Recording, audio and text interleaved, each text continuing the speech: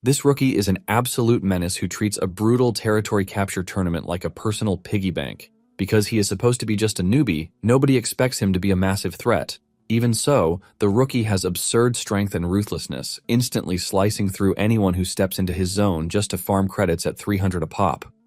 Even the tournament's 10-year veteran, Schneider, is practically begging for a real fight, demanding the rookie use his legendary thunder or be cut down. The rookie's power is way too ridiculous for his rank. He materializes elemental lightning into a deadly thunder spear right before the veteran's eyes. And what his opponents fear the most is his fierce gaze and coldness as he lunges forward.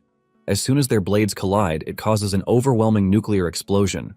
When the smoke finally clears, the 10-year veteran crashes to the ground, left with a massive hole like Toji from Jujutsu Kaisen. In the end, he claimed first place with 283 territories and walked away with the ultimate prize, farming a ridiculous amount of aura in front of the whole arena. But how could he do this? Our MC, Narukami Subaru, famously known as the Master of Lightning and the strongest player to ever climb the tower. Our guy is not just powerful, he's practically a myth thanks to the cool mask, which is his trademark. People across different worlds admire him, and his guild, the Blue Eyes, stands at the very top. During a high-stakes raid on the 8th floor of the tower against the Poison Dragon Hydra, Subaru is brutally betrayed by his trusted ally and former friend, Kyojo Itsuki. Subaru exhausts his remaining strength to make sure he saves his other guild members, but he is ultimately overwhelmed and killed. However, Subaru doesn't stay dead because he suddenly wakes up alive in a trash can, in the body of a young dude also named Subaru, leaving him totally confused. In the end, he realizes he has been reincarnated 20 years into the future, fully aware of his past life and death. Even though the world has changed, his name still exists, but now it's treated like a distant legend, almost like a story people admire but don't fully understand. Meanwhile, Itsuki, the man who betrayed him, has risen to the top, living under stolen glory. Seeing how things have turned out, Subaru immediately swears vengeance, promising to take Itsuki down no matter what it takes. Subaru is standing in the hall that was named after him when a young boy runs into him, causing him to fall to the ground. Subaru quickly helps him up, but to his surprise, the boy is putting on his trademark mask. Before he can even say anything, the boy's parents rush over to him and Subaru is completely overwhelmed when he realizes that they all have the same masks on their faces too. Subaru rubs his eyes to make sure he's seeing well, and he looks around to see that everyone in the hall is wearing the mask, leaving him totally confused. Just then, he remembers Itsuki's last words to him, telling him that even if he dies, he is still going to be a hero. Subaru then walks over to his memorial stand, where people are dropping flowers, since it is the anniversary of his death. Suddenly he spots a peculiar flower among the ones at the stand, and he pushes everyone out of his way to check it out. He kneels at the stand, grabs the frost flower, which he recognizes on the spot. He believes that one of his former teammates, Asagiri Shu, placed the flower there. It appears that he is right, because standing on the distant rooftop are two of his former teammates, Shu and Reina. Apparently Shu comes there every year to drop the flowers, hoping that Subaru is still alive, and he might find the flowers that he left. Reina asks Shu if he believes that Subaru is still alive, and Shu replies that he never saw Subaru's body. Reina tells Shu that with the way things are going, they are going to get caught by Itsuki even before they get the chance to find Subaru. Reina yells at Shu, reminding him that there is no way Subaru would have watched as Itsuki hunted them for 20 years if he were still alive. On the other hand, Subaru is still totally confused if Shu is truly alive or not, as he holds on to the flower he took from the memorial stand. Later that day, Subaru retires to the room of Hosoi Subaru, the body he reincarnated into. Apparently, the dude is broke like a church rat, and all he has in his room is a bed. Subaru searched the internet for any clue about his guild, Blue Eyes, but he found nothing. However, he is pretty sure that Shu is still alive, but in hiding. Subaru holds his head in frustration because he knows that his former teammates must have gone into hiding because of Itsuki, since there is no way he is going to let anyone who knows the truth walk free. Subaru is left wondering if only Shu survived, or if the four of them that he managed to blast away also survived. However, he knows that one thing is sure, and this is the fact that if he tries to reach out to Shu at the moment, it is going to end in disaster. Since he has no power, he can't rush things either because it is just going to get worse. He figures out that the first thing he needs to do is to get his strength back, and according to Hosoi's memories, the player qualification tutorial will begin in 2 days. Subaru is convinced that he will meet Shu at some point if he is truly alive.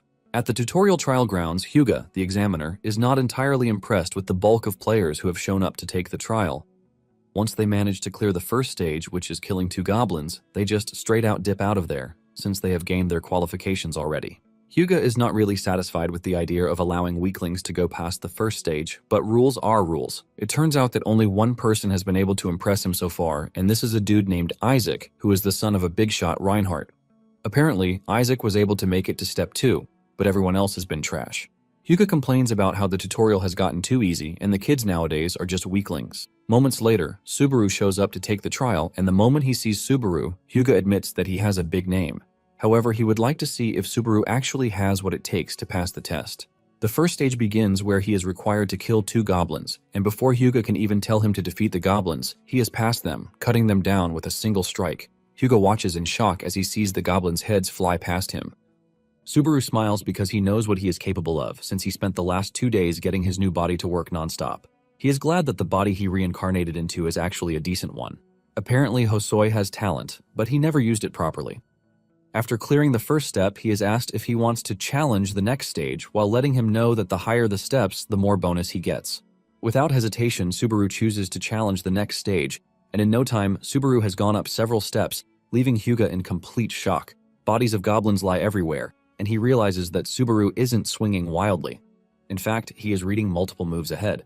He figures out that this is not just a basic skill, as it is something beyond swordsmanship. In fact, the level of combat strength he's seen Subaru display convinces him that he might be Narukami Subaru Reborn.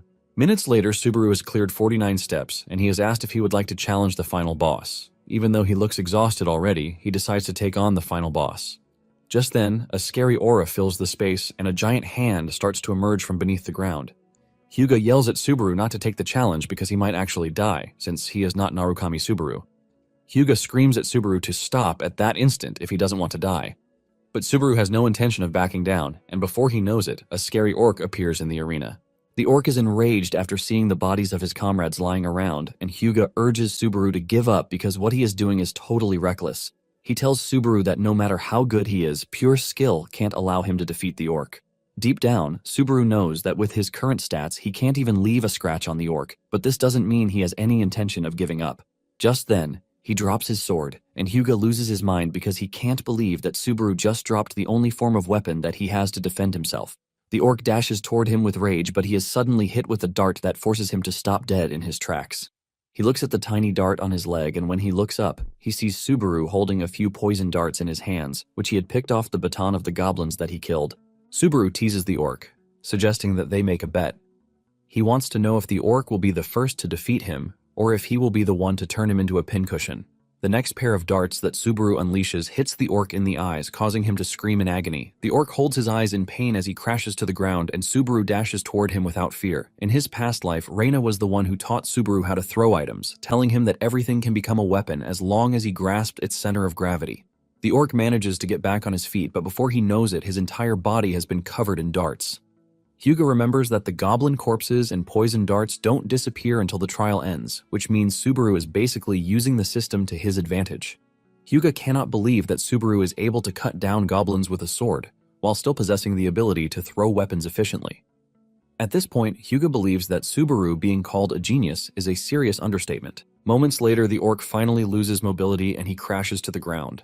Subaru then picks up his sword, and before he finishes off the orc, he lets him know that he holds no grudge against him. Subaru then pushes his sword into the orc's neck, finishing him off, and Subaru is informed that he is the first to clear the tutorial step, 50.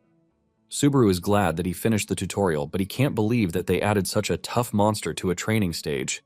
On the status screen, Subaru is informed that he has leveled up and has been granted a ton of achievement points. He has also unlocked the tutorial shop, which is only available during his current stage.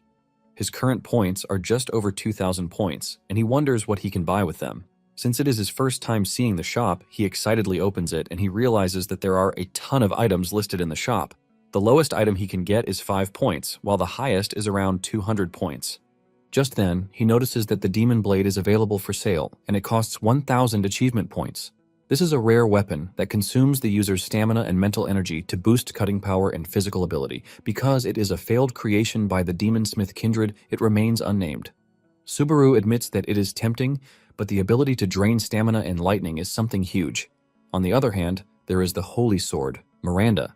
It is also a rare weapon that lessens fatigue accumulation and extends combat endurance. It is a mithril sword that is blessed by the temple. Subaru believes that what he needs is the holy sword, not the demon sword. He is left wondering what he should choose between the sword that gives raw power and the holy sword that increases survivability. Subaru stands there thinking about it because the first purchase is the most important of all, and he has to choose carefully. Just then, he notices that there are still more items in the shop, and he just has to scroll further. He runs into a skill called the Wedge of Greed, and this skill costs 1,400 points. It is an F-rank skill, which is still stuck on level 1. The skill suppresses the side effects of skills or items used by the user. Apparently, the skill can be leveled up but requires 10,000 credits. Subaru is blown away when he sees this, since this is the first time he has seen a skill like this. He wonders if it will be able to suppress the debuff from the Demon Blade or Lightning. He proceeds to buy the Wedge of Greed skill, and he also buys the Demon Blade. He believes that it is going to be a perfect match as long as it works the way he wants it to. He figures out that it is better to commit from the beginning than sit on a skill that he will never use. After he is done with this, Hyuga commends him, telling him that he made a good call by buying the sword and the skill alongside it. However, he asks Subaru to tell him why he chose the skill because he doesn't actually get it. Hyuga says Subaru has no idea if it is going to be useful, and it also lacks efficiency. Subaru casually replies, asking if Hyuga really wants him to explain this to him. This pisses Hyuga off, and his aura shoots through the roof, forcing Subaru to quickly rephrase the question while using formalities. Hyuga then tells Subaru that he's going to let him off the hook that one time, since it appears that he is exhausted after the trial. It turns out that Subaru actually knows who Hyuga is from back then. Hyuga had once approached him asking for his autograph while revealing that he was a huge fan. Subaru told him that he doesn't have one, and Hyuga urged him to just sign with his name instead. Subaru smiles as he remembers the past and how much things have changed, including Hyuga's receding hairline. Subaru then tells Hyuga that he has no intention of explaining anything to him, but he urges him to keep the trial results confidential. Hyuga laughs, saying Subaru clearly lacks manners and he plans to drill them into him. He asks him if he wants to join the Knightly Way Guild, but Subaru's no is sharper than his blade.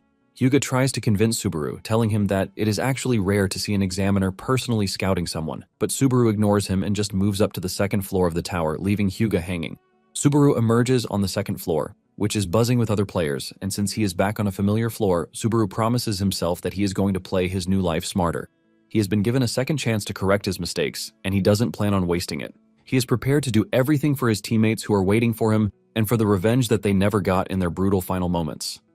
At the solo private training grounds, one can personally train, test skills that they have just acquired, and also try out equipment durability. Subaru walks up to the old attendant who asks him which floor he came from. Subaru replies that he just moved from floor 1, and the man suggests that he use the first training room where there are straw dummies. However, Subaru tells him that he wants to use the 5th room, leaving the old attendant shocked as he wants to believe that he's gone deaf. The old attendant tells Subaru that he is basically going to waste his money, and he suggests that he take his advice and use the 1st room. Subaru lets him know that he actually appreciates his concern, but he would like to use the room for 30 minutes. As Subaru heads to the room, the old attendant lets him know that he is responsible for whatever happens to him inside, while reminding him that they don't do refunds even if he leaves the room early. Subaru spends 50 credits to get the room, and he has 10,000 credits left. Basically, the higher the room number, the more challenging it is, and it is normal for anyone to look at him like a fool because he is a newbie with no decent gear. But he decided to take on the 5th room. Upon stepping into the room, Subaru grabs his weapon, the Demon Blade, and the moment the blade verifies the user, he is informed that all stats have been temporarily enhanced. His stamina and MP are consumed, and this immediately puts a strain on him. The Wedge of Greed then comes in to resist the secondary effects of the Demon Blade to recover a portion of Subaru's stamina and MP. However, the Wedge of Greed fails to do its job because it is still a level 1 skill. The Demon Blade continues to drain Subaru, causing him great pain. Seeing how crazy it is, Subaru quickly spends 10,000 credits to level up the Wedge of Greed skill.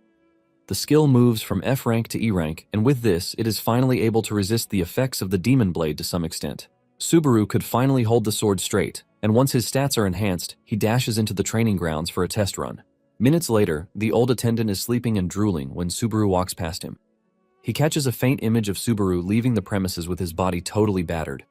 The old attendant finally rubs his eyes to wake himself properly to check if he is seeing right. He doesn't want to believe that Subaru is the dude who went into the 5th room because it is not even up to 10 minutes yet.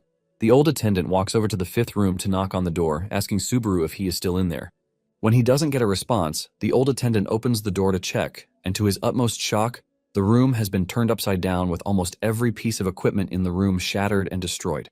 He freaks out while asking himself what happened in the room. Later on, Subaru wakes up in his room and he figures out that he must have been out for quite some time.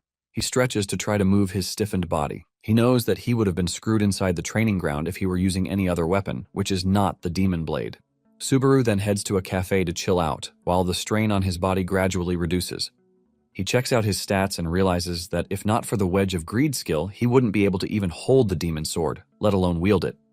Subaru smiles because he believes that this will definitely work well with lightning. However, Subaru figures out that his next problem is how he is going to level up the Wedge of Greed skill because the next cost is 20,000 credits and he is left with 5 credits. Subaru cannot believe just how broke he is and he is thinking about his trash life when he sees a dude talking to his phone. The dude looks like a pop star and he is chatting with people on his phone while they are sending money to him. Subaru watches in the distance as he sees the dude do a lot of weird stuff with joy on his face because he obviously doesn't know that his viewers are paying him to do the goofy stuff. Subaru then checks out his phone and he searches for how to save points. He learns that they are in the player versus player era, and 1 in 3 players is a live streamer. This is the first time Subaru has heard about the idea of live streaming. Basically, it is a system that lets one stream videos in real time and receive donations. Subaru is checking this out when a dude suddenly appears out of nowhere, calling his name and teasing him that he has finally moved to the 2nd floor. Subaru is surprised when his body negatively reacts to the dude's presence, which shows that they are not on good terms. Subaru remains mute, and the dude, Isaac, scolds Subaru for ignoring him, even though a friend is talking to him. Subaru immediately recognizes the sensation that he is getting, and he realizes that it is not some mere level of discomfort, but pure fear. Subaru then replies, telling Isaac that he just got on the floor. Isaac teases him, saying it is a surprise that a nobody like him could clear the tutorial grounds because he was convinced that the goblins would beat him to death. As the dude continues saying his trash, Subaru finally accesses Hosoi's memories, and he gets to see what type of person Isaac is. In their last encounter, Isaac had beaten him up, and when Hosoi asked him why he was doing this, he simply told him that he hates his name. Isaac had mocked Hosoi for being an orphan and not being able to follow instructions. Hosoi tried to explain that the credits Isaac gave him weren't enough, but Isaac kicked him in the chest to shut him up. Hosoi crashes into the waste bin while Isaac mocks him, telling him that he is never going to be able to leave the trashy place. He even threatens to beat him up if he tries to climb the tower. After seeing this, Subaru realizes that the former owner of the body was a fool for allowing himself to get pushed around. It also dawns on him that this must have been why he woke up in a trash can. Isaac starts boasting to Subaru, telling him that he broke his father's record and made it till step 20, and Hyuga showered him with praise, saying it is expected of Reinhardt's son. Subaru sits there hearing the dude yap as he talks about how he got a reward for clearing the steps, and it was a B rank skill. He tells Subaru that it is the highest tier skill one could get from the tutorial ground, and after he is done yapping, he says his throat is dry and would like a drink. Subaru gulps down his drink, and he tells Isaac to take things easy because he is about to leave. However, Isaac tells him that he should get him a cup of coffee before he leaves, and he is also free to add whatever snacks he believes suit him. Subaru puts on a confusing face when he hears this, and Isaac loses it, asking Subaru why he's been acting weird since he got there. Subaru simply answers him that he doesn't have any spare credits, and if he really wants coffee, he should buy it himself. Subaru stands up to leave, but Isaac coldly tells him to sit down. Subaru ignores him because he has no time for another revenge plan unless Isaac decides to get in the way of his main revenge. Just as he is about to leave, Isaac grabs his arm, asking Subaru if he wants to find out what he can do to him, but Subaru coldly urges him to let him go if he knows what is good for him. Isaac gets even angrier, telling Subaru not to get cocky, but just then he realizes that he can't cause a scene in the presence of this many people because it would only come back to bite him. Isaac then switches it up, laughing out loud, telling Subaru that he was only messing with him. Isaac mocks Subaru, telling him that he is weak and that he is pretty sure that he only managed to scrape past the tutorial. Isaac says he knows that Subaru is feeling himself, and he whispers in his ear, asking him if he truly wants to go up against him. Isaac tells Subaru that if he actually wants it, he can make him vanish without anyone knowing. He reminds Subaru that his father is a big shot, and as he leaves, he urges Subaru to be careful. Subaru just stands there in annoyance, watching him leave. Apparently, there are 2 main methods for players to get stronger, and the first is through trials. The player climbs the tower, passes its trials one by one, and earns rewards to grow stronger in a natural way. The first method is one that requires the player to pay credits to undergo trials, but in exchange, one can grow stronger inside a safe virtual space. Even if one dies there, all the player loses are the credits they paid and the progress. However, the second method is hunting, and the player grows by taking down monsters outside the safe zones or by clearing special dungeons on each floor. This helps level up way faster than the tower's trials, but hunting grounds exist in the real world, so if the player dies there, they actually die for good. Later on, Subaru heads to a dungeon called the Lair of the Waiting Orcs. Basically, most players avoid hunting, since no one wants to risk their life for no reason. However, the safer path only means that one grows slowly. However, the more dangerous it is, the faster one grows, and Subaru is all about the risk. As he sits down to rest after taking down a bunch of orcs, he scrolls through his phone and he sees a streamer, Narukami Subaru, with 80,000 viewers just because he is playing Subaru. Subaru is left wondering just how many Narukami Subaru wannabes are out there. Just then, he sees a viewer offer to pay Subaru 20,000 credits to clear a mission, and this immediately interests him. As he sits there, he sees Subaru get a ton of missions for several credits. Subaru cannot believe how unfair it is because a wannabe is earning cool cash through streaming, while he, the real deal, is fighting monsters with his life on the line. After he is tired of watching, Subaru finally gets back on his feet to take on the boss of the dungeon, the orc general that just appeared. Even though he doesn't have poison like the last time, he believes that he has something even better this time around. Subaru grabs his weapon and all the effects come into action. Subaru cuts through the regular orcs without mercy, since his main target is the orc general. In no time, he reaches the orc general before the orc even realizes what is going on. He cuts down the orc and clears the dungeon. After this, Subaru acquires his trademark mask because he plans to start streaming, so he can also rake in credits while doing what he is good at. Subaru puts on the mask with the intention of going all out, since he is the real deal. He uses his normal name, and he starts a live stream as he enters a dungeon. Meanwhile, at Azure Sky Entertainment, one of their managers, Uika, is scrolling through live streams for talents, but all she is getting are trash. Even Uika's colleague, Kiyoharu, is having a tough time because of how many Subaru ripoffs are out there. There is even one fool who calls himself Subekchi, and he is nothing but a clown. Uika tells her colleague that since the original Narukami Subaru never shows up, whoever gets the most attention becomes the real one. Since everything is revolving around Subaru, she believes that live streaming might actually be dying out, but her colleague yells at her to stop saying such negative stuff, since they basically live off live streamers. Uika agrees with him, but she is pissed that the live streamers don't even know the basics, and it is basically disrespectful to the majority of players, who are risking their lives to climb the tower. Her colleague then asks her why she is still on the lower floors if this is her conviction. Uika sighs and replies that it is because it is boring, while reminding the dude that he also gave up. She yells at the dude, telling him to go and find rookies who are worth scouting instead of nagging her. Apparently, Uika started climbing the tower to see Narukami Subaru in person, but when she didn't, she just gave up. Just then, Uika finds a new streamer, Narukami Subaru, who is our guy.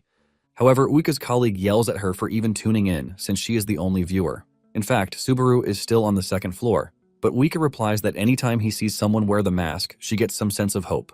Subaru then commences the Floor 2 trial, which requires that he clear the Dungeon of Beginnings and reach the exit. He is informed that achievement points will be awarded based on monsters defeated. As he prepares to take on the trial, Subaru realizes that he actually has someone watching, which adds pressure. Just then, another viewer, Love Money, shows up on the stream, asking Subaru if it is his first try. Subaru says yes, and the dude asks him if it is proper for him to stream it, since he doesn't even know the route on his first try. While looking at his phone, a one-eyed bat dashes toward him, but Subaru casually grabs it without even looking, and he smacks it into the ground, defeating it to Aura Farm, while asking Love Money if there is any problem with him streaming on his first try. Another viewer soon joined, commending Subaru for his insane reflexes, while expressing his surprise that people have started streaming on the second floor. Love Money says some have done this before, but they always quit whenever their views don't grow. Love Money urges Subaru not to be greedy and just wait for a party so that they can move together. Subaru thanks Love Money for the advice, but lets him know that he won't follow it because he likes doing things solo. Before he knows it, the stream has jumped to 6 viewers, but they still believe that he is a joke, who is just getting views thanks to the fact that he is using Narukami Subaru's name. Moments later, a mud mermaid runs toward him, but all it takes Subaru is one slash. It was so fast that even some of the viewers didn't notice this. As Subaru proceeds, he continues taking down monsters with ease, leaving the viewers stunned since Subaru kills monsters as if they don't pose a threat to him. In no time, the viewers move up to 10, and while taking down monsters, Subaru is awarded achievement points. Subaru tells his viewers that if they focus on the sound, they can actually tell where the monsters are coming from and how many of them are there. Most of the viewers reply that they actually know this, and Subaru tells them that they should be able to do it if they know it. However, they inform him that no normal person can do what he is doing, since talent decides everything in the game. Subaru figures out that he is just going to stack up plenty of achievement points before leaving the dungeon. Just then, one of the viewers warns Subaru that he should stop charging forward because he might actually die.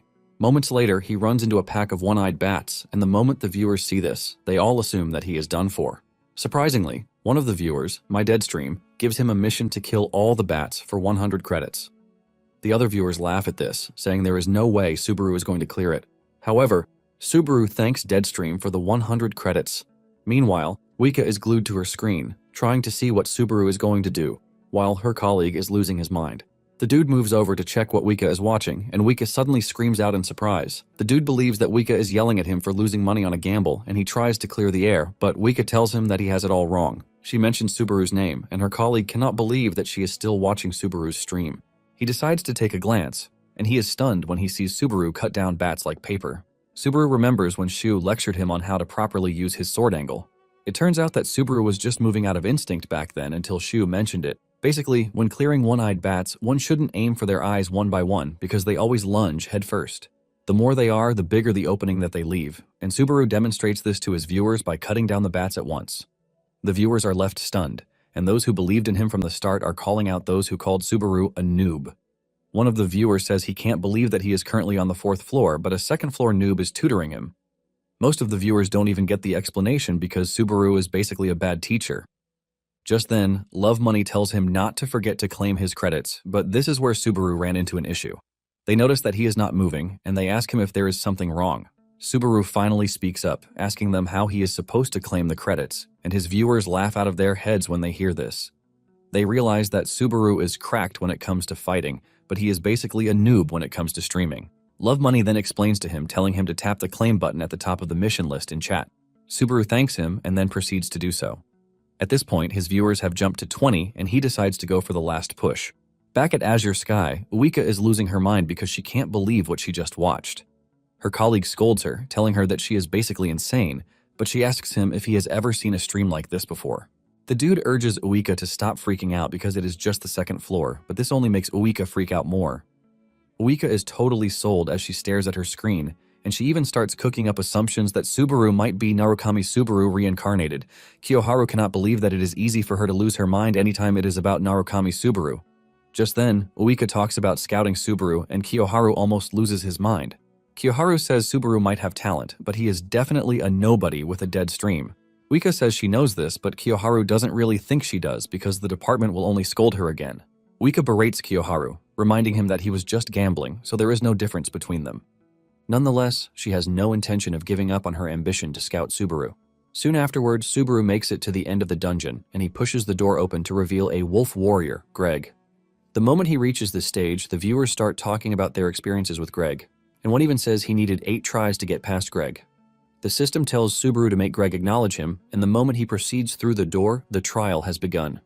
Subaru knows that wolf warriors aren't monsters created to hunt. Their job is to judge whether a player who cleared the Dungeon of Beginnings is worthy to proceed, which simply makes them gatekeepers. Suddenly, a viewer offers him 3,000 credits to kill Greg, leaving him totally shocked. Most of the viewers believe that the dude who offered the 3,000 credits won't pay up. The moment Greg notices Subaru, he gets up and prepares to do his thing. Greg is surprised that only Subaru is there, and Subaru taunts Greg, asking him if he sees anyone else around. Greg admits that Subaru is funny, and he mentions that he can smell the scent of a great warrior on him. The viewers are surprised to hear this because most of them got insulted by Greg. Basically, wolf warriors can distinguish special scents because what they perceive is not body odor, but the person's real essence. Greg then tells Subaru that he already possesses the qualifications to pass through, so the trial ends there. Greg points to the door, telling him that he can leave, and the viewers are surprised by just how easy the trial is. However, Subaru is conflicted because he now has a mission that didn't even happen in his past life. Subaru then tells Greg that he is actually his main goal, and Greg asks him what he means by this. Subaru mentions that he has been given a mission to kill him, and Greg replies that he is not surprised by this since he has the soul of a great warrior. Meanwhile, Uika and Kiyoharu are in the office of the department's head, John Tail. John asks them how many viewers Subaru has, and Kiyoharu replies that he has about 20. However, Uika cuts in, saying Subaru now has over 30 viewers. Kiyoharu cannot believe that Uika is seriously pushing this as if there is a difference between 20 and 30. When John hears this, he asks the two if they are playing some kind of prank on him. He lets Kiyoharu know that he is aware of his gambling frenzy during work hours. John is pissed that he told them to find someone worthy, but they are coming to him with 20 viewers. Uika still reminds him that it is now 30, but he yells at her, telling her that this doesn't matter. John asks Uika why she doesn't start, since it appears that she has real talent, and it is pretty obvious that she is going to be famous. He's in the middle of this when Wika cuts in again, telling him that she just took a quick peek at Subaru's stream and he now has over 40 viewers. John almost loses his mind in anger when he hears this because he still doesn't see what the difference is, and Wika is left urging the chief to chill out. At the dungeon, Subaru prepares to engage Greg, and he takes a deep breath while reminding himself that he doesn't have to think about anything. The moment he grabs his weapon, the effects come into play just as usual. Even though this is his first time taking on Greg, Subaru believes that he just has to calm down and do what he's always done. Just then, Greg dashes toward him, lunging at him with his crazy giant claws. Subaru manages to block the strike with his weapon, but the force from Greg's attack pushes him back. Greg doesn't stop there as he continues charging at Subaru. Subaru admits that Greg is insanely strong, and at this point, it is impossible to take on Greg with strength alone. After a few strikes without landing a hit, Greg admits that Subaru is an impressive warrior. However, this doesn't stop him from continuing to swing crazily at him since he is pretty confident that Subaru is no match for him. Greg pushes Subaru backwards, forcing him on the defensive while he stands tall above him. The viewers are left in awe, and some have already written Subaru off, saying he can't take on Greg because it is basically impossible. One viewer believes that Subaru will get it done after 2 to 3 tries. One viewer even scolds whoever gave Subaru the mission because he could have moved past Greg without having to go through stress. On the other hand, Subaru is analyzing the situation, and he knows that there are methods more effective than using pure strength. Minutes later, Greg decides to finish Subaru off, since he is already tired of the fight. He lunges at Subaru with one crazy push, but he misses Subaru. This leaves his underbelly completely open, and this gives Subaru the clear path to land a powerful attack that cuts through Greg's belly. Greg screams in pain, and as he crashes to the ground, Subaru leaps onto him, finishing him off by cutting his throat. Greg crashes to the ground, and Subaru is informed that he has defeated the Wolf Warrior. The system tells Subaru that he has leveled up twice, and his strength has also increased by 2. His other stats also enjoy increases, and he is given 500 achievement points. The viewers are left in confusion because they can't believe that Subaru just took down Greg. Basically, this is the first time Greg has been taken down, which makes it all crazy. The viewers continue heaping praises on Subaru because he just did something that he never thought was possible. At this point in time, his current viewer count has gone up to 56, and the viewer who promised him the credits immediately deposits the credit. Subaru thanks him for the credits, assuring him that he is going to make good use of them. The door then opens, and the moment he walks through it, he is hit with 13 trials at once, shocking the viewers again. It turns out that the number of trials is proportional to the player's talent, and the system asks him if he would like to choose the Thunder trial. Without hesitation, the viewers urge him to pick the Thunder trial, since this is Narukami Subaru's trademark. Subaru then picks the Thunder trial, and he is transferred to the site of the trial. Meanwhile, Wika, John, and Kiyoharu are losing their minds because Subaru just did something they didn't expect. Wika then turns to John, asking him what he thinks about Subaru because she is pretty sure that there's been no streamer like him in the past. In addition, he was given 13 trials at once, which is insane because a normal player gets 2 to 3 missions. John admits that Subaru is impressive because he even defeated the Wolf Warrior that has never been defeated in the past. However, John is worried about scouting a streamer who is still on the second floor. Just then, Wika suggests that they make a bet. Wika tells John that if Subaru fails to master Thunder, she and Kiyoharu's salary will be fixed for the next 5 years. Kiyoharu degrades to his black and white version when he hears this, while asking Wika why she is dragging him into the wager. Wika lets her boss know that they have to sign a contract with Subaru if he does master it, but Kiyoharu is still freaking out about it, telling his boss not to mind Wika because he has no idea what she is talking about. John then reminds Wika that only the player has been able to master Thunder, and this is the original Narukami Subaru himself. Wika replies that they are never going to know unless they try, and John immediately takes the bet, while Kiyoharu is freaking out about it. On the other hand, Subaru has started the Thunder trial, and he suddenly finds himself in a strange area. He is still wondering where he is when he gets tackled to the ground by a dude with a scar on his face. It turns out that he just saved him from getting struck by a Titan. The dude yells at Subaru, telling him to stop spacing out unless he wants to get himself killed. Subaru then realizes that he has been given a mission to defeat the fragment of the Titan race. Subaru is left in shock because there is not supposed to be a Titan right there. Even the viewers are left in shock because Subaru shouldn't have come across a Titan yet. The Titan is supposed to be a boss-level monster that appears in the second half of the trial, and Subaru wonders if something changed in the system because he defeated Greg. The Titan swings at him really hard, forcing Subaru to leap out of the way to avoid getting crushed. Subaru is not entirely scared, since he knows that the Titan is inferior to Greg even though he has a bigger body. The dude who saved Subaru earlier yells at him, telling him to get to safety, but Subaru aims to finish off the Titan before another interference butts in. Subaru grabs his sword and the Titan swings at him. Subaru leaps out of the way, and the moment the Titan's weapon hits the ground, Subaru uses it as a stepping stone to leap toward the Titan. This helps him to get behind the Titan, and he lands on the Titan's neck. With surgical precision, he pushes his sword into the Titan's nape, killing him in one shot. The Titan crashes to the ground, and the system informs Subaru that he has defeated the fragment of the Titan race, which means he has cleared the 4th stage. The viewers are puzzled when Subaru is informed that he cleared the 4th stage. Additionally, he leveled up thrice, with his stats increasing too. Just from defeating the Titan, he is awarded 4,000 achievement points, and the system tells him that once he obtains the item called the Titan's Heart, he is going to obtain the Thunder.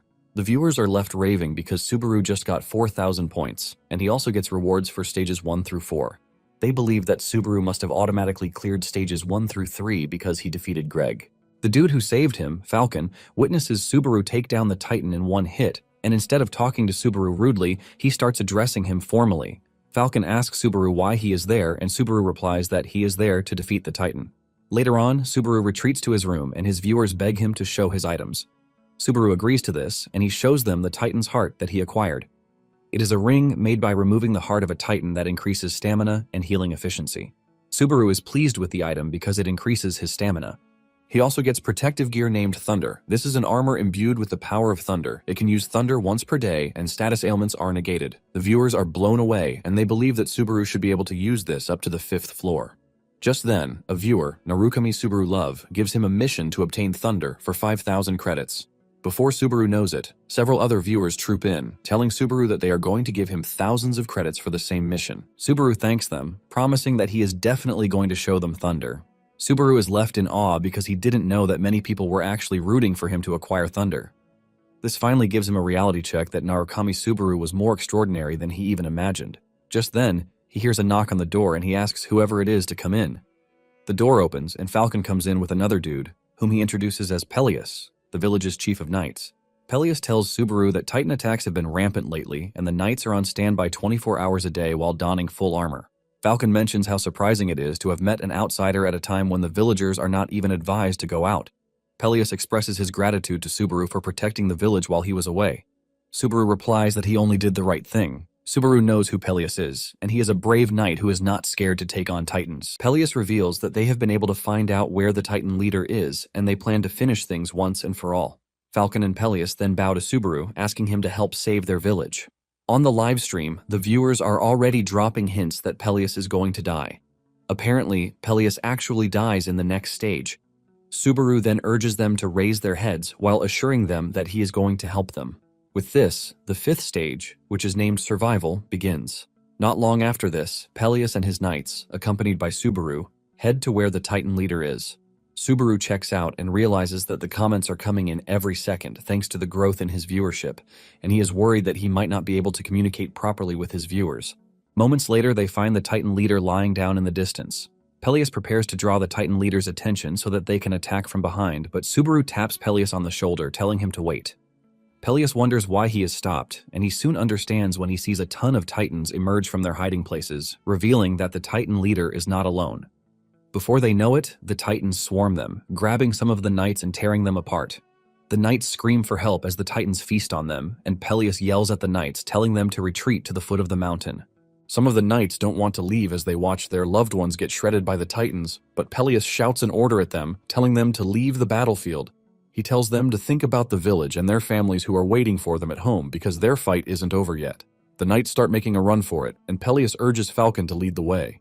He also turns to Subaru, telling him that he also has to leave, but Subaru ignores him and reaches for his weapon as the Titans approach. Peleus urges Subaru to retreat so that they can reorganize their troops and challenge them later. However, Subaru tells Peleus to leave instead, revealing that he won't be able to move freely if Peleus is around. He tells Peleus that he is free to stay if he would like to die. Peleus still wants to argue, but Subaru tells him that he won't like to repeat himself. Peleus finally retreats, promising that he will gather soldiers, so Subaru should hold on as best as he can. With Subaru left alone with the Titans, he charges toward them, and he makes sure to cripple their advance by cutting the heels of the Titans in front. By defeating 2 Titans in quick succession, Subaru gains the attention of the other Titans. Subaru mentions his plan not to leave any of them behind, even though it is just a trial. Meanwhile, Peleus is overwhelmed with guilt that he left Subaru to take on the Titans by himself. With Subaru standing firm in front of the dozens of Titans, the viewers are left wondering if he plans to take on all of them by himself. It turns out that Subaru sent the troops away because his score is going to depend on the number of remaining troops. However, one viewer believes that without the troop support, his chances of clearing the mission have reduced to 0. On the other hand, Subaru is convinced that he can actually save everyone, including Peleus, who was supposed to die at that stage. The Titans rush at him, but Subaru remains unfazed as he cuts down one of the Titans relatively easily. He continues cutting through them while earning achievement points in the process. Subaru knows that he has no issue taking down the Titans one by one, but the time he has left to borrow the Demon Blade's power is the real issue. Subaru figures out that what he needs is the Titan leader, and he takes the fight into the air. He leaps onto the Titans' heads, using them as footstones to leap forward.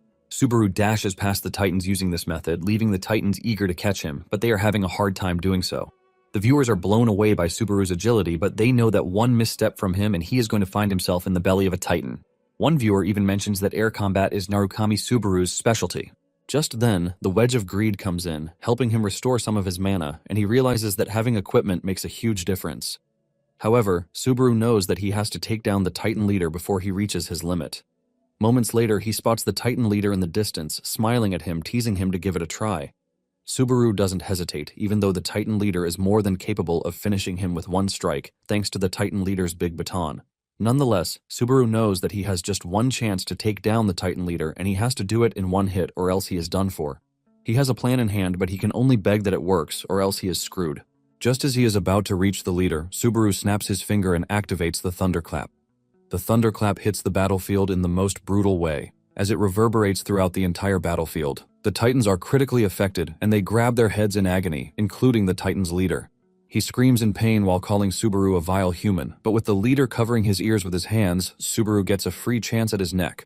While doing this, the Demon Blade is excessively consuming his mana. Without wasting too much time, Subaru puts all his energy into the attack and he pushed his sword into the leader's neck. In one strike, Subaru takes out the leader by exploiting the only weakness he has.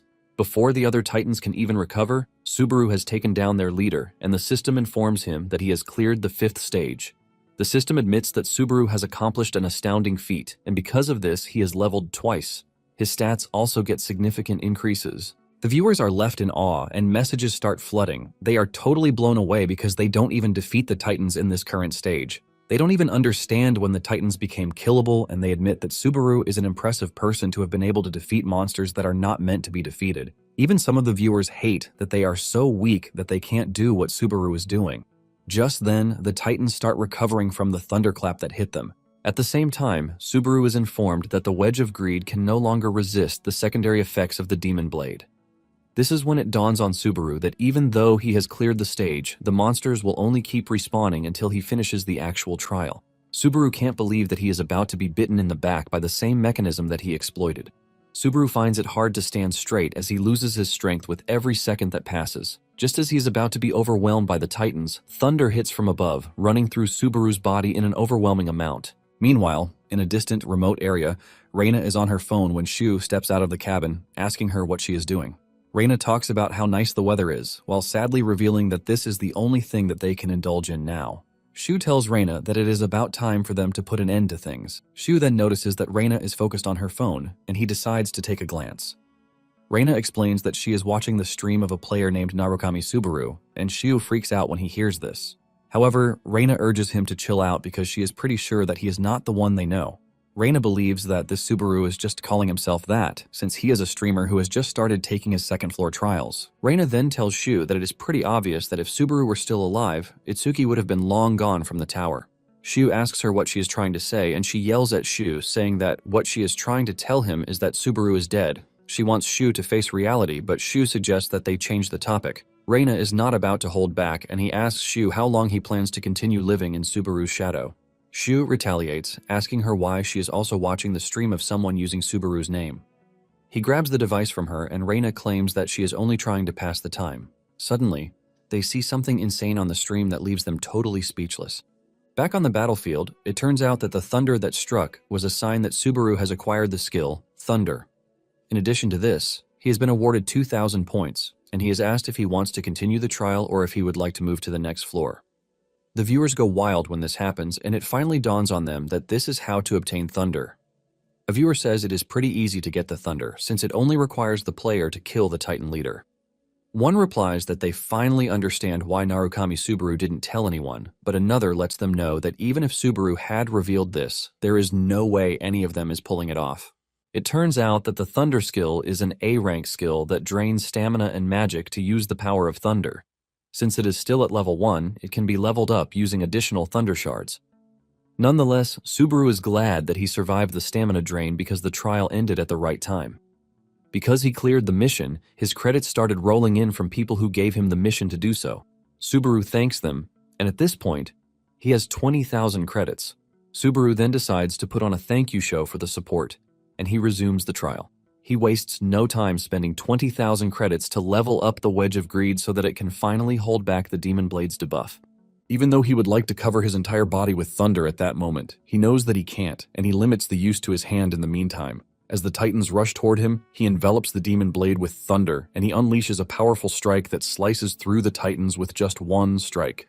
With just a single strike, he wipes out the Titans, but it is only after he is done that he realizes that he has expended all of his strength. He planned to save some strength so he would be able to go back, but he is completely out.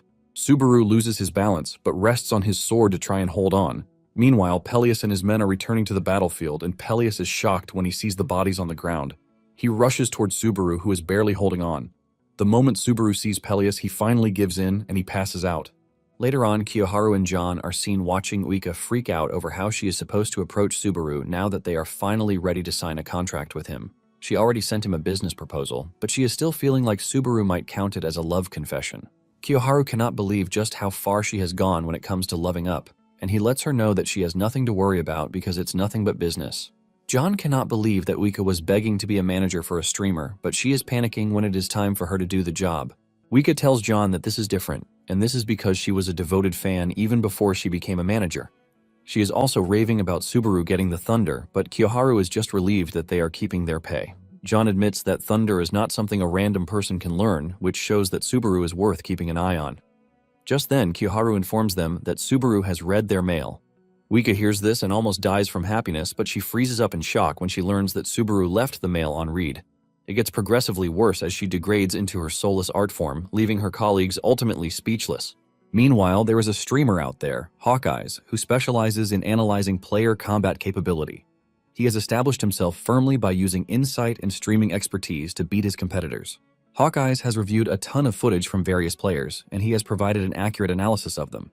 He recently covered Kurokawa Amon, who joined the Blue Zone Guild recently. He talks about how he is a dark horse who is climbing the tower at an insane speed, which is why people even call Amon the second coming of Subaru. Hawkeyes also provides insight on Itsuki, asking if Itsuki can become the strongest. Basically, Itsuki is now the world's greatest player, and there is a lot of pressure on him. After taking a deep dive into Itsuki's skills, he still digresses to Narukami Subaru, talking about how he is the best man, and that thunder belongs to him. Hawkeyes then takes a dive at the hottest player of the moment, which is Narukami Subaru. Hawkeye's viewers are left in shock when they hear about this. He plays Subaru's footage for everyone to watch, and they are all left in shock. Even Hawkeyes is stunned when he sees the things that Subaru is pulling off. Hawkeyes mentions that Subaru has an insane level of concentration for him to be able to use a skill he has only just learned in such an impressive manner. Hawkeyes continues leaving his comments on Subaru's performance, glazing him in the process. Deep down, Hawkeyes is even more blown away than what he is showing on his stream because Subaru has the concentration and technique needed for fine control of his skills, while also making the right calls throughout the battle. Hawkeyes cannot believe that Subaru didn't actually make a single mistake in battle. He realizes that half of those who are watching don't even understand what is currently happening. Hawkeyes then tells his viewers that Subaru is definitely going to be a big player, and he is worth keeping an eye on. Hawkeyes is totally overwhelmed that he almost ends his stream without giving his viewers a closing remark, which is totally unlike him. His viewers are forced to remind him, and he leaves them with a big fact. He tells them that in terms of control alone, Subaru might even be better than Narukami Subaru at his peak. Soon afterward, Subaru wakes up in his room after he passed out on the battlefield. The system informs him that the stage is currently pending, and his fatigue has fully recovered. He is asked if he wants to suspend the trial, and there are two conditions that must be met for a trial to be suspended. The first one is that the previous stage must have been completed without the next stage having started, and the second is that the player's fatigue level must be 0. Subaru figures out that his fatigue has recovered, but his mental exhaustion is still there. He decides that he is just going to take some time off, and he thanks his viewers for watching.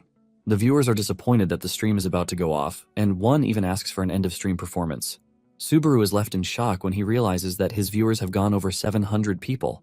Subaru apologizes, telling them that the next stream is going to be on the following day after his day off. Without further ado, Subaru ends the stream, and while he is at the stage waiting area, he sees the mail sent to him from Azure Sky Entertainment. The message is composed by Uika, and she lets Subaru know that the company offers streamers full support and the highest revenue share in the industry. He wonders if it is spam mail, which is why he left it unreplied to. Later on, Subaru decides to do a quick research on Azure Sky Entertainment. He learns that they are a leading multi-channel network company that focuses primarily on managing live streamers. It is also one of the rapidly growing companies in the field. Subaru is surprised that there is a company like this, and this just shows him how much time has changed. While checking out related items to the company, he realizes that Hawkeyes is affiliated with Azure Sky. Subaru knows Hawkeyes as the streamer who is known for his bluntness, and he blushes when he realizes that Hawkeyes was praising him on his stream. Meanwhile, Isaac is also watching Hawkeye's stream, and he is pissed when he hears Hawkeyes praising Subaru. Isaac spits on the floor in disgust before making his way into the cafe. As if his morning is not ruined already, he runs into Subaru, who is just minding his business. Isaac then walks over to Subaru's table and he kicks it to spill his drink while claiming that it was an accident. Subaru gets off in shock, and he is surprised to see that it is Isaac again. Isaac acts like he has nothing against Subaru, talking about how they are running into each other recently. Subaru just ignores him and stares at the filth that Isaac made. Just then, Isaac asks Subaru if he should pay for his coffee, but he hasn't even finished saying this when Subaru walks past him. Isaac immediately loses it, and he calls out to Subaru, reminding him that he warned him the last time. Isaac grabs Subaru's shirt, asking him if he has a screw loose in his head. Subaru stays silent as Isaac starts yapping in anger, telling Subaru that he would gladly beat him up just like the old days. Subaru simply grabs his and he takes his hands off his shirt, telling Isaac that he doesn't have time for him. Isaac is shocked as his hand is easily slapped off, leaving him wondering if Subaru has always been this strong. Subaru walks off, telling Isaac that he is just going to pretend that he has already compensated for his coffee. Isaac yells at Subaru to stop, but Subaru ignores him and he steps out of the cafe. This leaves Isaac raging, and he concludes that all the Subarus are mocking him. After stepping out of the cafe, Subaru finally figures out that he has to reply to Uika's email. He sends a text to her, suggesting that they meet in person, and Uika is having her bath when the message comes in. Later on, Subaru takes on a dungeon, and in no time he reaches the boss room. Subaru heads to the boss room of the Lizard Man's hideout after wiping out the underlings. At the same time, he realizes that he is already getting used to it, and just then, the boss, a fire salamander, appears on the scene. Subaru figures out that he has to know exactly how much power he can release with thunder to avoid the same situation that happened in his past battle. Once he gathers thunder in his legs, Subaru leaps toward the salamander, and as he approaches the salamander, it is just like old times to him. Before he reaches the salamander, he pours thunder into the demon blade, unleashing an overwhelming amount of power. The Wedge of Greed tries to block the debuff, but the power is too much for the skill to contend with. Subaru unleashes his strike, taking the salamander's head off with one strike. The system then informs him that he has cleared the dungeon and has also leveled up. After leaving the dungeon, he realizes that the stamina-reducing effect worked way better than he expected because he still has plenty of fatigue to spare. He figures out that this would be enough for him to push his output even further. As for the Wedge of Greed, he now needs 40,000 credits to upgrade to C rank, which implies that the cost doubles every level. He wishes that someone would show up out of nowhere and offer him a good bounty for once. Suddenly, he hears someone's voice from the woods, asking him if he is hunting. Subaru comes to a halt and this strange person comes out. It turns out to be the annoying Isaac, and he tells Subaru that they might have known each other for a long time, but it doesn't take away the fact that Subaru is hitting him with surprises every day. Subaru is tired of seeing Isaac's face, and he can't believe just how persistent he is. Isaac mentions that his anger has piled up and he has finally lost it. He walks up to Subaru, suggesting that they end the beef once and for all. Subaru stands there, wondering why Isaac is so annoying. At the same time, John is meeting with Hawkeyes. It's been a long time since the two last saw each other, and John asks him how his streams have been faring. Hawkeyes replies that his viewer count hasn't changed in a while, and John tells him that it is actually healthier that way. John tells him that things that are built up little by little don't crumble easily. Hawkeyes quickly moves past the boring talk, and he asks John why he dragged him out for tea out of nowhere. John then mentions that it is about Subaru, whom he reviewed the day before. John wants to know if Hawkeyes is serious about what he said. Hawkeyes then tells John that he means it, but the question remains if Subaru will be able to make it far or not. Hawkeyes asks John why he wants to know his take on it, and John replies that he is thinking of scouting Subaru for their agency. Hawkeyes is surprised to hear this, and he reminds John that Subaru's viewership is way too low, which means he is a nobody. John agrees with him. but he lets Hawkeyes know that after he's heard what he has to say about Subaru, he's convinced. John then suggests that Hawkeyes do a collaboration with Subaru. John says the agency will handle boosting his numbers and getting his name out to the public for people to know. Back in the woods, Isaac tells Subaru that it is just the two of them out there, and Subaru confirms this for him. Isaac tells Subaru that this is something that happens when he gets cocky and wanders into a dungeon. He teases Subaru, asking if he backed out early since he has no scars on him.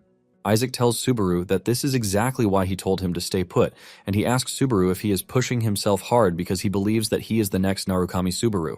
Isaac asks Subaru if he thinks he can learn thunder just because Hawkeyes said it. Isaac grabs Subaru's shoulder, telling him that Narukami is dead and he should just rot in his grave. Isaac talks about how everyone is getting on his nerves. Deep down, Subaru is frustrated because he himself didn't expect to find himself in an era overflowing with Narukami Subaru wannabes. Subaru then decides to ask Isaac something important. He asks him why he hates him so much, and Isaac replies that it is because his name is Subaru. Subaru then asks him why he hates the name so much, because everyone else seems to like it. Isaac yells at Subaru angrily, saying he knows who his father is and he is still saying such nonsense. Subaru asks Isaac what his father has to do with anything because he is a grown man, but he is still blaming everything on him.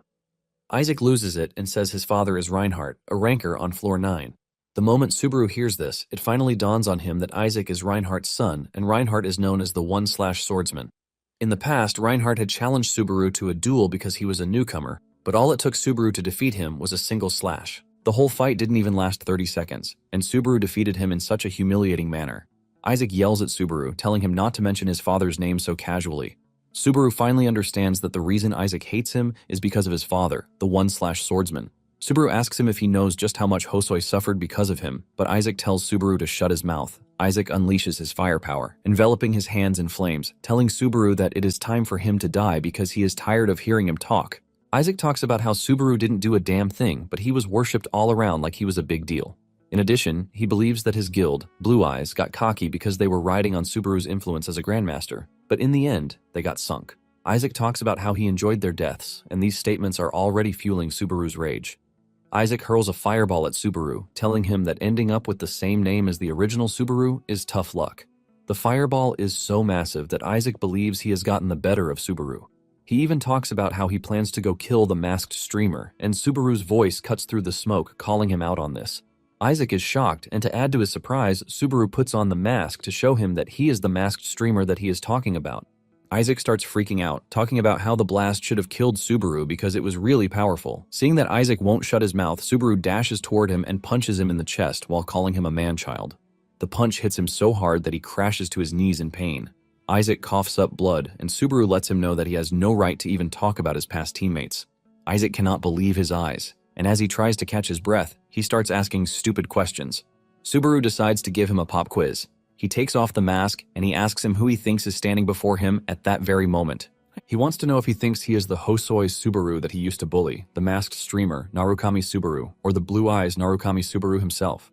Isaac scoffs at this, saying it is not possible for the person standing before him to be the real Subaru. He talks on Subaru, saying his thunder isn't even impressive. Instead of staying down, he decides to attack again, but before his hand can even touch Subaru, Subaru cuts it off. Isaac watches in shock as Subaru tells him that he's gotten it all wrong. Subaru then asks him if he knows just how much Hosoi suffered because of him, and this is when sweat starts to run down his face because he realizes that he's done for. At that moment, he figures out that Subaru is the real deal, but before he can say anything else, Subaru cuts him down with anger. Blood gushes out of his body as he crashes to the ground, and Subaru tells him to consider this a payment for borrowing his friend's body. Later on, Subaru is at the resting area thinking about his plan. He wants to stick to the plan where the streamer Narukami Subaru never shows his face.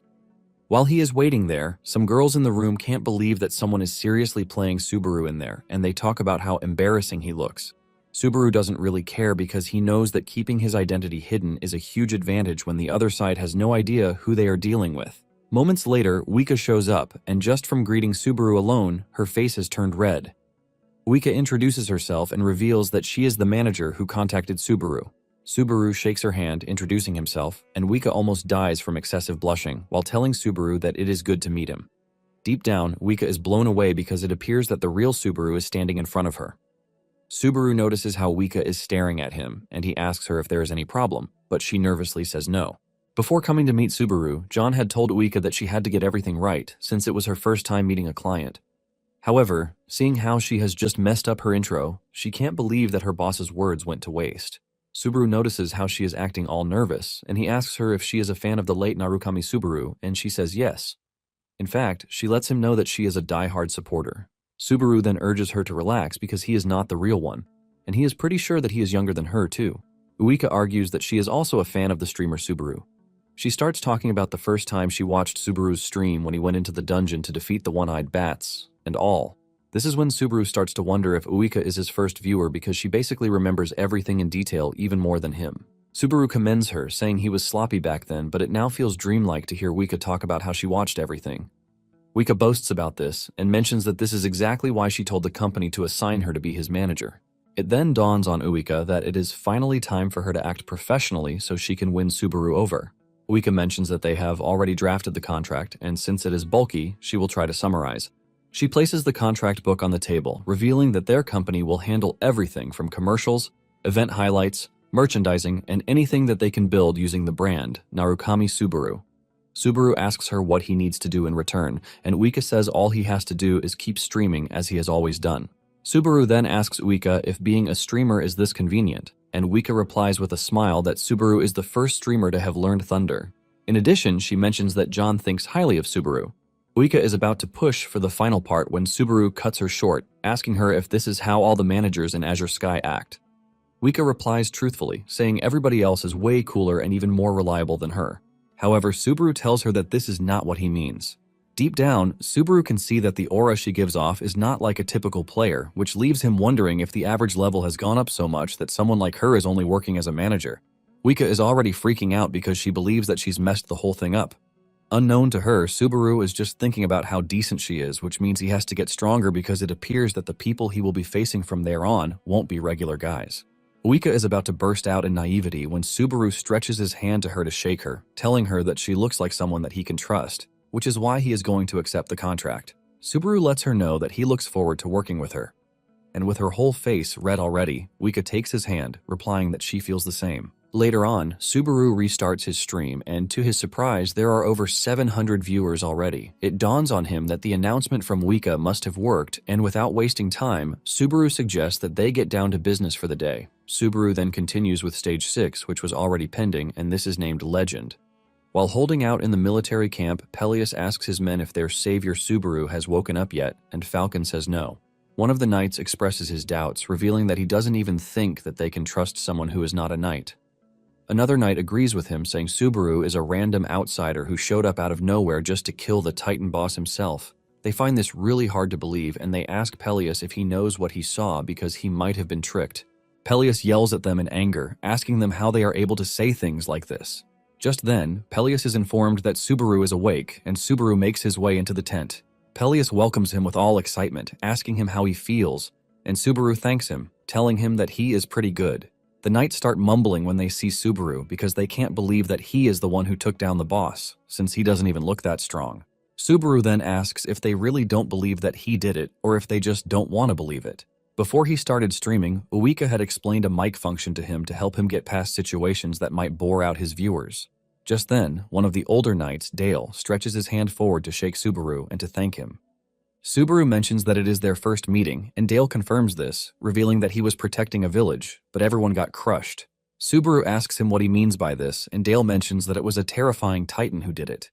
Subaru is surprised to hear this, and he asks Dale if there is someone even more dangerous than the boss he killed, and Dale says yes.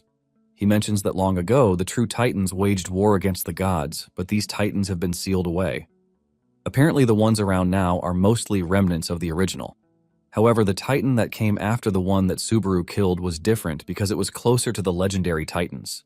Dale holds his head in fear, revealing that he didn't think any of them still existed. Even the viewers are blown away, and they start asking themselves how Subaru plans to kill such a terrifying monster. Subaru simply tells Dale that all they have to do is kill the Titan, and Dale is blown away by Subaru's confidence. Dale tells Subaru that it is a pretty dangerous mission, which might even lead to his death. Just then, Peleus mentions that there is an ancient legend that was passed down. He reveals that on the Millennium Mountain's peak, there is a thunder shard that he believes only Subaru can find. While they are talking, the scary Titan, which is 3 times bigger than the regular Titans, is already wreaking havoc on villages. It turns out that the boss that Subaru killed is his son, and he promises that he is going to avenge him. He grabs humans like nuts and crushes them just to use their blood to wash his hands. Later on, Subaru rides toward the front line and he spots the scary Titan leader in the distance. The viewers are left in shock when they see this, and even Subaru can see how desperate the Titan is to kill him.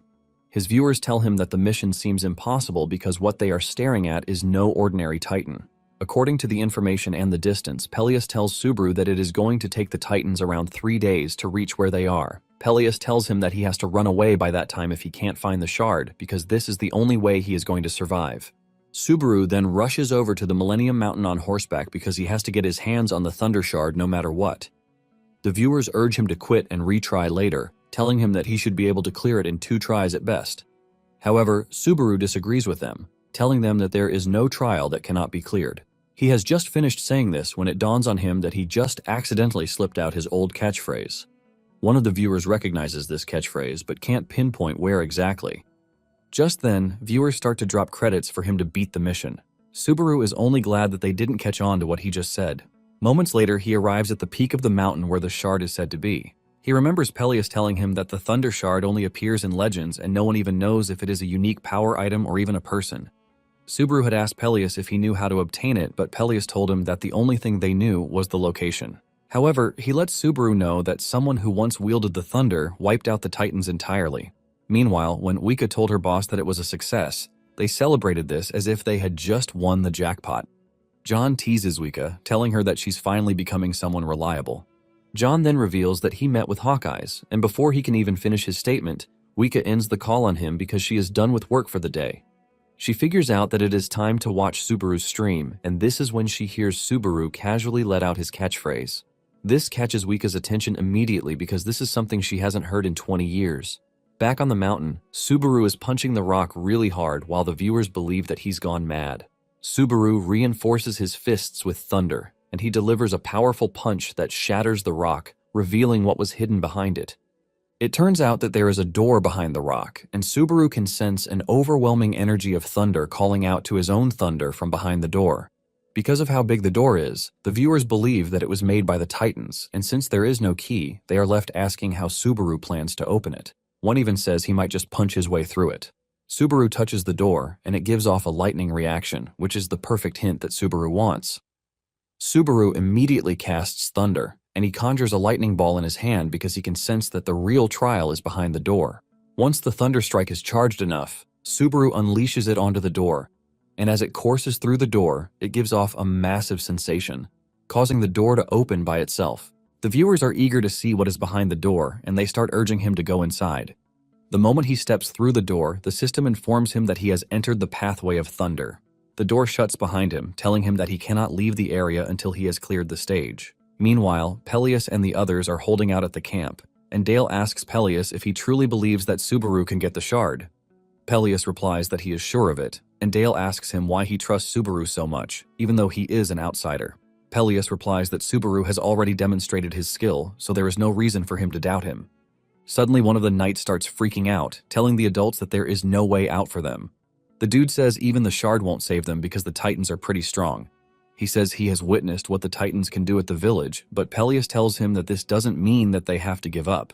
Peleus suggests that they have a bit of faith in the hero who has done so much for them without asking anything in return. However, the young knight tells Peleus that this is so easy for him to say since he hasn't witnessed what the Titans can do.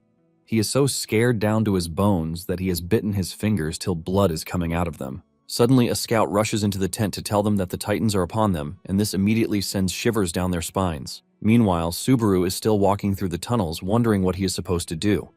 Even the viewers are confused since they can't see anything so far, and one of them mentions that maybe thunder is just too fast to see. Subaru hears this and realizes that the dude is actually making a lot of sense, since thunder is nothing more than a dispersed electric charge in the air before it discharges. This is basically why someone cannot see it, which means the trial isn't something that can be seen with the naked eye.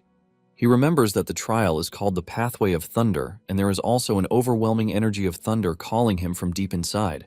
Subaru bends down to pick up a small rock to confirm his suspicion that there is invisible lightning dispersed in the air. He throws the rock, and he can see lightning action on it, which means that the deeper he goes in the cave, the stronger it reacts.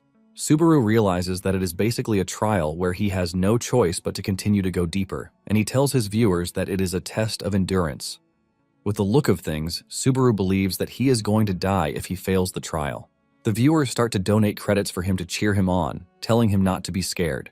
Subaru thanks them for the credits, and he continues pushing forward against the immense lightning force. Meanwhile, Shu is watching Subaru's stream when Reina enters the room and he panics. He quickly hides the device and Reina can sense that something is up. She asks him why he is hiding the device, assuming that he is watching adult videos. Shu argues that he is not hiding it, and Reina is just seeing things. Reina sits beside him to tease him, telling him that people who are secretly pervy grow hair faster, but Shu tells her to stop saying trash, while reminding her that it is not what she thinks. Reina then says she has stopped watching Subaru's stream since Shu told her to, and now she is bored out of her mind. Shu sympathizes with her and then asks her why she is there with him. Reina turns around to look at him, asking him what sort of dumb question he is asking. She wants to know if she can no longer chill on the sofa, and Shu nervously replies that this is not what he means. Just then, Subaru's voice comes from the device, talking about how he has no choice but to endure for as long as he can. Shu tries to cover this up by asking Reina in a loud voice why she is twisting his words. Reina holds her ear, demanding to know why Shu is suddenly raising his voice. Shu continues shouting loudly, telling Reina that she is free to sit on the couch for as long as she wants, and in the process, Shu has managed to mute the phone. Reina calls him a weirdo and finally gets up to leave. Shu sarcastically asks her where she is going, while telling her that she can stay a little longer to have some bread or even laze around if she wants. Reina ignores him and walks into her room, and Shu heaves a sigh of relief because he almost got caught. Without wasting time, Shu brings out his device, and he continues with the stream. He knows that Reina must not know that he is watching the stream because she is definitely going to yell at him for it. In fact, he can't imagine what would happen. Deep down, Shu knows that Subaru would never have forgotten about them if the case were reversed. Shu is surprised that the way the streamer Subaru speaks and even his personality resemble that of the original Subaru. Shu focuses fully on the stream, and when he hears Subaru thanking the viewers for the credits, he realizes that this is what makes him different from the original Subaru because the original is never eager to earn credits. Shu smiles while asking himself what exactly is going on. Reina's hand pats him on the shoulder, replying to this question that nothing much is going on. Shu freaks out the moment he hears this, and he turns around in fear. He is right to be scared because Reina looks absolutely menacing as she stares down on him, asking him if he seriously thinks she wouldn't notice. She lets him know that it is 100 years too early for him to hide things from her. Back in the tunnels, Subaru is still at 2% completion, and he can already feel the immense sensation on his body. His body is slowly getting burned, and he realizes that there is still a long way for him to go from there. Nonetheless, he is happy that the system lets him know where the finish line is. The viewers believe that Subaru should be rushing toward the finish line already, but little do they know what is at stake. As the mission gets more serious, Subaru tells them that he won't be able to read the chat from that moment forward. This is when it dawns on the viewers that the mission might be more serious than they think, since Subaru can't even spare the time to read chats. Even though the goal is his target, Subaru plans to go higher than that if he can. Subaru continues pushing forward with the lightning coursing through his body. Meanwhile, Hawkeyes is watching the stream, and he remembers what John told him about doing a collaboration with Subaru. Hawkeyes is surprised by this because John doesn't really involve himself in creating content, which basically means this is a great deal. During their meeting, John had told him that when it comes to making a stream blow up, the only thing he can do is half the work, and Hawkeyes lets him know that he is aware of this. He mentions that popularity depends on who gets boosted and what kind of players are around at the moment. John confirms this, saying Subaru's stream feels less like chatting with fans and more like a seasoned player's vlog. He says Subaru might be a rookie streamer, but he wants Hawkeyes to just do his regular spectator-style broadcast with him. John lets Hawkeyes know that this might actually be his chance. He urges Hawkeyes to ride the comet's momentum and become a star that rises with it. These words hit so deep into Hawkeye's skin, and while watching the stream, he admits to himself that he turned to streaming because he wasn't confident that he could climb the tower. In fact, he wanted to be a star more than anyone, and he looked into the sky, wondering if he could really become someone like the top dogs. Suddenly, he returns to his senses that he is in the middle of work, and he is not supposed to be slacking off. He returns to watch the stream, and to his surprise, the trial is already getting even more dangerous, but Subaru keeps pushing. His body is badly burned by lightning, but Subaru has no intentions of stopping whatsoever. He crosses his arms to get a proper brace to push through the overwhelming force. The stronger the thunder is, the deeper it can strike his body. He can even feel the lightning coursing through his body, starting with the Ren and Du meridians. At this point, he is still at 20% completion, and he is informed that thunder is now taking root inside his body. Subaru aims to make it his by all means. Basically, the Ren and Du meridians are the two main energy paths that run straight through the center of the body. The thin pulses are the tiny pathways that connect everything throughout a person's system. Penetrating these thin pulses now represents the energy reaching every last endpoint. To put it simply, at this point, internal energy had fully spread through every corner of his body. Subaru wonders if he is clearing out impurities by unclogging his thin pulses, and if this is the case, it basically means he is currently taking a shortcut. Suddenly, the system informs him that he is getting electrocuted, and even though this is something that he would have used mana for, he is using thunder to make it easier, but the pain is overwhelming. Subaru continues pushing through the lonely tunnel, leaving immense prints on the ground. To show how damaged his body is, he starts coughing up blood. However, he has no intention of stopping, and Wika immediately figures out that Subaru is using this opportunity to penetrate his thin pulses while moving at the same time. Wika is not a baby, and she knows that by using external force instead of his own mana to do this, he must be going through a crazy level of pain. In this type of situation, most people won't even be able to sit upright, and 80 to 90% of people would have passed out instantly. Apparently, the experience in trials doesn't cause real damage, but the pain is just like reality. This leaves Wika wondering why Subaru would go that far. While doing this, Subaru's mana is also increasing, and he has managed to reach a 50% completion rate. Guilt starts to take over his mind as he remembers his dead friends. He blames himself for what happened because he was always assuring his teammates that there is no trial that cannot be cleared. He hates himself for saying something so reckless because it was his arrogance that pushed his teammates so hard, causing their deaths. He remembers Itsuki's words, telling him that everything that is happening is because he got cocky. Riddled by this guilt, Subaru continues pushing himself through the thunder pathway while bleeding along the way. He even crashes to the ground at some point, but this doesn't stop him from continuing. His mind suddenly takes him back into the past where he sees his comrades having fun under a tree.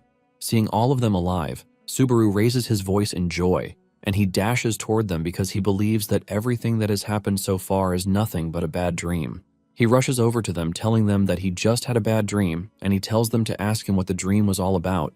Suddenly, everything changes as one of them turns around to stare him in the eyes, asking him why he dragged them into their deaths. Their voices start to echo in his head as they tell him that they never wanted to die. They start criticizing him, telling him that he always talks so big, and the calm, serene memory suddenly erupts into total madness. Their voices overwhelm him as they keep screaming at him, saying they never wanted to be swallowed by the darkness. In the end, the voices vanish and he screams at his friends not to leave him, but no one could hear him anymore. He crashes to the ground in pain, crying out his heart before waking back in the tunnel.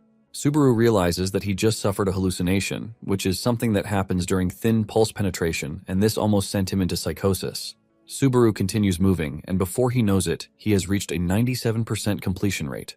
Subaru is no longer as energetic as before, and he thanks whoever came up with the trial for reminding him why he is still alive. Itsuki's face flashes before him to show that his revenge course is the only way forward. On the outside, the Titans have descended on the villagers. They see a bald-headed Titan appear behind the wall, smiling down on them, and the knights freak out. The Titan is so scary that they believe that he is the boss, and one of the knights talks down on Subaru, saying he ran away when the fight came to meet them. However, Peleus defends Subaru, saying he is pretty sure that he is going to make a triumphant return. Peleus cannot believe that they are already putting all their burdens on an outsider, but they are still doubting him on top of it. The knights try to change their words, but Peleus scolds them, asking them if they have no shame whatsoever, even though they call themselves knights. Dale taps Peleus on the shoulder, telling him that he is absolutely right because it is their job to protect the village before pointing fingers. Dale grabs his sword to motivate the knights, telling them that it is their job to protect, not to ask for protection. Dale then leads the charge, while the others follow. Soon afterward, Subaru reaches a 99% completion rate, and just then, he sees a lightning sphere in front of him. He immediately figures out that this is the target, but to make it worse, his fatigue has reached 97%. However, Subaru is not about to give up when all he needs is just one more step. He continues pushing forward while the system yells at him that the fatigue levels have increased exponentially and further activity might be dangerous. Subaru ignores the warnings, and he continues moving. On the outside, Dale uses his speed to his advantage as he is able to cut the Titan's heel, causing him to scream out in pain.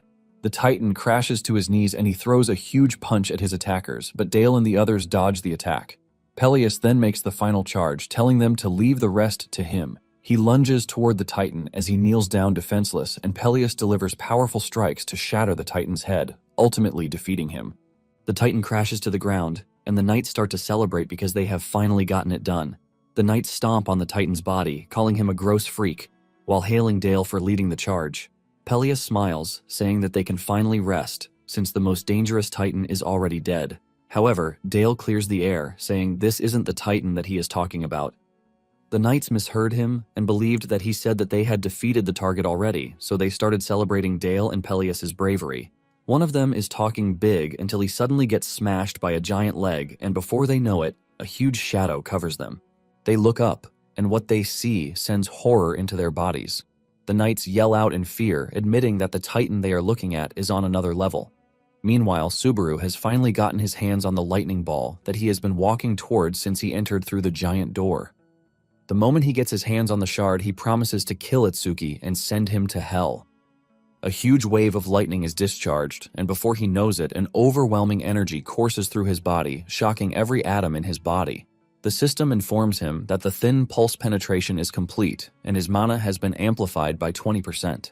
In addition, all skill activation speeds have received a 20% boost, while his stats have increased by 2. Subaru crashes to the ground thanks to the last shock that was delivered to his body out of surprise. As he hits the ground, the system tells him that he has cleared the 6th stage, Legend. John is also watching the stream, and he is surprised at just how reckless Subaru is. He concludes that Subaru is not fit to be a streamer, and just then, he gets a call from Hawkeyes. He picks up and mentions that he was watching Subaru's stream, and Hawkeyes is glad to hear this because this means that he saw what happened. John doesn't truly understand what he is talking about, and he suggests that he explain in a way that he can understand. Hawkeyes lets John know that Subaru is going to be a star, and he means it in both ways, which means that as a player and a streamer, he is going to be big. John is surprised to hear this because he believed that streaming would be challenging for Subaru since he looks more like a player than a streamer. Hawkeyes mentions that this is the point of it all. He says the core concept the viewers seek in this broadcast is a Narukami Subaru that closely resembles the real one. Basically, the real Narukami Subaru was a player, not a streamer. To put it simply, they can broadcast the birth of Narukami Subaru, the player, in real time. Sometime later, Subaru gets back on his feet, and the viewers are surprised that he got up a little faster this time around. Subaru's head is totally fuzzy, and he checks out his fatigue level to see that it is pretty high, as it sits at 81 points. Nonetheless, he is glad that it went down a bit in response to his stats going up. He basically didn't expect the last lightning strike, but he can still consider the whole thing a win. Since he has completed the mission, those who promised him credits start donating to him. In the end, Subaru has racked up 20,000 credits. However, this is not even enough to upgrade the Wedge of Greed, which needs 40,000 credits. He wonders if defeating the Titan boss will help him acquire the right skill set. Basically, defeating the Titan boss depends on the Thunder Spear skill that he just acquired. This is a skill that cannot be sold or bought, and it is a legendary ranked weapon. It is an ancient spear forged from thunder itself, and it unleashes a single mighty strike, but has just one use. Since the item is spherical in shape, the viewers are confused about how it is going to turn into a spear. Subaru is surprised that such a legendary item showed up on such a low level, since it is something that normally appears on the 8th floor. Subaru stashes it in his inventory, and he tells his viewers that, depending on the conditions, a high-ranking item can change shape. The viewers are surprised to hear this, and they ask him how he knows this. Subaru doesn't answer this, and continues his way back out so that he can take down the Titan boss. At the village, the knights are still frozen in fear from the sheer size of the Titan King, Grog, and how menacing he looks. Suddenly, the young knight from the tent rushes over to the Titan King, and Peleus yells at him, asking him what he is doing. He turns around, telling Peleus and the others that he warned them. The dude then crashes in front of Grog, begging him to spare him because he is different from the foolish humans who didn't believe he existed. He even addresses Grog as a god, and the moment Grog hears this, he loses it because he can't believe that the dude is lumping him with the despicable gods. Dale suddenly appears beside the dude, asking him what exactly he thinks he is doing. Dale screams at Peleus to take the villagers to safety because he knows that there is no escape for him and the young knight. He hasn't even finished saying this when Grog crushes Dale and the scared knight to death. It dawns on Peleus that they can't win in a situation like this because their exit has been blocked by regular titans. Even the villagers are rushing back to the middle, since there is no way forward for them again, and Peleus comes up with a plan right on the spot. He screams out, telling Grog that he knows who killed his son. Grog demands to know who it is, and Peleus whips out his blade, pointing to his right. He mentions that the person who killed his son went in that direction, and he is accumulating power to kill him. Deep down, Peleus is begging that Grog take the bait and go where he is pointing. However, Grog refuses to take the bait, and he immediately figures out that Peleus is lying. Grog's expression changes immediately, and he asks Peleus if he only pointed to a random direction, while telling him that he is going to kill him if he doesn't answer the question quickly. Suddenly, a bright ball of lightning appears on the left at the top of a mountain. The lightning ball is so big and overwhelming that even Peleus is left in complete shock. With Subaru's appearance in the distance, he has finally activated the 7th stage, which is lightning. The viewers spot Grog in the distance, and they are left in shock because it appears that he has gotten bigger again, which shows that he is still in his growing stage. Subaru agrees with them because Grog is so enormous that Subaru concludes that if someone stronger than him shows up, then it cannot be counted as a Floor 2 trial anymore. The viewers start suggesting that he run away because running might even be the whole point of the trial. Subaru then tells his viewers not to worry because he only has to hit Grog once. He reaches into his inventory, and he grabs Thunder Spear because he knows that at the moment Grog is no match for him. Subaru figures out that the plan is to take Grog out even before he attacks. Subaru then activates Thunder Spear and it shoots a strand of lightning into the sky as it starts to charge. However, the moment he starts charging the skill, his fatigue begins to climb too. Nonetheless, he continues charging it, and in no time it reaches a 33% charge rate, and the Wedge of Greed tries to help him resist the effects of Thunder Spear, but the Wedge of Greed fails, since it is currently no match for the overwhelming power of Thunder Spear. Subaru is not surprised because he already suspected that the skill is way too low to contend with a legendary item. In no time, the charge rate reaches 50%, and Subaru figures out that he just has to endure the effects with his already exhausted body. The viewers can see how he is struggling, and they talk about how he has been suffering since he acquired Thunder. Moments later, Grog turns his attention towards Subaru, and Subaru is surprised that he finally notices him. The viewers let him know that there is no way anyone wouldn't notice him with the amount of energy he is pulling. Subaru agrees with them, saying there is no way he won't actually notice him. At this point, the Thunder Spear has charged up to 70%, and Grog is already coming toward him. Peleus tries to distract Grog, but he is already fixated on the one who killed his son. In no time, Grog picks up the pace, and he starts dashing towards Subaru's position with the intention of causing him so much pain just as he did to his son. Grog closes the distance in no time, but the spear is still at 88% charge rate, and as Grog climbs the rock toward him, Subaru realizes that there is only a 50-50% chance. The viewers are freaking out that he might not be able to land the hit because Grog is pretty fast. However, Subaru doesn't even move from where he is as he keeps his eyes fixated on Grog. During one of his training sessions in the past, one of his former teammates, Sako, had told him never to take his eyes off the target. In fact, Sako lets him know that he is not allowed to even look away for a second. Sako tells him that he must forget about trying to make a clean throw or an arc throw. Sako had told him that he didn't even need predictions because he is not like the regular spearmen. Grog has closed down the distance already, and the charge rate is still at 95%, leaving Subaru wondering what he is supposed to do in situations like this. He remembers Sako telling him not to throw the spear but to blast it, since he is obviously not throwing a normal spear. The viewers are already panicking and they yell at Subaru to throw the spear because he is going to die if he doesn't. However, Subaru refuses to throw the spear and he leaves Grog to continue charging at him. Grog finally climbs the rock and he dashes towards Subaru at a crazy speed. As he reaches a jumping distance, he lunges towards Subaru and Subaru takes aim, ready to throw the spear at any time. Fortunately, the charge rate reaches 100%, but Subaru still doesn't rush in throwing the spear because he knows that he only has one chance. He lets Grog dive toward, and once he realizes that he is in a position that he can't dodge his attack, Subaru throws the spear at him. The spear travels at a blinding speed, carrying overwhelming energy along with it as it pierces Grog's forehead. Grog is thrown off the rock with the immense force of the attack, and he is sent down the ledge. He hits the ground, resulting in a large explosion. The lightning starts eating him up, and Grog realizes that he is already dying. He could only call his son's name one last time as he was torn into shreds. The viewers are blown away when they see this, and they start hyping Subaru, talking about how overpowered he is. The system informs him that he has killed Grog, and by this, he has cleared the 7th stage. As usual, he levels up, and his stats also go up, while he is awarded 5,000 achievement points. Just then, he is informed that he has obtained the Thunder's heart, and a heart-shaped thunder appears on his hand. Subaru is confused because this is the first time he has seen something like this. The bright light from the heart-shaped lightning flashes into his eyes, and Subaru suddenly finds himself in a strange space. He looks around to see giant figures staring down on him, and before he knows it, he is knocked to his knees by an invisible, overwhelming force. He can't even speak, let alone move his body. The system informs him that several strange entities are staring at him, but their names are restricted, and Subaru wonders if these entities are trying to tell him something. The heart-shaped lightning shines bright again, and Subaru returns to reality. The system tells him he can investigate the village for clues using Thunder's heart. The viewers notice that he is not moving, and they start asking him what is wrong. Subaru is overwhelmed by what just happened because he initially believed that it was a cutscene, but with the look of things, it seems real. Subaru then apologizes to his viewers, telling them that he only blacked out for a second. Some of the viewers tease him, asking him how many times he plans to pass out during the trial, but some do not blame him since it is a legendary trial.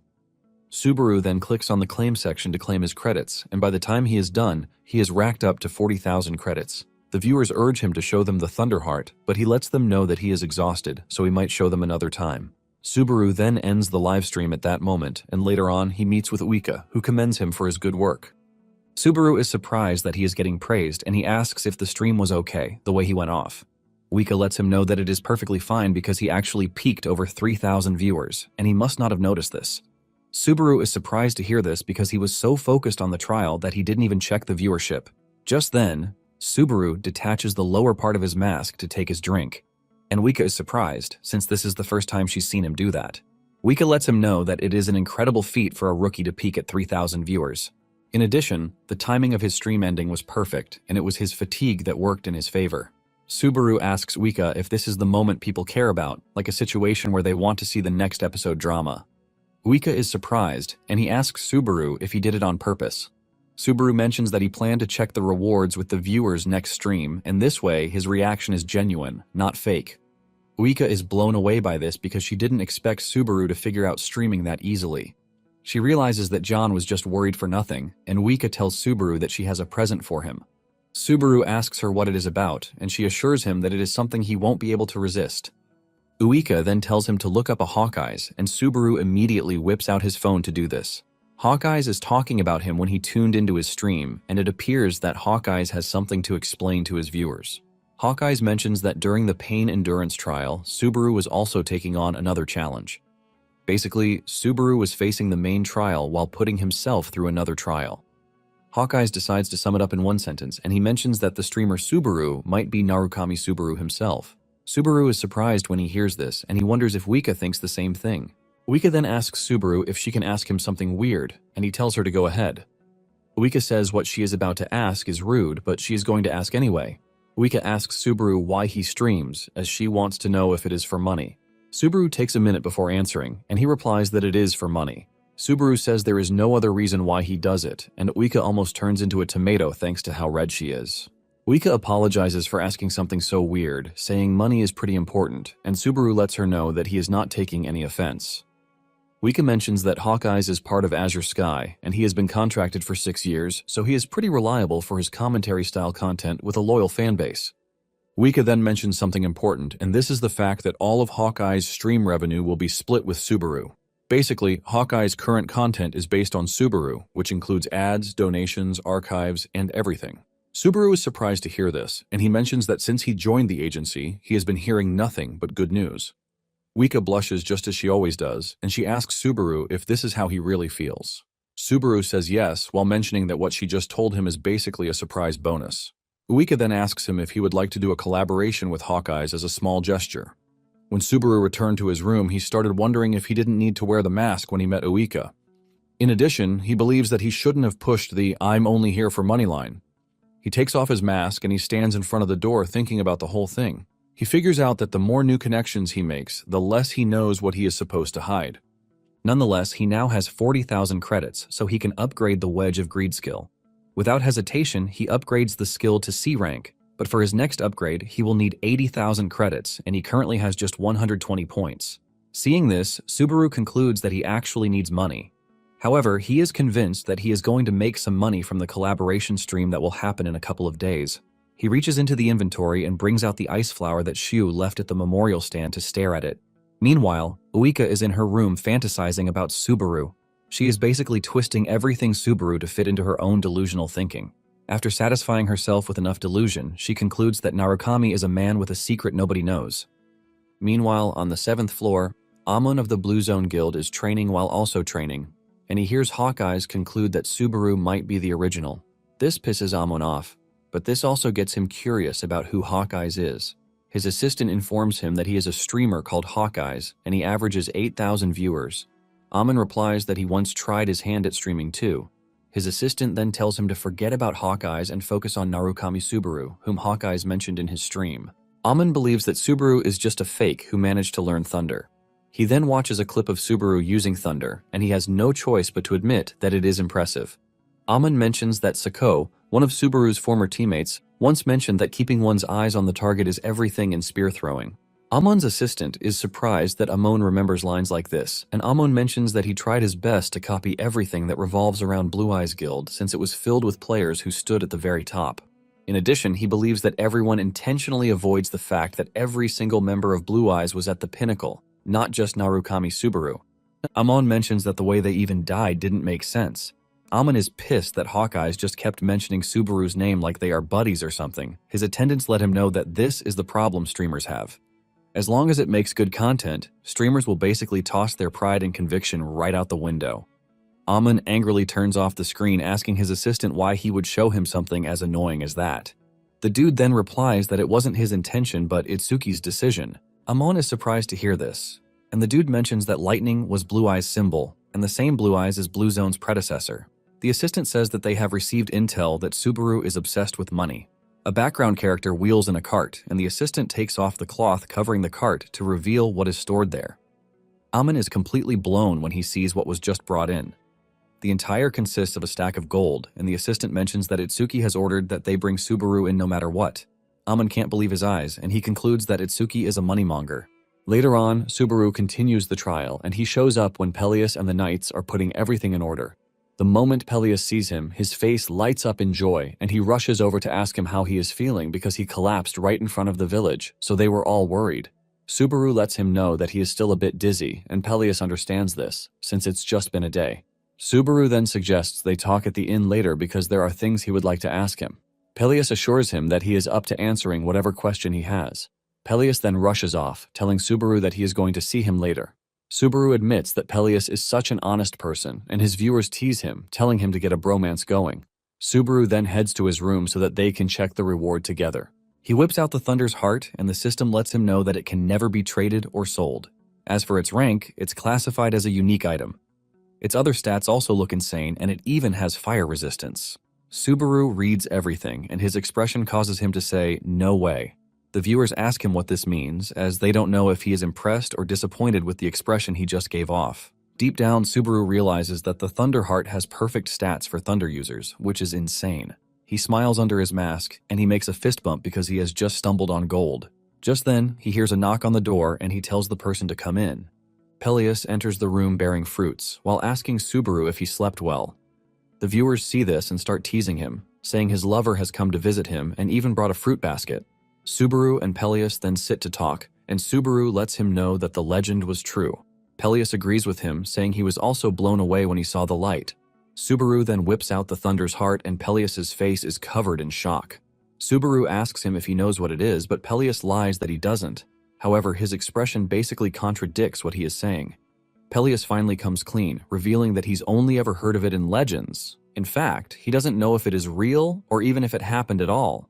Subaru then tells him to tell him anything he knows, and Peleus says he only knows 2 legends.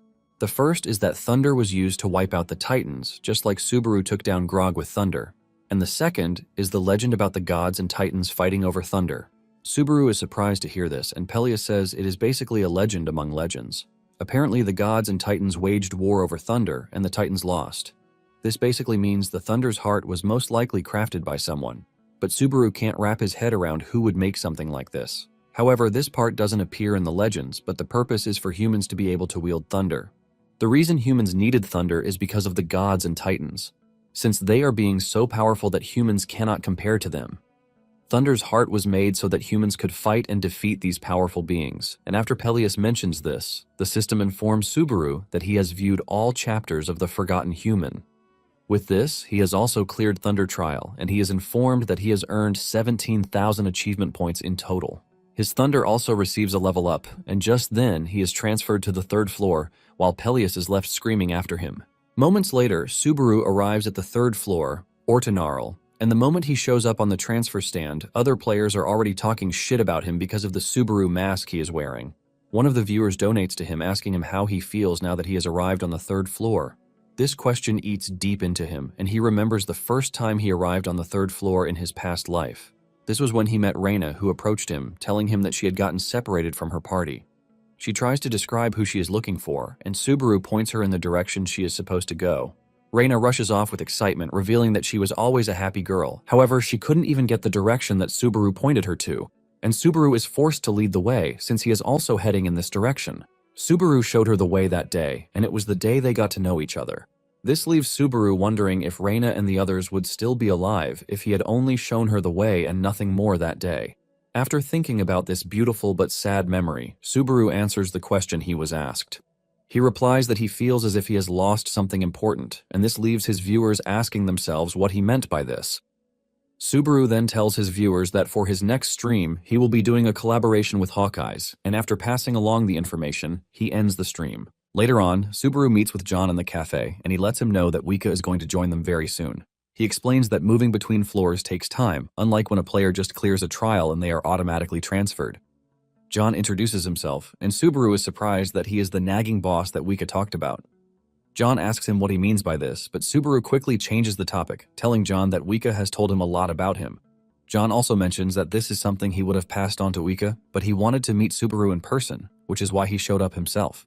John mentions that Wika has only ever praised 2 players so much, which is why he got curious. John reveals that the first player Wika loves so much is Blue Eyes' Narukami Subaru. Subaru is shocked to hear this, and John lets him know that he is also shocked. John didn't expect that the harsh Wika would take interest in someone with the same name as Narukami Subaru. John then asks Subaru if he is interested in the Blue Eyes Guild. This question stuns Subaru, and John immediately figures out that he is not different from those who love Blue Eyes. Subaru then asks him why he is bringing this up, and John mentions that this is actually one of the reasons he wanted to meet him. John brings out his device to show him some important information on it. John explains that what he is currently showing him is the championship prize for the tournament happening on the 3rd floor, which will be held 5 days from that day. Subaru is completely enraged when he sees what is being offered as the prize. At Reina and Shu's hideout, Shu catches some intruders who were able to find their hideout. He freezes them up with his power, and he is left with the decision of whether to kill them or not. Reina tells him to just kill them already because they know who definitely sent them. However, Shu is hesitant because they are not sure. He says if they really came under Itsuki's orders, he wouldn't have sent small fries after them. However, he is also conflicted on letting them go because they might lead people back to their hideout. Since Shu is holding off on doing what he is supposed to do, Reina decides to do it for him. She unleashes hundreds of blades and hurls them at the frozen dudes, killing all of them on the spot. Shu tries to stop her, but Reina ruthlessly kills them, leaving them in pieces. Shu yells at her, asking her what she thinks she is doing, and Reina replies that it doesn't really matter if they were sent by Itsuki or not, because if they let them walk out alive, everyone will know that they are still alive. Reina scolds Shu, telling him that he has to harden his heart, or his wishy-washy method is going to get them killed. Shu apologizes and then brings out his phone to show Reina something important. Just like Subaru, Reina is overtaken with rage when she sees what Shu is showing her. It turns out that the prize for the tournament Blue Zone is holding is Toshiya's shoes belonging to one of their former teammates. Shu tells Reina that it is basically bait to lure them out because Itsuki must have realized that they are alive somewhere. However, this doesn't mean that they are going to ignore it because they need to take back what belongs to them. Basically, he is telling her that she needs to get it, since it is her area of expertise. Reina tells him that he doesn't even have to say it, because even if he doesn't, she is going to go get it. Shu grabs her, urging her not to charge in blindly. He suggests that they steal it the moment that they announce the winner, which is the safest way. Back in the cafe, John asks Subaru if he is interested in the shoes, and he wastes no time before saying yes. John is happy to hear this, since he didn't even expect Subaru to immediately accept. John mentions that the whole project depends on his willingness. Subaru asks him what project he is talking about, and John mentions that they have figured out a storyline about hunting Blue Eyes relics, because this would blow up. Subaru is completely overwhelmed by rage as he can't believe that they are using Toshiya's relic as a circus prop. John notices that he is not saying anything, and he asks him if there is anything wrong with him. Subaru simply replies that he is going to do what they want, and John expresses his happiness again. However, Subaru gets up to leave the moment he expresses his interest in the relic. As he leaves, Subaru's inner self is burning with rage as he plans to collect the shoe and make sure no one else gets it. In fact, he is willing to die if that is what it takes to get back Toshiya's shoes. While lying in his bed, Subaru is left wondering what sort of events will be featured in the tournament, and he hopes that these events are individual events. Nonetheless, he is not about to get picky at all. He is in the middle of this thought process when he hears a knock on the door, and it turns out to be Uika. Subaru thinks of wearing his mask or not, but in the end, he still chooses to wear the mask. He opens the door, and Uika is surprised to see him still in a mask, and she concludes that he wears the mask even when he is in his room. Subaru invites her into the room, and Uika almost loses her mind. Subaru then tells her that it is fine by him if she wants them to stay outside to talk, but Uika quickly enters. After settling in, Uika looks around and realizes that it is just a plain room, and at the same time, Subaru has been monitoring Uika. He is not surprised when he realizes that she has an overwhelming amount of mana, and he wants to believe that there is no way someone like her is a regular manager. Uika notices that he is staring at her, and she teases him, asking if she has something on her face. Subaru replies that he is staring since Uika is also not saying anything about the tournament information she said she would give him. Uika apologizes and then brings out a paper containing everything he needs to know. It is a simple format where the player fights for a single prize. It is basically a solo match, since there is only one prize. Uika adds that it is a simulated stage and the player must be a Floor 3 player to participate. In addition, the entry fee is 3,000 credits, but there is no player cap. Uika promises to send the past data from other battle royales to his device so he can get the idea of the whole thing. When Subaru checks the data, he is surprised to see that everything is all about him. Subaru then thanks Uika for her stress, assuring her that everything is going to be helpful. Uika replies that she is only doing her job, and she asks him if John told him something. Subaru asks her what she means by this, and she replies that they got a message from Blue Zone. The moment Subaru hears this, anger takes over him again, since he knows that the message is definitely from Itsuki. Apparently, they wanted to meet Subaru in person, but since they have no way to contact him personally, they emailed Azure Sky instead. Uika says they might be planning a meeting to negotiate. She mentions that they are going to offer higher compensation than the company and even better benefits. Uika is still explaining this when Subaru cuts in, telling her to ignore them. Uika is surprised to hear this, and Subaru reiterates the fact that he is ignoring them. In fact, he lets Uika know that he has no intention of affiliating with any other guild. Uika hears this and jumps up in celebration without any shame in the world. She mentions how relieved she is because she was contemplating whether to tell Subaru or not. Uika leaves with a smile on her face, telling Subaru to take his time until the collaboration starts. Subaru is surprised to see her celebrating as if it were her win. He is impressed with the fact that she is invested in her job, but he is pretty sure that she is not just an ordinary person. Later on, John and Hawkeyes are seen meeting at the site planned for the streaming collaboration. Apparently, the project for the day will be a comparison test between the original Subaru and the new Subaru. John commends Hawkeyes for bringing in such an idea, but he lets him know that he is also going to take a huge blow if he ends up losing. Hawkeyes assures him that he is ready for this, since results are results, and he is going to accept whatever happens. However, he doesn't think he has ever lost a battle, and John urges him to stop being cocky because everything still depends on Narukami Subaru. Moments later, Uika and Subaru arrive at the scene, and Hawkeyes stares intently at Subaru because he is his chance to become a star shining in the sky. Subaru is also impressed by the stage and how big it is, leaving him to wonder if they rent the whole place. Hawkeyes offers a handshake while introducing himself, and Subaru does the same. Hawkeyes talks about how blown away he is, but Subaru urges him to chill out because he is just a newbie streamer and he is nothing compared to Hawkeyes. John urges Hawkeyes to save the bonding for when they are on live, reminding the two to get friendly like that on the stream. Without wasting further minutes, Hawkeyes starts the live stream, and in under a minute, the viewership jumps to over 12,000. Hawkeyes himself is blown away because he never expected this amount of pull, even though the announcement blew up. Hawkeyes greets his viewers before letting them know that he brought Subaru with him. He shows Subaru's face to everyone, and the comments start rolling in. One of the viewers asks Hawkeyes if he's seen Subaru's face, but he lets them know that he hasn't. He adds that even Uika, his manager, hasn't seen his face. Hawkeyes teases Subaru, asking him if he is hiding something, but Subaru replies that it is nothing like that, while assuring them that he is also a good-looking dude. Viewers start donating credits just to see Subaru's face, leaving Hawkeyes totally blown because his streams are never this hyped, which basically confirms the fact that Subaru is a walking bomb. Subaru teases the viewers, telling them that he is never going to lose when it comes to looks, and Hawkeyes is impressed with the fact that he knows how to vibe with the crowd. Subaru reveals that he has no friends and no girlfriend too. Uika hears this and turns red, and John can't believe just how shameless she is. Hawkeyes then suggests that they stop teasing Subaru so that they can move to the main topic of the day. Hawkeyes starts the trial, and he decides to explain the reason why he picked this particular trial. Hawkeyes says this is a trial that is perfect for measuring control, and secondly, he gets to prove his claim that Subaru is goated. On the trial leaderboard, it turns out that the original Subaru is the one topping the chart. A viewer donates credits to ask Subaru if he thinks he can beat the trial, and Subaru replies that he wouldn't have accepted if he didn't think he could. Just then, the trial bots descend on him.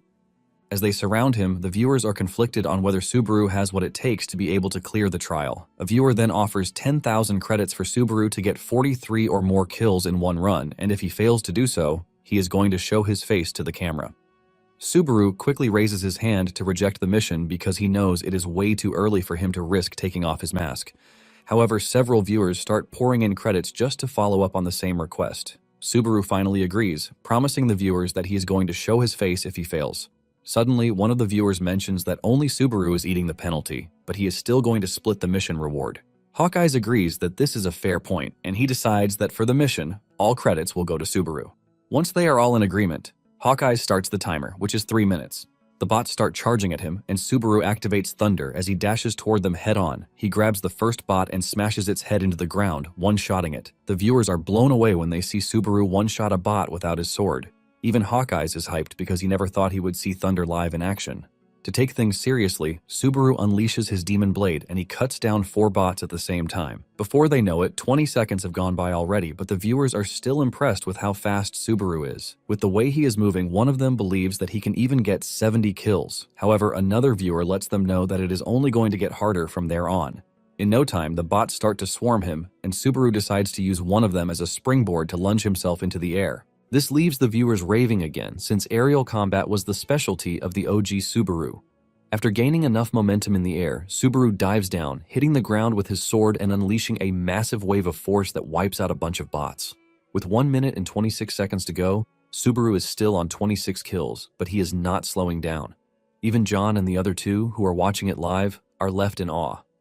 One of the viewers believes that at the pace that Subaru is going, he might actually take second on the leaderboard. However, others believe that he is going to make it, and they start teasing those who gave him the mission to start preparing their credits. Even Hawkeyes is fully concentrated on the trial as he watches Subaru's every move. With 13 seconds to go, Subaru is on 41 kills, and Subaru slows down at the last second. Once the timer is about to run down, Subaru makes a last push for his last kill, killing 43 bots, thus tying with the original Subaru. The record is updated, and the 2 Subarus follow each other on the record list. At this point, there are over 38,000 viewers on the stream, and they are all blown away by what they just witnessed. Hawkeyes rushes over to Subaru, screaming out of his lungs, talking about the 43 kills and how he tied with the original Subaru. The viewers start giving their opinion, and one mentions that he believes that Subaru struggled to get second place while others praise him. Viewers also donate to Hawkeyes to get hyped on the stream. Hawkeyes then reminds the viewers who are asking that it is not Subaru's stream. Suddenly, a viewer, Reinhardt, gives Subaru 10,000 credits, and Hawkeyes is stunned when he sees the name. Even the viewers start to freak out, asking if it is the real Reinhardt. They want to believe that it is a fake because they don't see why the 1/swordsman is watching the stream. Hawkeyes thanks Reinhardt, mentioning his disbelief that a high ranker is watching the stream. Even Subaru is surprised when he hears this. Reinhardt then donates another 1,000 credits, revealing that he always watches Hawkeye's stream and Subaru's run inspired him. Hawkeyes is blown away and he lets Reinhardt know that he is highly honored to hear this. Meanwhile, Subaru is left wondering why Reinhardt is watching the stream. He keeps asking himself if Reinhardt has found out about what he did to Isaac. Reinhardt then donates another 1,000 credits to ask Subaru if he is going to do a collaboration with him. The viewers are blown away when they see this, since they know what it means. Even Uika and John are already jumping for joy, but Subaru shocks everyone, revealing that he is going to decline because he has to focus on trials in the meantime. The trio on the scene almost dies from shock, and even the viewers start spamming the chat with question marks, as they cannot believe what just happened. Subaru then takes a bow, saying he has to leave because he used up too much energy. Hawkeyes tries to call him back, but he refuses, and he just continues walking. John is forced to ask Subaru why he turned Reinhardt down because he is basically a chance to boost his streaming career. Subaru asks John if the whole thing is really a big deal, and John lets him know that doing a collaboration with rankers, especially a high ranker, rarely happens. Subaru then tells John that if being a ranker matters that much, he is just going to become one himself. After ending the stream, Hawkeyes walks up to Subaru to commend him for the amazing performance, while promising to send his own share of the stream once it comes in. However, Hawkeyes lets him know that there is something he is curious about. Hawkeyes mentions that he noticed that Subaru felt different when he was fighting earlier. It was as if he wasn't in top condition, and Hawkeyes asks him if he is hurt. Subaru is surprised that Hawkeyes noticed this because he actually did his best to hide it well, but this shows why the dude is called Hawkeyes. Subaru replies that whether he won or lost, he would have been screwed either way. Hawkeyes asks him to explain, and Subaru mentions that the highlight of the stream is to see whether he can surpass the original Subaru, which is where growth lies. Subaru says if he had won, he definitely would have gotten a temporary boost, but the hype around the rivalry would eventually take a nosedive. If he had lost, people would just say that he is no match for the real Narukami Subaru. This basically meant that in the test, he needed a result where both characters are on equal grounds, which is why he picked the draw, since it was the only optimal outcome. Hawkeyes then mentions that this means Subaru could have overtaken the original if he wanted, but Subaru doesn't give a definite answer to this, saying it is over and they can't change the results again. He makes sure to aura farm as he walks away, letting them know that it all depends on how people interpret it. Meanwhile, Reinhardt is going crazy in his office after his proposal was turned down. He smashes his table while calling Subaru an insolent brat. His assistant rushes into the office to check if everything is fine, and Reinhardt tells the dude that he is pissed because of Subaru. He lets his secretary know that Subaru actually turned down his offer. It turns out that Reinhardt was planning to crush Subaru in front of everyone and shut down the annoying rumors that are already circulating, but his efforts have already gone down the drain. Reinhardt says he doesn't care about the credits that he wasted, but the fact that a rookie dared to scratch his pride is what pisses him off. The assistant then picked up the device that he had smashed to the ground and handed it over to him. Reinhardt asks the dude if there is any progress on the matter he asked him. The dude replies that they are still searching, but haven't found anything about Isaac.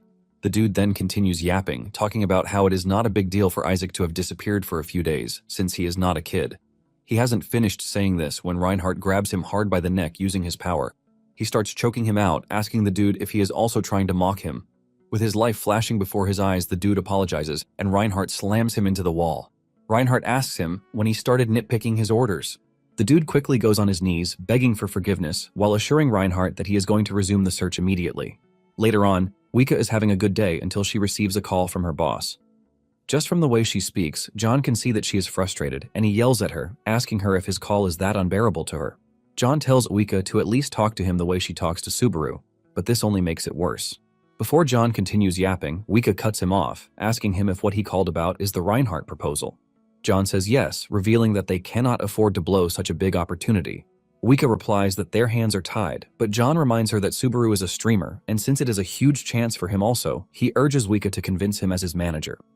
Wika explains to John that Subaru cares more about climbing the tower than doing collabs, and this is basically the right mindset for a player. John scolds her, saying she only has energy when she wants to argue with him, but before he can say anything else, Wika hangs up. Deep down, Wika knows that it is a big opportunity for Subaru, and she decides that she might just give it a try. Wika knocks on Subaru's door, and Subaru opens it, but he still wears his mask. Wika is forced to ask him if he always wears his mask, and Subaru replies that, in the meantime, he has to. Subaru goes hard at her, asking her if she is also curious about his real face. Wika stutters when she hears this, but it is pretty obvious that she is interested. She starts yapping about how Subaru will one day show his real face, and Subaru asks her why everyone is obsessed with Narukami Subaru. Wika replies that she can already think of a couple of reasons, like how he is a low-level Earthborn with bad stats. In addition, Subaru is just cool, just from existing alone. The most important part of all is that Subaru was their hope. Subaru asks her what she means by this, and Wika mentions that there is something that Subaru doesn't know. She mentions that when she first came to the tower, there was literally nothing. There were monsters everywhere and nothing to eat, no means to make money, and stability was a fantasy. There was only one way to survive, and this was to keep climbing because if a player climbs, they earn credits, and with credits, they can settle down. Little by little, people started believing the world could actually become theirs. The greatest players back then left the regular players like her with hope, and this is the hope that the tower can be conquered. It was a hope that the tower was a world where they could win, and the player who stood above them all was Narukami Subaru. Wika mentions that Subaru's achievements weren't just about clearing floors, but he was the first person to prove that it was possible. After hearing this, Subaru asks Wika if this is what she also thinks. Wika replies that this is her secret, just like what is behind his mask, and she might tell him one day. Subaru then apologizes for bombarding her with questions because he knows she must have come there for something.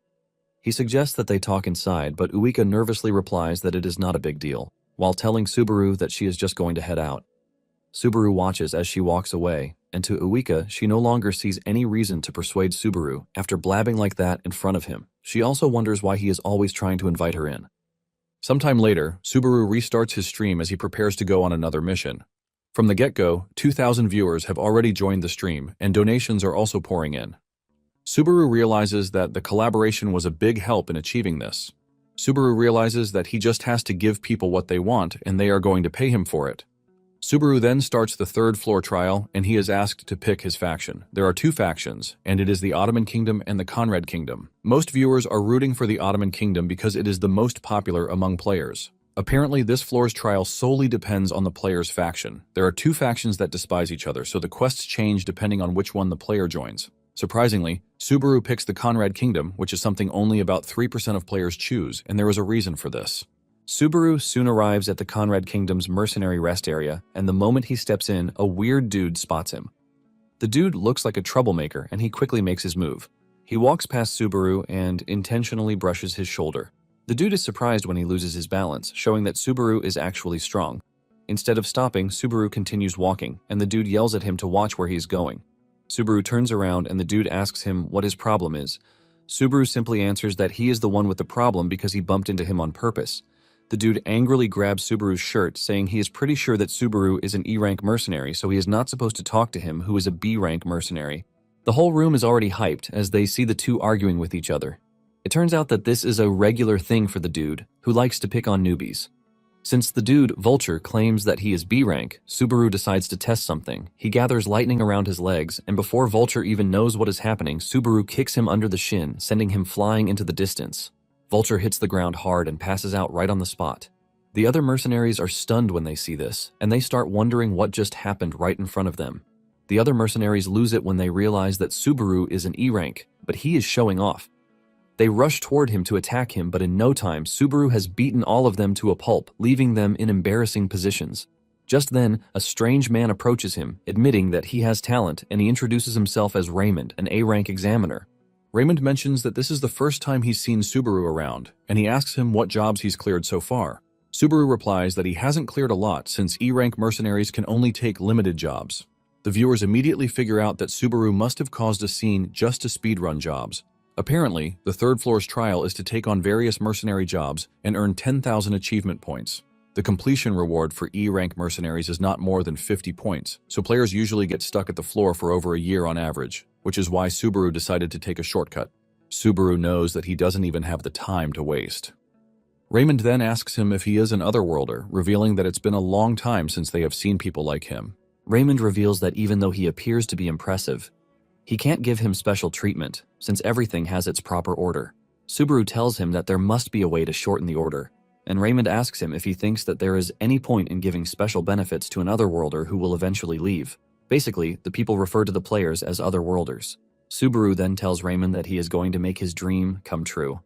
It turns out that there is a way to clear all the floor trials at once, but this is something he didn't even try in his past life. Raymond asks him what he means, and Subaru replies that he is talking about the Cave of Thunder. Subaru assures Raymond that he is going to make sure that the cave gets into Conrad's hands.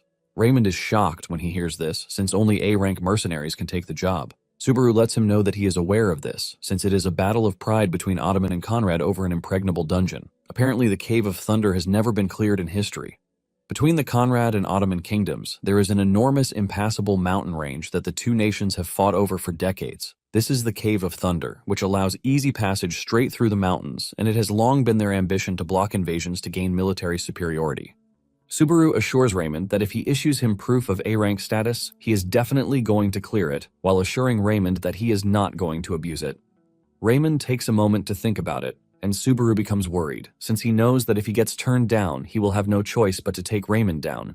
After thinking about it for a minute, Raymond tells Subaru that he is going to write him a letter of recommendation so he can join the raid. Raymond mentions that raid parties always need manpower, and he reveals that the raid party departs in 5 days, so he is going to bring the recommendation letter over. He urges Subaru to wait for him, and after his departure, a viewer offers Subaru 20,000 credits to clear the Cave of Thunder solo. Before Subaru knows it, huge credits start rolling in for him to clear the Cave of Thunder. Subaru remembers that 5 days later is exactly when the Floor 3 tournament ends, and he wonders if Blue Zone planned the tournament schedule with this in mind. Raymond soon returns with the recommendation in his hand, expressing his disbelief that Subaru plans to clear the Cave of Thunder. Raymond mentions that he also challenged the cave when he was younger, and he lost half of his party members that very day. Subaru collects the recommendation letter, assuring Raymond that something like that won't happen this time around. Raymond then asks him why he asked for the recommendation letter, and Subaru replies that he plans to go in alone. The viewers are surprised when they hear this because it basically means Subaru has agreed to accept their mission. Raymond yells at Subaru, asking him if he is out of his mind because the Cave of Thunder is meant for a 20-man raid, and Subaru is basically saying he is going to go alone. Subaru replies that he heard that Conrad is short on manpower compared to Ottoman, and he doesn't really think that Conrad can even gather 20 people. Raymond admits that it is going to be tough, but he assumed that Subaru already had companions. Subaru lets him know that he doesn't at the moment. Meanwhile, Reina is already on her way to the 3rd floor, and she is surprised when she hears Subaru talking about clearing the dungeon alone. Reina realizes that he is just like the original Subaru, and just then, Subaru mentions something important on the stream. He lets them know that he won't be taking on any trials, and he will also be taking a break from streaming. The viewers are shocked, and before they even get the chance to convince him otherwise, he ends the stream. Reina laughs out loud, admitting that Subaru really resembles the OG Subaru. Since Subaru is also entering the tournament, she believes that it might be a good time to stick around to chat with him, but she hopes that he doesn't win. After the stream, Subaru meets with Wika and she commends him, telling him that he handled the stream just the same way Narukami Subaru would have handled it. Subaru lets her know that the viewers were booing him like crazy, and Wika tells him that his stream won't feel special if he had gone ahead to take regular jobs. Subaru thanks her for the compliment, and Wika asks him what he plans to do next. Subaru mentions that he is going to hunt until the tournament. Since he doesn't know what kind of rivals might show up, he has to level up in preparation. It turns out that he also wants to get a handle on how much thunder he can use with his current stats. In addition, he is looking to test the performance of the Thunder's Heart too. However, one thing is for certain, and this is the fact that he is never going to let anyone get their hands on Toshiya's keepsake. Elsewhere, a Blue Zone player, Ginzaki Naoto, is seen ranting about why he is sent to meet with Subaru after he declined the guild's request. He is surprised that Subaru has the guts to actually decline Blue Zone's request, and he angrily walks into the cafe where he is supposed to meet with Subaru's representative.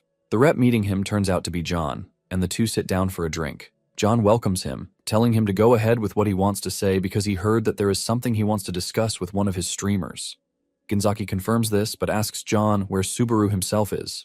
John replies that he is not there because he is out on other business. Ginzaki calls Subaru an arrogant rookie for attending to something else when he knows that he has to meet with Blue Zone. John lets him know that the business Subaru is attending to is private, so they can't respond to it. In addition, he reminds Ginzaki that they have already conveyed his wishes to them, and this is exactly why Subaru is no longer meeting them. Ginzaki mentions that they plan to speak directly with Subaru regarding the matter, and John lets Ginzaki know that it is going to be difficult for them to meet Subaru. Ginzaki loses his cool, staring down at John, saying he is the one who is shielding Subaru away from them. Deep down, Ginzaki knows that he is going to be in trouble if he returns without seeing Subaru. Ginzaki continues yelling at John, saying he knows that he is just trying to keep his golden goose. He stands up and moves closer to John, telling him that Subaru would be better off joining a major guild instead of streaming. John smiles, telling Ginzaki no one knows, since famous streamers earn just as much as top-ranked players. John continues talking casually, revealing that they usually run into players who are biased against streaming as a profession. Ginzaki then warns John, telling him that the way he is speaking makes it seem like he is trying to make Blue Zone his enemy. John then urges Ginzaki to listen carefully to what he is about to say. He lets him know that they prioritize their streamer's own wishes above anything else. Since Subaru has made his decision, John says that the company is going to back him fully. Ginzaki mocks John, telling him that he is out of touch with the world even though he is a grown man. Ginzaki asks John if he thinks Blue Zone will stay quiet about the whole thing. Just then, the atmosphere changes, and John's voice becomes colder as he tells Ginzaki that he is the one who doesn't get it because there are people in this world who can't be swayed by force or threats. John looks really scary as he tells Ginzaki to get lost if he knows that he is done talking. Fear grips Ginzaki as he tries to understand what just crippled him, but he manages to get back on his feet, while pointing fingers at John, asking him who he thinks he is for him to just command him to get lost. John didn't even utter another word as he pointed to the door, and as Ginzaki left, he threatened John, telling him that he was going to regret what had just happened. John taunts him, smiling at him, while sarcastically telling him that his threats are so scary. 3 days later, Subaru is seen at the Sky Serpent's nest, taking on the scary giant snake. With a single strike imbued with thunder, Subaru badly injures the snake, forcing it to scream out in pain. After this, Subaru concludes that he's trained enough already, and he decides to wrap up the fight. He lunges at the giant serpent, and he delivers a powerful strike to finish the fight. After defeating the serpent, he is informed that he has leveled up, and just as usual, his stats also receive increments. Subaru obtains a red item, which is the Sky Serpent's Fang. Subaru figures out that this will sell for around 10,000 credits, which was the rate 20 years ago. Subaru checks his stats, and he is surprised that he is already at level 35. He basically went up 9 levels in 3 days, and Subaru believes that this is already good enough, so he doesn't have to be greedy. Later that day, he meets with Wika, and judging by the smile on Wika's face, Subaru asks her if something good happened. Wika asks him if he sees it, but Subaru has no idea what she is even talking about. Uika is surprised that he hasn't seen the collab video, and Subaru lets her know that he was busy grinding. Uika lets him know that this is fine because this is what makes him Narukami Subaru. However, Uika lets him know that there is something that differentiates him from the original Subaru. Uika presents to Subaru the revenue statement from his recent collab stream with Hawkeyes. Subaru is completely blown away when he realizes that it is 49,000 credits, which is way more than expected. Uika tells him that there is another reason she came to see him. Uika mentions that she has a friend, Kiyoharu, who is a gambling addict, and thanks to him she learned something important. Subaru asks her what it is, and she reveals that there is a certain kind of gambling where one bets on who will win and collects the payout. The higher the player's chance of winning, the lower the payout rate. This basically means that it has smaller returns, but it is much more reliable. She mentions that at the moment, Subaru's payout rate is 6.1x, but there is a player with a rate of just 1.2x. Basically, this person is the favorite to win the tournament. Subaru asks her who the person is, and she replies that it is Omar Schneider. Uika explains that he is a Blue Zone player who has stayed on the 3rd floor for 10 straight years, and he is driven purely by an obsession with clearing the Cave of Thunder. Uika mentions that because of his insane fixation, he is famous even though he is not a streamer, nor is he a ranker. Uika believes that Schneider is probably scheming right at that moment to meet with him because, to him, the solo Cave of Thunder challenge that Subaru declared on his stream is an insult to his 10-year grind. Before Uika knows it, she is almost kissing Subaru until Subaru reminds her that she is too close already. She quickly retreats with her face totally red. She finds it hard to even face Subaru, and she tells Subaru to be careful because there is a high chance that he is going to run into Schneider thanks to the number of events that are coming up. Meanwhile, Schneider and his men are seen discussing inside a carriage. Schneider's men believe that Subaru is talking trash because he doesn't know what type of place the Cave of Thunder is. Schneider lets his men know that whatever Subaru does doesn't bother him because he has the reputation to brag. Schneider mentions that Subaru might be a rookie, but he is the new Master of Thunder, which is something they have wanted for so long. The bald-headed man in the group agrees with Schneider, but mentions that Subaru is already getting way too full of himself. As the boys continue raging and spitting on Subaru, Schneider cautions them, telling them that it is not the time for them to be envious or jealous. He adds that trashing Subaru's achievements is also out of line. The baldhead asks Schneider if he would prefer that they respect him instead.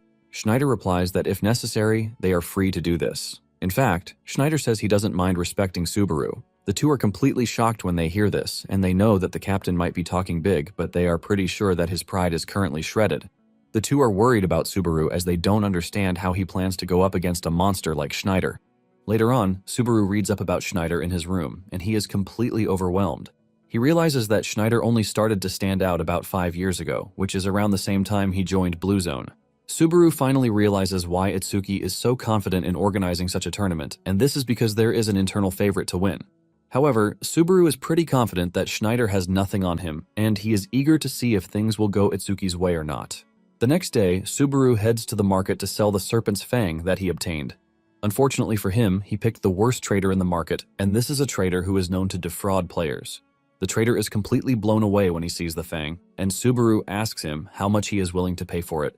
The trader assesses the item, and he realizes that there is no damage whatsoever. In addition, it is an S-grade item, which makes it all good. However, since he picked the wrong trader to negotiate with, he figures out that he is just going to rip him off, whether he is pro or not.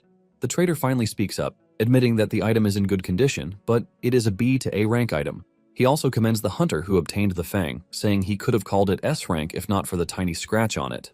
He continues yapping about how the rate for a Serpent's Fang is currently dropping, which is quite unfortunate.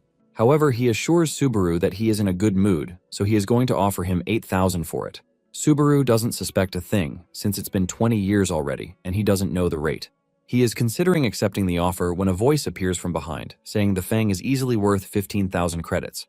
The person mentions that Sky Serpent's fangs are hard to come by, so they are basically items that name your price. Subaru turns around to see who the person is, and he is surprised to see that it is Schneider. The atmosphere immediately becomes tense as the two stare down at each other. The two then find a cafe to talk, and Subaru suggests that they get down to the whole point of why he called him, because they are basically not buddies who can just chill out on dates. Subaru is also surprised by the fact that Schneider chose parfait for himself, which is pretty weird. Schneider then starts talking, and he tells Subaru that he said he would clear the Cave of Thunder. Since Schneider is doubting what he said, Subaru reiterates it in his presence. Schneider says he initially thought that Subaru was a cocky person, and Subaru asks him if he has changed his stance. Schneider reveals that it is 50-50, but tells Subaru that he is going to give him half his respect. Schneider admits that Subaru is overflowing with talent, but he still can't believe that he can be compared to Narukami Subaru. Subaru initially thought Schneider was a weirdo, but with the way he speaks, he can see that he is pretty serious. Subaru then asks Schneider if he dragged him out there to get a sticker and a pat on the head. Schneider replies that he has a proposal, and he tells Subaru that he wants him to take back what he said. He wants Subaru to take back his claim that he can solo the Cave of Thunder because it is nothing more than a statement born out of ignorance. Schneider tells Subaru to start a stream and apologize from the heart, but Subaru replies that this doesn't really sound much like a proposal. Schneider says he is not telling him to do it right at that moment. He tells Subaru that if he beats him in the coming tournament, he is going to admit his immaturity publicly. Subaru agrees to this, but also has his own condition. Subaru tells him that he is going to hand over everything he knows about the Cave of Thunder if he wins the tournament. Schneider agrees to this with a smile because he is pretty sure that there is no way he is going to lose, and he walks away after saying this. After his departure, Subaru admits that with what he's seen, Schneider didn't waste the 10 years for nothing.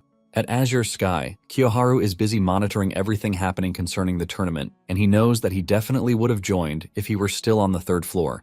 He is still conflicted on who to bet on between Schneider and Subaru. He believes that Schneider is guaranteed to win, even though the payout is a bit low, unlike Subaru, who has a higher payout, but the risks are high. Since he is a pro gambler, he concludes that he is going to bet on trust, not probability. He is about to make his bet when Uika's call comes in and he freaks out. He even throws away his device while accusing Uika of spying on him. Uika immediately figures out that Kiyoharu was busy gambling. Kiyoharu yells at her, asking her where she planted the bug, but Uika denies all of this. She lets him know that she called him because of something else, which is totally about gambling. Kiyoharu is surprised when he hears this, and Uika tells him that she is thinking of betting on Subaru, and Kiyoharu yells at her, saying that credits are hard to get.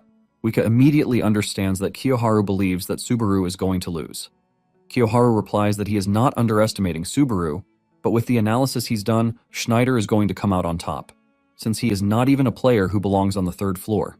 Since Kiyoharu is hell-bent on betting on Schneider, Uika suggests that they make a bet between them using their next month's entire paycheck. Kiyoharu wastes no time accepting the bet, and just then, Reina walks past Uika.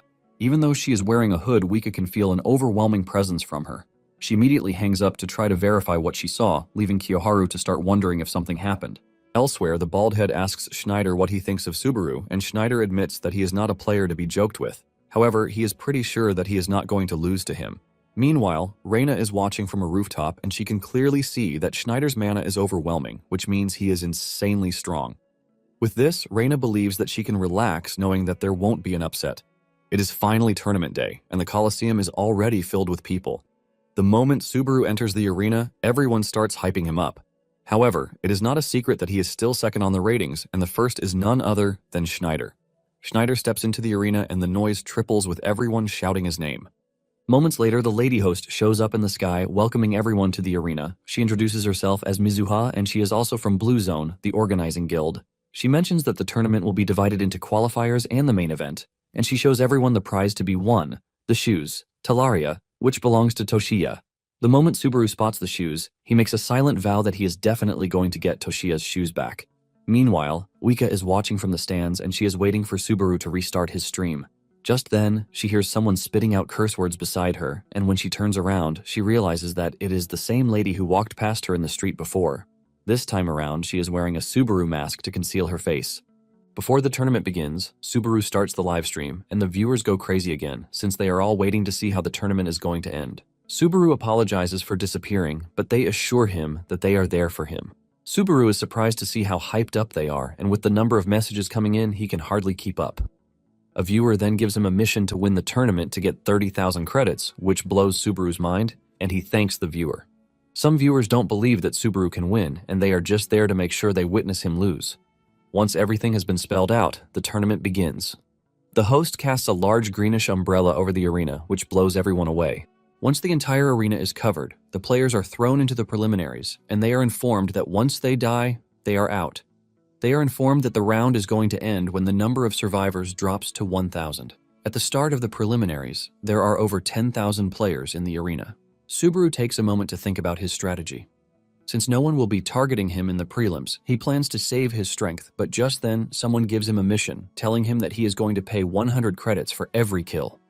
Others join in, and one of them uploads a mission for him to kill Donchao for 1,000, while Schneider is going for 10,000. Suddenly, Subaru spots a player trying to run from him, but since he has eyes on him, there is no escape. At the same time, Schneider has been surrounded by some other players, but he doesn't even want to fight them since his entire focus is on Subaru. An arrow flies past his head, and before Schneider knows it, he realizes that the players who have ganged up on him are even more than he thought. The players don't believe Schneider can do anything to them, since he is just a dumb player who has rotted on the 3rd floor for 10 years. Schneider assures them that they have a good plan, but they only picked the wrong opponent. The players still do not believe that he is a threat, and they assume he is talking big.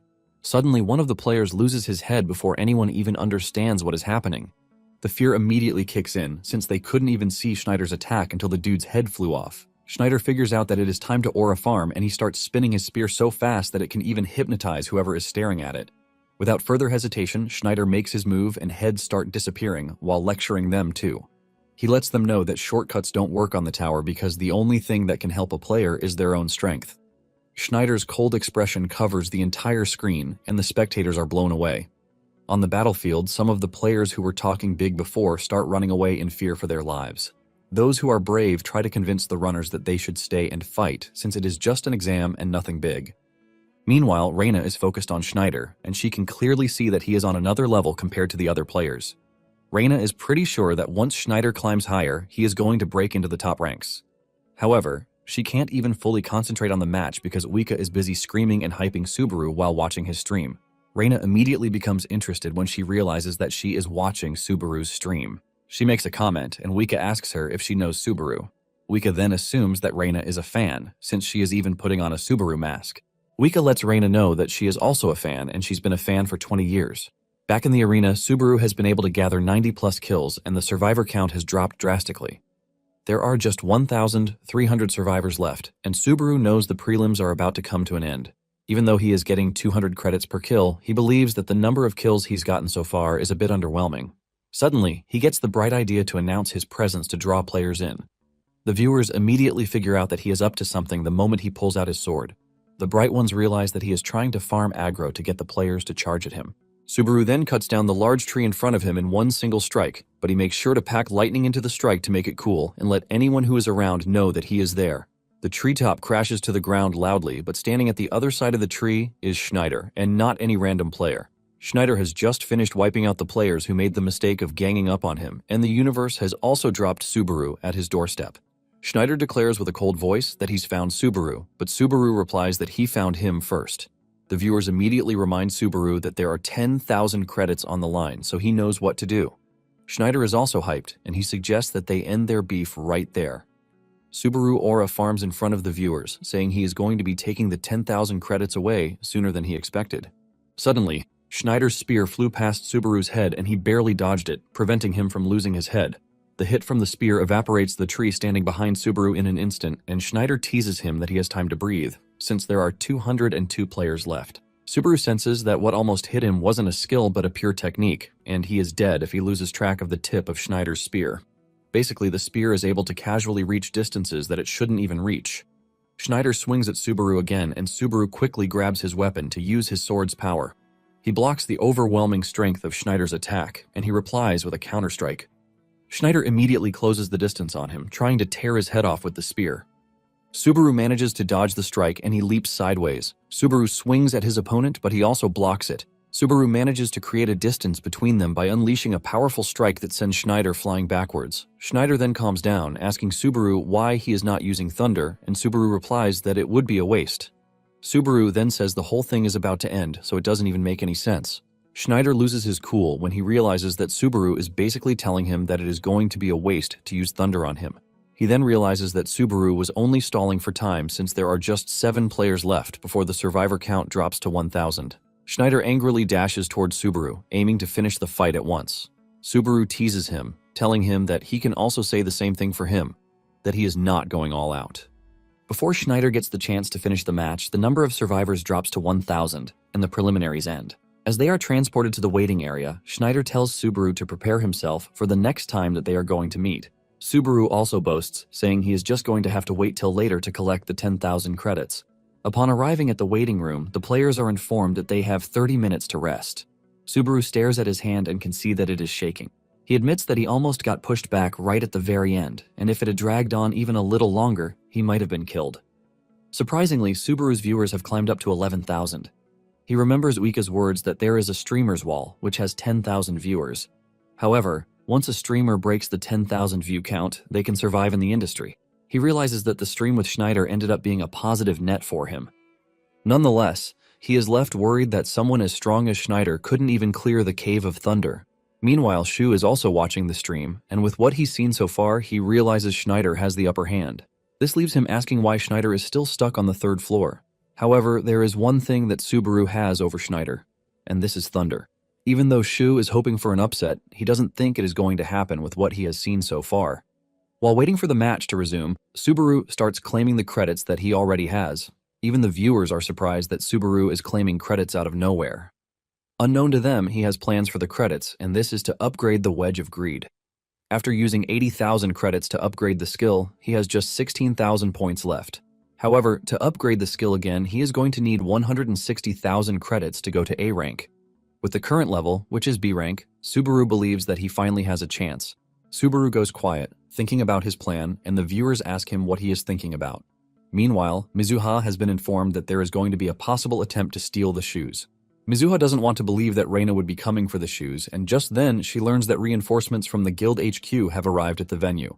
Mizuha asks her assistant who is leading the team, and just then Amon emerges, answering the question himself. Mizuha is shocked and she immediately starts asking Amon why he would climb down to the 3rd floor. Amon replies that Itsuki is in a bad mood, and Mizuha asks if it is about Subaru. Amon replies that it is about Subaru and Schneider, but there is also another issue, and this concerns the shoe's safety. Meanwhile, Uika is still wondering why someone with so much mana is in the arena, watching the tournament. Just then, Reina takes off her mask, and her face looks totally different from her usual self.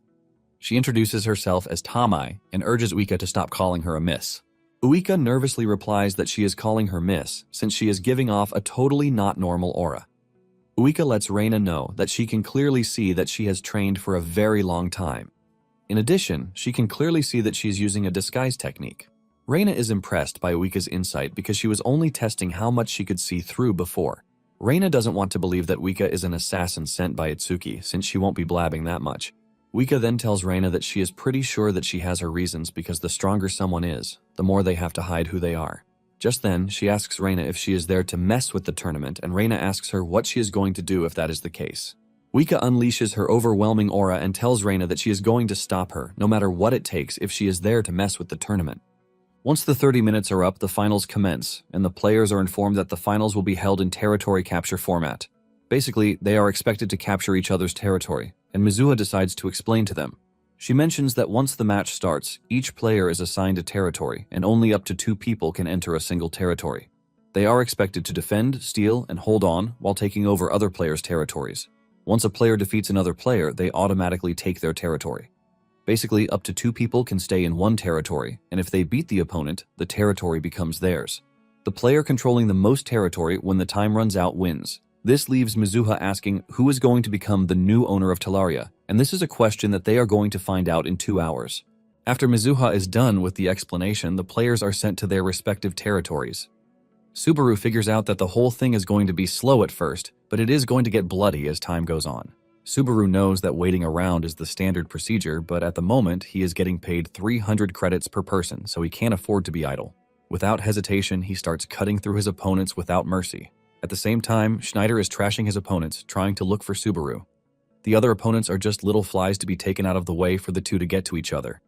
The whole scene soon becomes really bloodied, and when Schneider finally spots Subaru, he is surprised to see him turning the other way. Schneider screams out Subaru's name, telling him to fight him. Even the viewers are pissed with Schneider's rants, and they urge Subaru to just fight him so that they can finally rest. However, Subaru replies that he can't do that yet, since he still has to farm credits. The viewers are not even surprised when they hear this, since they already know how greedy he is. Minutes later, Subaru has wiped out a bulk load of players, and he is surprised that the players on the third floor are all weak compared to Schneider. Not long after this, Schneider's bald-headed sidekick, Don Chow, enters Subaru's territory. The viewers are hyped when they see this because they know things are about to become more interesting. Subaru learns from his viewers that Don Chow is Schneider's subordinate, and he is also from Blue Zone. Don Chow dashes towards Subaru, aiming to kill him before his captain even gets the chance to fight him. He swings his spear at Subaru, but Subaru dodges before slicing Don Chow's weapon in half. Don Chow freaks out when he is suddenly knocked to the ground before he even gets a chance to land a hit. With Don Chow lying helplessly on the ground, Subaru finishes him off. The viewers start mocking Don Chow, saying he is pure trash because he couldn't even stand up to Subaru. Just after taking out Don Chow, Schneider enters Subaru's territory, and Subaru's viewers tease him that everyone wants his head. Without even wasting a second, Schneider dashes towards Subaru with the intention of cutting him down. Subaru stands firm this time around, blocking Schneider's attack. Schneider increases the pace of his attack while yelling at Subaru to use thunder. Schneider tells him that if he doesn't use thunder, he is definitely going to cut him down with his next attack. Subaru gets pushed backward, and Subaru sheathes his sword. Schneider teases him, asking him if he plans to run away again, just like he always does. However, Subaru tells him that he is going to give him exactly what he's been asking for. Subaru then starts to cast thunder, and he increases the charge with every second. Thanks to how powerful thunder is, he starts suffering the effects, but the wedge of greed comes into action to block the effects. A thunder spear soon forms in Subaru's hands, and he lets Schneider know that running is for the weak. At this point, Schneider realizes that things have gotten serious because Subaru is basically materializing elemental attributes into a weapon. As the atmosphere gets even darker, Subaru asks Schneider if he thinks he is still running. Schneider says no, and Subaru asks him if he plans to run away after seeing thunder. Schneider freezes up where he is, but he believes that he has a chance if he can break through Subaru's thunder. With a brave heart, Schneider replies that he has no intention of running. Before coming to the tournament, Don Chow had asked Schneider why he was so obsessed with thunder, because with his current level of skill, he could easily make it to the 6th or 7th floor. Schneider doesn't give a definite answer, saying guys like him who are fixated on one thing usually forget the reason. He says in the best case, it is called conviction, and in the worst case, it is obsession. However, Schneider says if he can overcome this trial, it will change his entire life, which is why he can't give up.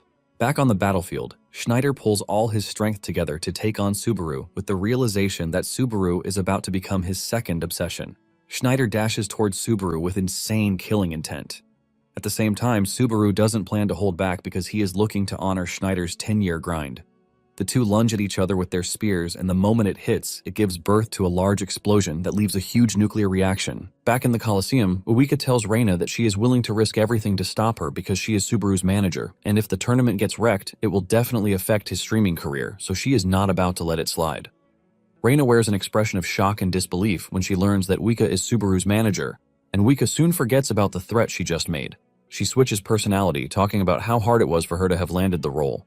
She mentions how she pushed past the idiots who didn't believe in him, and when talking about the idiots, she is referring to Kiyoharu and John. Reina maintains her fangirl reaction, revealing that she used to watch Subaru's stream since the Wolf Warrior fight. The two are in the middle of their conversation when the explosion hits, immediately catching their attention and everyone else present in the arena. When the smoke finally clears, Uika cannot believe her eyes because the unexpected basically happened. It turns out that Subaru's thunder was able to overwhelm Schneider's attack, creating a huge hole in Schneider's upper body. Schneider crashes to the ground and dies, but Subaru doesn't trash talk him, as he hopes that they meet again pretty soon. In the end, Subaru was able to capture 283 territories, making him the winner of the tournament. Fireworks hit the arena to celebrate his win, and the spectators almost lost their minds. However, Uika notices that Reina has suddenly gone cold, and this is because she didn't expect Subaru to have defeated Schneider. Mizuha returns to the arena, and as the host, she officially declares Subaru as the winner of the tournament. As promised, Subaru is presented with the prize, and at that moment, Reina leaves her seat. As the shoes sit in his hand, Subaru is hit with a nostalgic feeling, since it's been 20 years already. In a flashback scene, Toshiya is seen running around the apartment asking them who wore his shoes. He is about to take out his anger on an innocent dude when the culprit shows himself. To make it worse, Sako, who is one of the biggest, is the one who wore the shoes. Toshiya almost faints when he sees this, and he rushes at Sako, kicking him in the chest for wearing his shoes after he warned him. While the two are busy going at it, the rest of the team is laughing their hearts out since Toshiya is the smallest, but he causes the most trouble. Back in the arena, the viewers assume that Subaru is going to sell the shoes, which is why he made sure he got them. However, Subaru responds immediately that he has no intention of selling the shoes. Mizuha is confused when she hears this, and Subaru clears the air, saying he is replying to his viewers because they were saying the shoes will sell for a high price. Mizuha confirms this, saying the shoes can go as high as 1,000,000 credits, but Subaru quickly cuts her off, saying no matter how much the shoe is worth, he has no intention of selling it. Even the viewers are already losing it, as they are all willing to pay a high price for the shoe. Bids start flowing in from the arena, but Subaru replies with so much coldness in his voice, telling them to screw off. Lightning brews in the air as he makes himself clear to everyone that he is never going to sell the shoe, even for 10,000,000 credits. The aura from Subaru is so overwhelming that even Mizuha is shaken by it. After making his decision clear to them, he walks away. After the event, Amon is surprised to see that Subaru actually won the tournament. He admits that it is way above his expectations.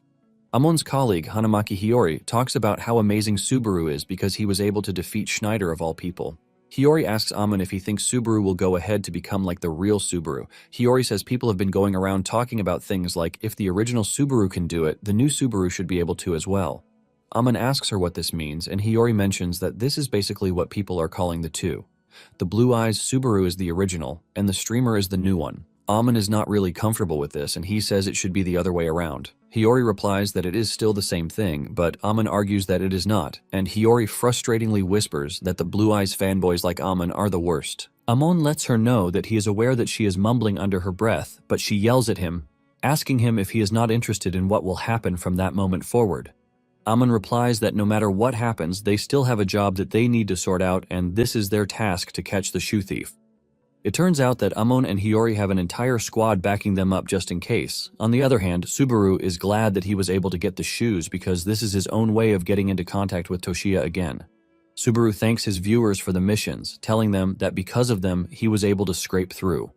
Talking about Toshiya's shoe, Talaria, it is a unique item that grants a 25% increase in movement speed and a 15% increase in jump power. It also grants the Cloud Stride skill, which can be used twice a day and it resets daily. Most of the viewers are not impressed and they believe that the shoe is underwhelming for something that is regarded as a unique item. Those who know the worth lecture the ignorant ones that movement speed gear is very rare and rankers would go to hell and back to get it. Just then, Subaru gets a text from Uika, telling him that she saw a suspicious lady, and she has a bad feeling about her. This leaves Subaru wondering what might be going on because Uika is specifically warning him that the suspicious lady might be after the prize. Unknown to him, Reina is standing on a rooftop watching him, but she is hesitant to go after Subaru even though she can see the shoe with him. After giving it a whole lot of thought, Reina tries to ditch her hesitation with the aim of slicing Subaru's ankles to get the shoes from him. Meanwhile, Subaru heads to a bar to meet up with Uika, who is hyped about the whole tournament thing. Uika congratulates him on winning, and she tells Subaru that she has already ordered a drink for him. Subaru moves to the main topic of the day, asking her about the message she sent. Uika tells Subaru that she met someone weird while watching the tournament. Subaru asks her to explain better, and Uika lets him know that it was a female player who was hiding her face by wearing the same mask as him.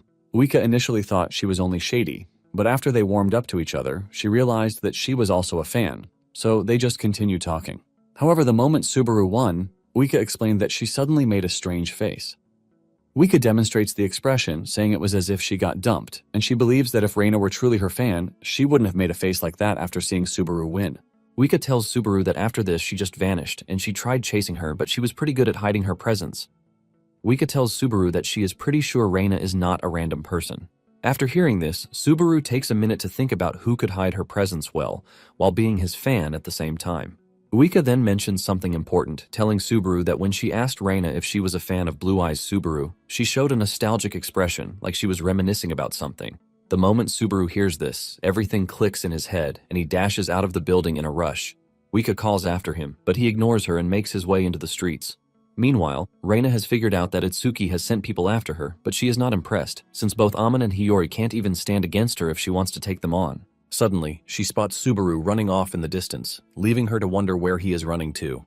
Reina takes a look at the situation around her, and she figures that just 5 seconds is all she needs to steal the shoe from him. She even remembers promising Shu that she was going to get the shoes back. However, she has totally lost the urge to steal the shoe from Subaru. Basically, everything Subaru does reminds her of the original Subaru. Reina finally gives up on taking the shoe, but she makes it known that she is never going to forgive Subaru if he joins Blue Zone. She walks off with a promise that she is going to kill Subaru if he attempts to join Blue Zone. Nonetheless, she really wishes she could talk to Subaru even if it is just once. She wonders if it would be like she's met the real Subaru again, if she meets Subaru face to face. Back on the street, Subaru finally comes to a halt after running around for a while. He hates the fact that he didn't even think of the fact that Itsuki could be using Talaria as bait to lure Blue Eyes out.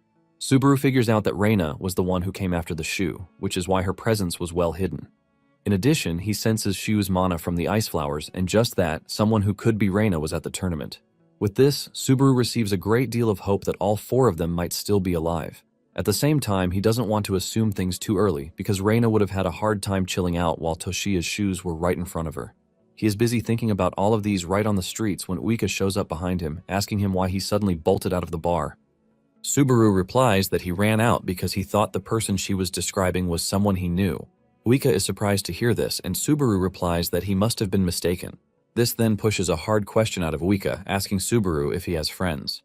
She looks completely embarrassed while asking the question, and Subaru stays mute, forcing her to clarify that she is talking about female friends.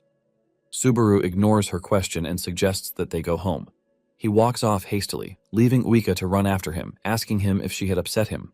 Later on, Amon and Hiyori are still staking out the shoe thief when Amon gets a text telling them to back off. Hiyori is surprised to hear this, and Amon mentions that the order is directly from Itsuki. Hiyori is pissed off when she hears this because they have been waiting forever, only to get pulled off. Amon says if the shoe thief had come, there is no way they would have allowed someone else to walk off with the prize. Amon believes that Itsuki was only overthinking things, and in addition, he says Itsuki is under the belief that the guys from Blue Eyes would have shown up anyway, even if they knew it was a trap. Hiyori is surprised to hear this because she initially thought everything was just a baseless rumor. Amon also tells Hiyori that he seriously wants to believe that it is just a rumor. But with the way Itsuki is moving, it might actually be real. It turns out that the popular belief is that Narukami Subaru died because Blue Eyes betrayed him. At the same time, Subaru is standing on a rooftop reading an article about his death, and he finds out about the rumor that he died at the hands of his comrades. He finally understands why his comrades are in hiding. Since it's been 20 years already, Subaru is convinced that Itsuki is probably in a place where he can't even reach him. Subaru knows that to catch up to Itsuki as the rookie he currently is, he would need something even more special. Something special, like the spear he showed in the tournament. Basically, he managed to recreate the one-time legendary item that he used on the second floor to defeat Grog. Subaru thought he knew everything that was there to know about Thunder, but it appears that there is a long way for him to master it. Thunder is basically a tremendous power that both the Titans and the gods wanted, but humanity seized it in order to fight back against them. This leaves Subaru wondering if he has even been using Thunder properly all this time. In addition, Subaru is pretty sure that he is going to learn something if he clears the Cave of Thunder. Later on, Kiyoharu is seen bowing to Uika on a video call since she won the bet and has stripped him of all his money. Uika makes sure he tramples his head on the ground while mocking him, telling him that she can't hear him properly. Even though Kiyoharu is begging with all of his might, Uika just continues trashing him because he is now a broke loser. Kiyoharu tells Uika that he is so broke after paying Uika everything he owes her that he can't even pay his electricity bill. He tries to sweet-talk Uika to help him, but Uika doesn't get moved by this. He starts acting all goofy to just get Uika's attention, but Uika chases him off, telling him how disgusting it is. Since Kiyoharu is pretty desperate, Uika decides to ask a favor of him. Elsewhere, Subaru heads to a bar to meet Schneider, who is already waiting for him. Subaru orders the same thing as him, and he is not impressed when he realizes that Schneider is taking cheap beer. Schneider lets him know that it has always been like this because when his squad had too many members, his wallet used to dry up instantly whenever he bought drinks for everyone. Schneider says he is so used to this taste now that other booze doesn't do anything for him anymore. Subaru is surprised that he always pays for everyone, and Schneider mentions that if he doesn't, he wouldn't be able to face them. Schneider reveals how they all went along with his selfish push to clear the Cave of Thunder. Schneider narrates that he was poor back then, just like everyone else was, and they couldn't imagine getting support from a guild like they are currently getting. In addition, hunting was not easy, since they were not skilled enough.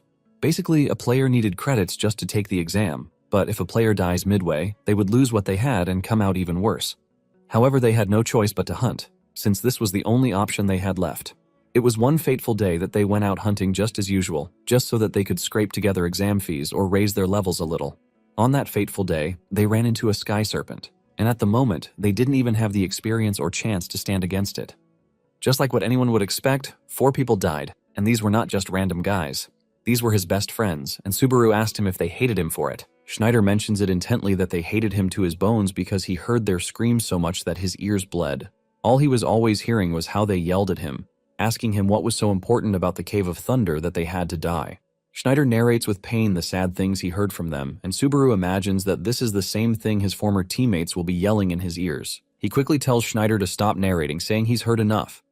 Schneider asks him if he's pitying him, and Subaru mentions that anyone else would have given up after something like that happened. Schneider tells Subaru that there is no way he is going to give up. His friends died because he invited them. He asks Subaru what he thinks would happen to the dead ones if he gave up. He reminds Subaru that it would basically mean that their sacrifice was in vain. Schneider mentions that this is the reason he has been obsessed with the Cave of Thunder all this time, and he doesn't actually expect Subaru to understand. However, it is thanks to Subaru that he finally sees hope. Subaru is confused when he hears that he is now the embodiment of hope, but Schneider lets him know that it is finally time to tell him what kind of place the Cave of Thunder really is. Back at the hideout, Shu is freaking out because he hasn't heard from Reina. He is worried that Itsuki has caught on to them and something bad has happened to Reina. Shu unleashes an overwhelming amount of mana that freezes the entire space just from the slight thought of Reina dying, and he promises Itsuki that he is going to kill him in a merciless manner. Shu is still raging and making threats when he gets a text from Reina apologizing for not getting back the shoes. Shu reads this and screams at the top of his lungs in shock because Reina had already promised that she would get the shoes back. Sometime later, Subaru restarts the stream, and the viewers are surprised when they see him in an unfamiliar building. They ask him if he is challenging the Cave of Thunder that day, and he replies that he has the intention of doing so, which is why he went live, to make it happen. He is having a chat with his viewers when a player suddenly shows up asking Subaru if he is the streamer. Subaru confirms this, and the player nervously replies that they also got a request to clear the Cave of Thunder. Subaru looks behind the dude to see a whole party lined up. The dude casually asks Subaru if he would be willing to team up with them, since he is also on the same quest. At the same time, Subaru gets a private DM from Uika, telling him that the players he is looking at are a party that was put together in haste just to ride on his clout. Subaru then turns to them, asking them what they mean. The player replies that they are also going to the Cave of Thunder, so they are pretty sure that they are going to be useful to Subaru during the course of the challenge. One of them even claims that they are not trying to ride on his clout or anything like that. Subaru takes a deep breath before replying, telling the players that he hopes that everyone does their absolute best. Subaru lets them know that he is accepting because if people say he took the request and bailed, he would have no excuse. The leader of the party tells him that this is how the system works, and Subaru turns around, telling the party that he basically can't kill everyone just because he is not feeling it. The leader of the party is shocked to hear this, and he asks Subaru to repeat what he just said. Subaru then informs the party that there is one thing that they have to make clear, and this is the fact that they are not comrades. He lets them know that they are only traveling together. Later on, they meet at the Conrad Kingdom gathering point on the outskirts of the kingdom. They meet with the S-rank mercenary in charge, Demon. He is surprised when he sees the loads of people coming with Subaru, and he complains that there are a lot. He even trash-talks Subaru, calling him an E-rank mercenary. Demon intensifies the trash talk when he realizes that Subaru is an otherworlder, and he mocks him, saying people like him love to throw their lives away. Subaru is pissed, and he asks his viewers if he should turn Demon into a vulture bait. The viewers are surprised to learn that Subaru actually knows what vultures are. Subaru can sense the bloodlust in Demon, and it is the fact that it is human blood, not monster blood. At the same time, at the Ottoman Kingdom gathering point on the outskirts, Schneider is preparing for the quest with his men. Out of nowhere, a Blue Zone player, Polyman, shows up, telling Schneider that he and his squad have been sent by the headquarters to join the raid. In fact, Schneider will have to drop half of his men. Schneider is surprised that such an order was passed from above, and Polyman teases Schneider, telling him that this is happening because he messed up. Polyman says Schneider lost to Subaru, which made the guild lose valuable assets. Schneider asks Polyman if he thinks he would have done better, and Polyman replies that it is pretty obvious that he wouldn't have lost to a rookie who just got to the 3rd floor. In addition, Polyman doesn't think he would even have to waste 10 years on the 3rd floor. Don Chao almost unsheathes his weapon when he hears this, but Schneider stops him. Polyman boastfully tells Schneider that he should be grateful that he showed up because they might finally have the chance to clear the Cave of Thunder now. Don Chao yells in anger, eager to shut Polyman up, but Schneider tells him to leave the dude, and since the raid team is full of rookies, swapping people out won't matter. Schneider lets Don Chao know that Polyman actually said one thing right, and Don Chao asks what it is. Schneider replies that it is the fact that he said they would definitely clear the Cave of Thunder this time around. On the other hand, as Subaru and his opportunist teammates head to the Cave of Thunder, the viewers are pretty sure that Subaru is pissed that they have just come to ruin his vibe. Demon mentions that the whole area feels really off because doors opening on a fixed cycle feel way too man-made. Subaru doesn't really understand what he is saying, but just then, they arrive at the Cave of Thunder. There is a giant door at the entrance, and Demon mentions that insane lightning keeps striking the entrance repeatedly, which is why one can't get in at specific times. The leader of the opportunist party rushes over, asking Demon how many times he's challenged the Cave of Thunder. Demon replies that this is his third time, and fewer than 10 mercenaries have ever gone in and made it out alive, which means he is one of them. The dude gets closer to Demon, asking him if he kept challenging the Cave of Thunder afterward, but Demon replies that he is not dumb like the other worlders. The dude asks Demon why he is now coming with them, and he replies that there is only one thing he is after, and this is the Traces of Thunder itself. Demon mentions that if he can get this, he will be able to quit his job for good because he is done with a job that wants his life every minute. The party leader is surprised that Demon is not planning to go all the way, and he replies that he has no intention of doing this. He tells the dude that they are acting all jovial the way they are because they have not witnessed the Cave of Thunder firsthand. Demon still makes sure to turn around to trash-talk Subaru, telling him to die quickly if he wants to. Upon arriving at the entrance, the party comes to a halt, and Demon tells them that in about an hour the thunder will stop and the entrance will open. One unlucky rat runs past at that moment, and Demon slaps it toward the door. The rat gets electrocuted to death, and Demon basically uses this to show them what will happen if they try to approach the door when the lightning is still active. He urges them to stay put until then, and the viewers urge Subaru to tell them a story while they wait. However, Subaru shocks everyone as he walks toward the door, ignoring Demon's warning. Deep down, Subaru could see that it looked like the test back on the second floor when he went to the Millennium Mountain. The party members start calling on Subaru, asking him if he is trying to get himself killed. Upon arriving at the gate, Subaru places his hand on it and the Heart of Thunder starts to resist the gate. His body composition also prevents him from getting electrocuted, and after this, the gate verifies the qualifications. This unleashes a massive thunder strike that shocks the party members, who keep asking themselves how Subaru is still able to stand. After the verifications are done, the Thunder Gate disappears, thus revealing the Traces of Thunder. Traces of Thunder drops on the floor, and Demon freaks out when he sees this because it is what he is after. He immediately grabs his weapon, asking Subaru to explain how he was able to call out the Traces of Thunder. Subaru stays quiet, wondering if the item was waiting until someone qualified actually showed up. Even the viewers are surprised that Subaru got his hands on the item right at the entrance of the cave. Just then, Demon swings his big axe at Subaru and he barely dodges it, but the axe cuts him on the shoulder. The system immediately detects that he is being attacked by his own party members, and because of this, no counterattack penalty will be applied. Demon believes that Subaru must have gotten lucky, and he demands that he hands over the item to him. Subaru asks him why he has to do his bidding, and Demon mentions that items gotten from the cave should belong to the locals, like him, instead of people like Subaru who are outsiders. Demon tells Subaru that he is pretty sure that he is scared of dying, even though he is not from that world. Subaru agrees with him because even if dying in the trial doesn't mean that the player would die, the pain still feels 100% real. Dying in the trial leads to extreme fear and mental breakdowns, or even PTSD. Demon lets Subaru know that everyone fears when there is death staring them right in the face. On the other hand, Demon lets everyone know that the locals are used to killing each other. The party starts freaking out, regretting that they came because the rumors about Conrad's mercenaries killing players were real. The party starts to urge Subaru to have a rethink about what is happening. They are still begging him to be rational when one of the mercs loses his head.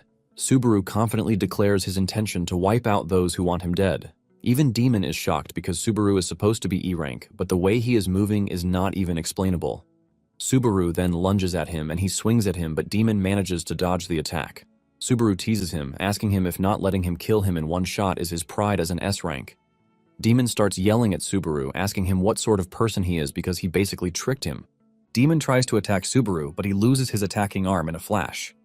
Demon grabs his arm as he bleeds profusely, and he berates Subaru for being a demon blade user while calling him a coward who relies on weapons. Subaru walks up to him, telling him not to assume that he is trash like him. Subaru taunts him, telling him to save up some money and buy a demon blade for himself if he is mad. However, at this point in time, it is already too late. Before Demon can even blink, Subaru cuts him down, ultimately defeating him. The opportunist party members see this and they freak out.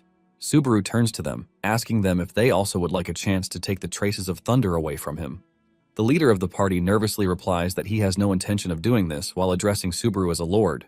The viewers almost die of laughter when they hear this because Subaru has basically been promoted to God tier. After cutting Demon down, the gate opens, and Subaru suggests that they continue moving. Upon entering the cave, the whole ceiling is crawling with a lightning effect. One of the team members moves closer to their leader, asking him if it is okay for them to still follow Subaru. The dude asks her what she means by this, and she points out the fact that Subaru is clearly not a normal dude, but the dude assures her that they are going to be fine as long as they don't pull any dumb shit like the mercenaries. He is pretty sure that Subaru won't do anything reckless as long as they don't mess with him first. The dude mentions that streaming is a business that deals with popularity, so Subaru has to suck up to regular users like them. In their group chat, the opportunists are busy talking about how they plan to ride on Subaru's wave till the very end. The dude is confident that as long as their chats don't leak, they have nothing to fear. Suddenly, they notice that they have been surrounded by beasts that they don't even know what they are yet. The only thing they can see is their eyes, and they start freaking out because there was nothing when they stepped into the cave. Subaru is not surprised because Schneider had told him that the first thing he is going to encounter when he enters the cave is the Thunderwolves. Just then, the Thunderwolves emerge from their hiding places. Just as Schneider said, there are a ton of them, and he lets Subaru know that if he tries to fight them one by one, he is going to run out of stamina before the end. A fierce battle soon ensues, and Subaru ignores the first wave of Thunderwolves, leaving the party members to ask him if he is ignoring them. It turns out that Schneider had told him that there is one way to shorten the time. In typical cases, the boss of the pack is always the biggest, but when it comes to the Thunderwolves, the smallest among them is actually the boss. Standing behind the pack is the Thunderwolf boss, and this is the monster Subaru is going after. Without holding back, he slices the monster in front of him in half. He then activates Cloud Strike to leap into the air, dodging the hundreds of Thunderwolves that are blocking him from getting to the boss. While moving in the air, Subaru finally sees how Toshiya always felt whenever he was using his shoes. Moments later, Subaru spots the leader of the pack, safely tucked in between the bodyguards. Subaru makes a powerful landing that generates a shockwave to clear out the surroundings. The leader of the pack then rushes toward him, but Subaru charges his thunder fast enough before the wolf can reach him, and he delivers a powerful strike that cuts the leader of the pack in half, ultimately defeating it. The moment he does this, the system informs him that the Thunderwolf's frenzy has decreased. By defeating the pack leader, he has also leveled up. Apparently, by defeating the boss, the player has already won, according to Schneider. The wolves are running wild when Subaru suddenly screams out an order, telling them to sit, and surprisingly, they all obey him. This is basically because after defeating the wolf leader, he has automatically become their boss. The system tells Subaru that subduing the Thunderwolves has now given him access to command the Thunderwolves within the Cave of Thunder. The party members are completely blown away when they see this, and they start asking Subaru what just happened, but Subaru ignores the question, telling them that it is time for them to go in deeper. Subaru orders the Thunderwolves to follow him, and the wolves heed his command, leaving the party members completely speechless. Subaru walks in front like a general, while the wolves follow him obediently like his soldiers. Moments later, they reach a hollow part of the cave, and Subaru orders the wolves to howl, which they immediately do.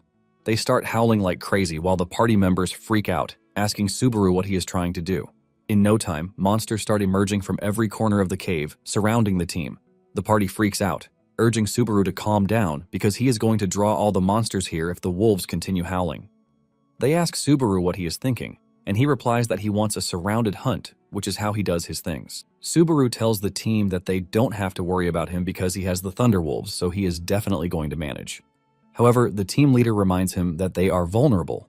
Subaru then reminds the team leader that he already told them from the start that they are all just tagging along, so at this point in time they have to survive on their own. After saying this, Subaru ignores them and starts cutting down the monsters on his own. Meanwhile, John and his assistant are watching the stream and they are surprised to see what Subaru is pulling off. The lady freaks out, asking John if Subaru is allowed to do this, and John casually replies that Subaru has already made his call, so it is left for him to do whatever he wants. However, with the team members getting trashed by the monsters, it is pretty obvious that he is going to get flamed. John then shows the girl a piece of info on his phone, telling her that it is a totally different case this time. It turns out that John has been able to get his hands on the group chat, detailing how the party quickly put themselves together just to tag along for Subaru's Cave of Thunder tour. John says this is solid proof that they are on a hitchhiking tour, so there is no reason for suspicion. Basically, they aren't even strong enough to clear the Cave of Thunder on their own, so they didn't hesitate when they saw an opportunity to hop on a free ride. The lady asks John if he thinks the viewers will see it this way, and John says if it is just for this one time. John explains that if Subaru had allowed them to take a ride with him, it would have continued to happen. Basically, at this point, Subaru is making an example of them so that no one would think of leeching off him. Back in the cave, after wiping out the bulk load of monsters that were attacking, Subaru turns around to see that the team has been wiped out already. Subaru is pleased with this because he just got back his solo run gig. The viewers are blown away when they see this because Subaru has just found a way to wipe them out. While some fully support what Subaru did, there are some who believe that it was overkill. Some of them even log out of the stream because of what happened. Without any care for what might happen, Subaru lets his viewers know that this is what will happen to anyone who tries to leech off him. John laughs out loud when he hears this, and he realizes that Subaru is not shallow enough to ignore how his words hit his viewers. This basically shows that every move he made and every line he spoke was calculated. John is forced to admit that Subaru is top tier when it comes to being a streamer and a player. John then puts a call through to Uika, and before she starts answering him coldly, he lets her know that he is calling because of Subaru. He wants to know if she told Subaru about the tag-along recruitment post, and Uika says yes. John then asks Uika if the whole thing was her plan from the start. Uika just hangs up on him, saying she is not ready to start chatting nonsense with him. After the call, John asks his assistant if she saved a copy of the group chat, and she assures him that everything is well prepared. John is glad to hear this, and he mentions that it is their turn to make the players understand that Narukami Subaru has a powerhouse agency backing him. Meanwhile, Schneider and Poliman are also taking on the Cave of Thunder. However, Schneider and his squad are not even making a move as they leave Poliman and his people to fight the Thunderwolves till they are breathless. Poliman yells at Schneider, asking him if he is not joining the fight because he is pissed that he joined the raid squad. However, Schneider ignores all his chat until he finally spots the leader of the pack. Schneider basically used Poliman and his squad to wear down the number of the Thunderwolves. Schneider then hurls a dagger at the leader of the pack. The dagger tears through the wolf's head, killing it on the spot. Poliman is not impressed as he believes that Schneider only managed to kill the runt of the pack. However, Schneider ignores him and calls out an order. Poliman assumes that Schneider is talking to him and he is about to start a fight when his men tell him that the wolves have suddenly stopped attacking. Surprisingly, they have all sat down after heeding Schneider's order. Schneider yells at him, asking him what he just did. Schneider lets him know that he knows nothing about the Cave of Thunder, and this includes the higher-ups in Blue Zone too. Schneider suggests that Poliman turn back at that point if he doesn't want to embarrass himself in front of his subordinates. With this, Schneider and his squad confidently lead the way while Poliman is left screaming in the back, trying his best not to lose his mind. Soon afterwards, Subaru finds himself facing another monster boss, the Thundermaw. It is an ugly monster that looks like a sandworm, but Subaru dashes toward it and defeats it with a single punch imbued with thunder to tear its head apart. This location, where Subaru took Schneider 3 years to get to, but it was after this that he realized something. It turns out that this is the point where the Cave of Thunder actually starts. Subaru finds himself standing in front of a giant door, and he finally understands what Schneider was talking about. He has just stepped into the true Cave of Thunder. As he steps through the door, the system tells him that he is now entering the first gate of Thunder, thus beginning the Thunder Trial. Subaru is not entirely surprised because up until that point, the Cave of Thunder was just like every other dungeon. However, everything is just about to change and he is about to witness the real Cave of Thunder. Covering the wall is an enormous painting of a dragon, leaving the viewers to ask what exactly it is. According to Schneider, it took him 5 years to get through the first gate of Thunder, so he wonders just how long it is going to take Subaru. Suddenly, one of the viewers notices that the painting on the wall might have just moved. At the same time, the system informs Subaru that his thunderclap qualifications are being assessed. Talking about the thunderclap, it is the earth-shaking roar when lightning strikes. However, the roar is still part of thunder, so basically it is all the same power. Subaru can only admit that he doesn't even know if the reward from the Cave of Thunder will match his own thunder. After a dramatic transformation, the painting on the wall fully transforms into a giant scary dragon, which is the judge of Thunderclap, and its name is Ragnall. Schneider had warned Subaru not to even think of taking down the dragon because he had heard that he had defeated Greg. Now that Subaru is facing Ragnall, he knows for sure that he stands no chance against the overwhelming presence of the dragon. In addition, he only fought Greg because he was part of the mission. Apparently, Ragnall's trials are always different. Sometimes he might make the player endure tens of millions of lightning strikes, and sometimes he seals off all 5 senses to trap the player in pitch-black darkness. He can even summon a massive monster and force the player to fight it. Once Ragnall is fully transformed, he asks Subaru if he is the one who will challenge the Trial of Thunder, and Subaru casually says yeah. The viewers are not surprised by his answer because they know how cocky he is. Ragnall commends Subaru, telling him that he has already proven countless qualifications. He then tells him to take out what he has in his pocket, which is the Trace of Thunder item. Subaru is surprised to hear this since Schneider never mentioned anything about this. After bringing out the item, Ragnall mentions that he could clearly see that Subaru opened the gate and walked in. Subaru asks him if there hasn't been anyone aside from him who has had the Trace of Thunder. He uses Schneider as an example, and Ragnall mentions that Schneider didn't enter by opening the gate. Ragnall says Schneider just happened to pick up a stone formed from the dungeon's condensed energy. It finally dawns on Subaru that he is the only one with thunder, so it basically makes perfect sense. Ragnall then tells him that it is time to impose a trial on him. Ragnall tells Subaru to swallow the trace of thunder because this is his trial. Subaru quickly mentions how valuable the item is, and his viewers start raving because they know Subaru is already having second thoughts about losing such an expensive item. Subaru asks his viewers if he should go through with the trial, and they egg him on, telling him to go ahead. Subaru is completely confused because he knows that just completing the trial doesn't mean he is going to get a reward that is much better than what he is currently holding.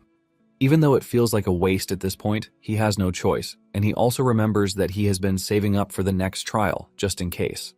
In addition, backing out at that point is going to be a big slap in the face. In fact, it won't be an embarrassment only to him, but to the entirety of Blue Eyes.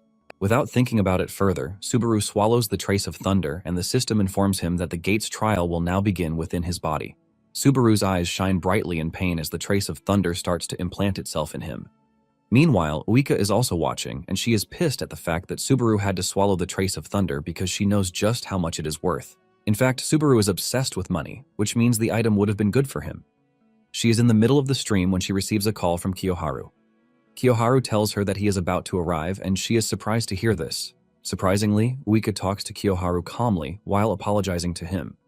Kiyoharu tells her not to apologize, but to make sure that she keeps her promise. Kiyoharu lets her know just how broke he currently is, and before going, he wishes her good luck on the job. It turns out that Kiyoharu just made his way to the 5th floor, Burin Godforging. As he walks over to the castle, he reminisces about his past and mentions that he never thought he would have to come back to the castle ever again. Back in the Cave of Thunder, Subaru is going through severe pain, while the item is taking root in his body, increasing his mana in the process. At the same time, his fatigue is accumulating by the second. He soon realizes that what is currently happening to him is not the same as the last time. Unlike the last time, it is as if something is blocking the flow of magic in his body. In fact, he can't even move the way he wants, and he figures out that he is screwed if it continues this way. Just then, he gets a notification telling him that the Thunder's heart is resisting the trace of thunder. Subaru is surprised when he sees this because he believes that the Thunder's heart is supposed to be an equipable item. Subaru crashes to the ground with the realization that the items might look similar, but it is completely different from the trace of thunder. He wonders if this was a hint from Ragnall to tell him to swallow the Thunder's heart. Subaru then whips out the Thunder's heart, and he immediately swallows it. The reaction in his body changes at that moment, and lightning starts to course through his body. Ragnall is impressed that Subaru finally noticed what he is supposed to do. The Thunder's heart finally takes root in his system, replacing his traditional heart. Ragnall berates him, telling him that he didn't even know how to use it, which is a total waste of treasure. However, he is also impressed that he was able to realize it on his own. After everything settles down, Subaru scolds the dragon, telling him that he almost died thanks to him. Ragnall then commends him, telling him that the last wielder of thunder couldn't even handle what just happened to him. Because of this, he now has high hopes for him. Subaru's thunder then upgrades to level 5, which is S rank. On the other hand, Schneider and his men arrive at the door where they are supposed to find Ragnall's drawing, but find nothing there. Schneider stands there in confusion because he is trying to understand what is happening. Don Chow assumes that Schneider was the one who cleared the test, but Schneider replies that he didn't even take the test. This basically means that someone else who isn't them has come in to take the test. When Don Chow hears this, he immediately concludes that it was Subaru. However, it also begs the question of what Subaru could have done to make the dragon disappear. Poliman opens his stupid mouth to say he doesn't care about the dragon or the freaking painting. He suggests that they hurry through if it means that Subaru has already passed. He asks Schneider if he is fine with Subaru snatching up all the rewards before they get there. Schneider bows his head in silence while saying he came for the reward. Poliman assumes that he is sad or something, but Schneider suddenly smiles while saying there is finally some change because someone besides him has actually made it to the end of the Cave of Thunder. Schneider moves closer to Poliman, telling him that he is currently more hyped than ever, so he shouldn't even try to ruin his mood. Poliman can sense the threat, and he backs off, telling Schneider that he gets it. Don Chow taps Poliman on his shoulder, telling him that he once got cut down with a single strike from Subaru. Poliman asks him why he is telling him this, and Don Chow says that what he is just trying to say is that even Subaru won't be able to make it through what lies ahead easily. Schneider then urges the team to stay sharp if they want to witness the historic first conquest of the Cave of Thunder. He lets them know that the bare minimum is surviving. Poliman is surprised to hear this, and this is when it dawns on him that Schneider didn't even have the intention of clearing the Cave of Thunder himself. At the same time, he wonders what is currently waiting for them ahead. Schneider tells them that beyond the door in front of them is the end of the Cave of Thunder, and he believes that Subaru is currently beyond the door. Schneider pushes the door open, and the system informs them that they have entered the second Gate of Thunder. At the other end of the room is a throne, and they are informed to take a seat on the throne. Schneider is surprised that Subaru is not in the room, and Polyman yells at him, asking him what their next plan is. Schneider reiterates what he said, that Subaru is not there, and Polyman yells at him, saying he has been raving about Subaru since the beginning, urging him to give it a rest. Polyman says Subaru has most likely sat on the chair and moved on. However, Schneider argues with him, saying it is not possible. Schneider then takes a step forward. The moment he does this, they are informed that they have trespassed upon the domain of the throne, and a huge wave of lightning hits the hallway. The players are informed that the Knight of Thunder has appeared, and Polyman freaks out when the knight clad in full armor appears right in front of them. The players start freaking out, and Schneider tells them that they cannot move forward unless they defeat the Knight of Thunder. Schneider reveals that this is exactly where he encountered a wall that no one can ever surpass, and this knight is Peleus. When Schneider told Subaru about this, he was surprised because he didn't think there would be two people with the same name. Since both are tied to thunder, it makes the most sense to assume that they are the same person. Subaru asks Schneider if something like that has ever come to light before because there are plenty of people who know about Peleus. Schneider mentions that he is the only one who knows the Knight of Thunder's name, and yet he didn't know who he was until then. Schneider believed that Subaru's thunder skill and the Knight of Thunder were definitely connected, which is basically why he was hoping that Subaru would have made it to the throne room before him. The Knight of Thunder has armor covering his entire body, and he even wears a helmet to cover his face.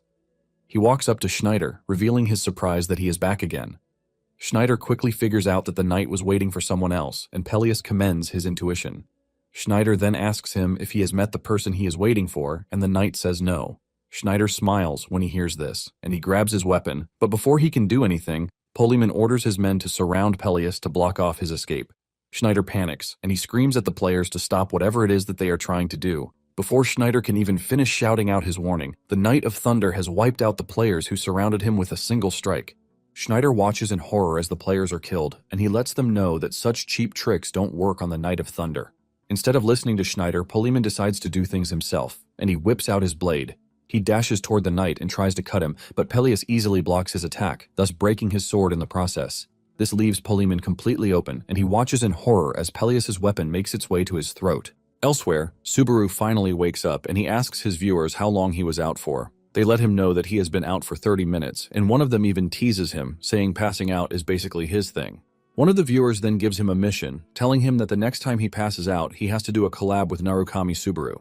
Some of the viewers believe that this is asking too much because Subaru is basically the king of destruction. Subaru figures out that the collab with Hawkeye turned into great publicity, so if it is a collab with Subaru, who has a huge audience, he believes that it would be much better. Subaru then accepts the mission, and the viewers are hyped that they are finally going to see Subaru through Subaru's stream. Subaru then pulls out his information and realizes that his fatigue is currently at 71 points, which is pretty worrying. Nonetheless, he is looking to shake it off and keep going. Back in the throne room, Polyman is about to lose his head, but Schneider comes in at the last second to block Peleus's weapon from cutting his head off. Schneider is able to push Peleus back with a single strike, and this leaves Polyman in complete shock. He finally sees the difference of 10 years playing out right in his very presence. Don Chao mocks him, asking if he seriously thinks the guild doesn't trust Schneider, which is why they sent him instead. Don Chao lets him know that he is nothing but a tool and bait to provoke Schneider's pride. Polyman watches as Schneider and Peleus go at each other, like proper seasoned fighters.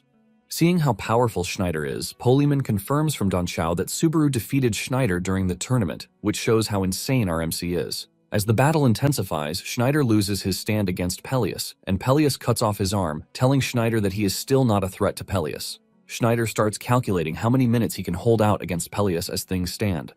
Seeing that he cannot last more than 1 minute, Schneider dashes toward Peleus with the intention of finishing the battle with one powerful strike. While Peleus is busy wiping out the other players, Schneider launches a surprise attack from behind, putting everything he has into the attack.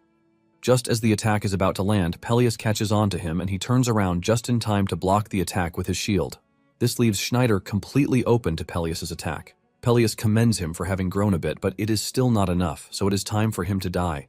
Peleus is about to cut Schneider's head off when an overwhelming lightning attack hits Peleus, pushing him backwards, thus saving Schneider's life. Schneider's savior turns out to be Subaru, and the moment he enters the stage, Peleus recognizes him. Subaru walks past Schneider, and he notices that he wants to grab his dagger, but he urges him to stay back because he is only going to get in the way in his current condition. Peleus makes the first move, and he dashes toward Subaru, but Subaru blocks his attack, generating a huge shockwave that rocks the entire room. While the two remain in a standoff, Peleus calls Subaru what he usually calls him, which is his benefactor. The two push each other back, and while they are preparing to attack each other again, Subaru mentions that he's heard the story. Polemon is left in confusion as they can't wrap their heads around what is currently happening in front of them. Peleus then takes off his helmet to properly greet Subaru, and the viewers almost vomit through the screen when they see what has become of Peleus. Half of his face is missing, and he doesn't even have eyes, since they have been replaced with lightning. Peleus mentions that he didn't know where Subaru went after he left the village, but he believed that he would meet him again if he came to the cave. Subaru asks him how long it's been since then, and Peleus mentions that he stopped counting after 100 years. Subaru takes a moment to think about this, as he knows that the Thunder Trial is a virtual test that can be repeated as many times as a player wants. This leaves him wondering how Peleus still remembers him. Peleus mentions that after learning about the existence of other worlders, he starts coming to the conclusion that Subaru isn't from their world. Subaru then asks Peleus what happened to the villagers and why he looks the way he does now. Peleus mentions that after he left, the Titans' invasion continued, and in the end, the village was destroyed, leaving him as the only survivor. Thanks to this, Peleus swore to become as strong as Subaru. Because of this, Peleus started searching for the power that Subaru once wielded, and this was when he later found this cave. He found thunder, but the price for someone like him who lacked the qualifications to seek such great power was far more than he expected. Peleus mentions that he lost both of his eyes and could no longer see. As if this was not enough, he was cursed so that he could not leave the cave, and all he could do was to wait for the day that Subaru would return. Peleus raises his weapon in the air to pull in as much lightning as he can while making his final request. Peleus basically wants Subaru to kill him, so he can finally rest. Deep down, Subaru is worried because his fatigue is high, and with the way things are, he wouldn't want to drag the fight out. This means he would have to go all out from the start, and he starts to charge the Thunder's heart. As the lightning builds up in his body, Subaru tells Peleus that he is going to grant his wish. Meanwhile, Reina is on her way back to their hideout, and as she approaches the house, she is worried that Xiu is going to crash out on her.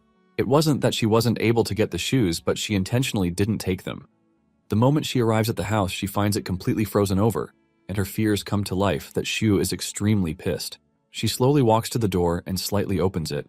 An ice spike falls from above that scares the hell out of her. She jumps as if she saw a cockroach while asking Xiu if he is trying to kill her. Xiu finally emerges from the darkness and he looks totally scary. Reina almost gets deleted in fear when she sees Xiu walking up to her. She quickly bows her head, telling Xiu that he is right because she deserves to pay with her life. Reina apologizes and Xiu asks her if she allowed Subaru to have the shoes on purpose. Reina comes clean, saying she did, and Xiu asks her why she did this. Reina says she might not have seen Subaru's face, but everything he did appeared like it was the real Subaru. Because of this, she figured that it might be okay if she let him have them, since it doesn't even look like Subaru would do anything bad with the shoes. Xiu then walks off, saying they are going to call it even because she made it back safely. Reina is surprised that Xiu is willing to forgive her, but Xiu lets her know that she has to put the house back in order. Reina screams in protest, telling Xiu that he was the one who ruined it, but she has to be the one to fix it. Back in the Cave of Thunder, Subaru and Peleus have been going at it for quite some time, and the players who are watching are left totally speechless. Even Polemon cannot believe that he is currently watching a fight that is happening on the 3rd floor. The two appear to be evenly matched, and there is no opening whatsoever. Schneider then mentions something important, which is Peleus's weakness. He mentions that Peleus can't see, which is the only downside that he has.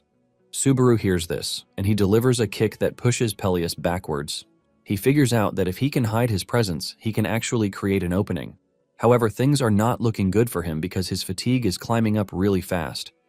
Suddenly, a dagger comes from behind, piercing Peleus's arm. Subaru turns around and realizes that Schneider was the one who threw the dagger. Subaru commends Schneider, telling him that he timed the attack perfectly. Peleus doesn't think it means anything because he still has his other arm. Peleus pulls out the dagger, but by the time he turns around, Subaru has vanished. It turns out that Subaru had activated Cloud Strike, and he has used this to leap into the air so he can get behind Peleus. Subaru descends down with a powerful lightning strike that cuts through Peleus's body vertically. The attack is powerful enough to kill Peleus, and as the attack cuts down every atom in his body, he apologizes to Subaru for troubling him till the very end, while thanking him. Before vanishing, Peleus is able to regain his previous handsome face, all thanks to Subaru. The strike generates a big explosion that overshadows the room, but when the explosion finally clears off, only Subaru remains. Subaru turns around to check out the throne, but Polemon hurls a dagger at him from behind. Subaru barely dodges the dagger, and Danchao berates Polemon for being a coward who uses dirty tricks. Polemon yells at the team to attack Subaru because he is already worn out, and they can take him out. However, no one answers him, and he starts yelling at them, reminding them that Subaru is the same guy they have been chasing for a while. Polemon urges them to kill Subaru and get the beef over with. Even with all of his pleas, no one is ready to do what he wants. Poliman believes that Subaru is worn out, which is why he is not using thunder. He tries to exploit this, and he screams at Schneider, asking him why he is standing around without doing anything. Poliman tells Schneider that this is his chance to get revenge, and Schneider asks him what he wants him to do with one arm. Schneider urges Poliman not to drag him into his mess. Poliman then yells at Schneider, asking him what will happen to the reward. In addition, he is pretty sure that the guild is not going to stay quiet either. Schneider tells Poliman to stop spewing rubbish because the reward obviously belongs to Subaru. Schneider mentions that he only joined Blue Zone because he wanted to conquer the Cave of Thunder, so he doesn't really give a F about the guild's affairs. Hearing all of this, Poliman realizes that he is alone to face the consequences of his decision. He then walks up to Subaru and he puts on a friendly face while telling Subaru that he has an enticing offer for him. He tells Subaru to join Blue Zone while promising that he is going to hand over all the rewards from the Cave of Thunder. In addition to this, he assures Subaru that he's going to guarantee treatment that is on par with a semi-ranker. Deep down, Poliman just wanted to secure Thunder for himself. But with the way things are, he has figured out that it would be better if he reels Subaru in. Poliman confidently walks up to Subaru, saying there is no reason for them to be enemies anymore. Subaru simply asks him why he would think this, and he lets him know that his offer doesn't interest him. Before he can even hear Subaru's last statement, his head has fallen off his neck. Subaru then calls Schneider's name, asking him if he is interested in fighting him too. Schneider replies that he wants to know what is at the end of the trial, and Subaru asks him if he is coming with him.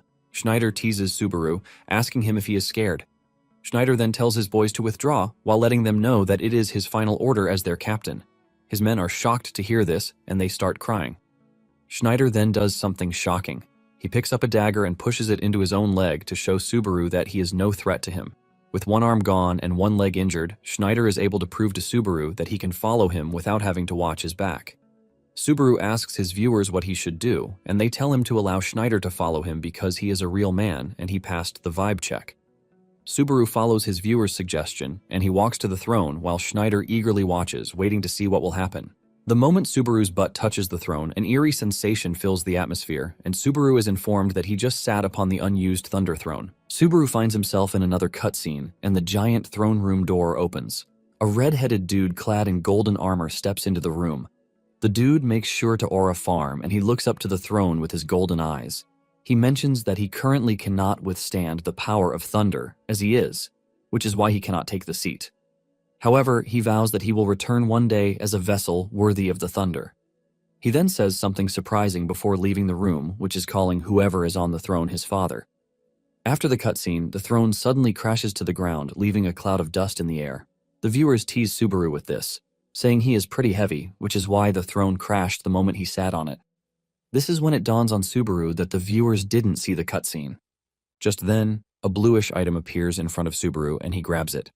The system tells him that he has cleared the Cave of Thunder, and he has obtained the Hollow Heart of Thunder. Thanks to this, he levels thrice, and his other stats also receive additional increases. The system lets him know that he can receive achievement points from the Central Guild.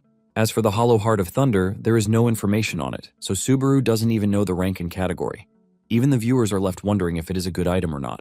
Subaru is disappointed that he got a trash reward for a test that is pretty difficult. However, he wonders if it is the same type of item as the Thunder's Heart. Schneider walks up to him, asking him what just happened, and Subaru replies that the small orb in his hand is what turned up from the dust.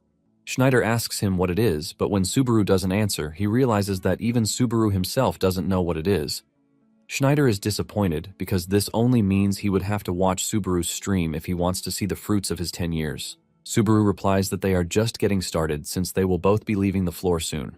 Subaru teases Schneider, telling him to at least send credits to him while watching the stream. Subaru then remembers that he has some missions that he has to clear, and Schneider cannot believe that the first thing Subaru wants to do after clearing the Cave of Thunder is missions, which just shows how weird Subaru really is. Thanks to clearing the cave, those who have promised him credits started donating their credits, and Subaru thanks his viewers for watching till the end. With this, he tells them that it is time for him to end the stream. His viewers want more, but Subaru is already exhausted, and he turns off the stream. Meanwhile, Shu and Reina are both watching, and they are not even surprised because they are already used to Subaru doing this every single time. Shu then asks Reina what she thinks about him after seeing him in person. Reina admits that Subaru resembles the OG Subaru, but she doesn't want to believe that it is him. Reina is pretty sure that this is what Shu wants to hear, and Shu admits this. Reina yells at him, telling him that she was also hopeful at first, but she urges Shu to think about the whole thing for a second. Reina explains that Subaru is someone who hates being the center of attention, so there is no way he would do live streams where he would basically sell himself. To make it worse, he is even wearing his own signature mask. Secondly, Reina mentions that with how the tower system works, a player can't restart the trials from the first floor unless one literally reincarnates as they do in manga. Reina says this would mean Subaru would have to meet these two impossible conditions if it really were their Subaru.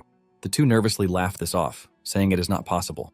On the 5th floor, where the world of Burin resides, it is basically a world of martial artists.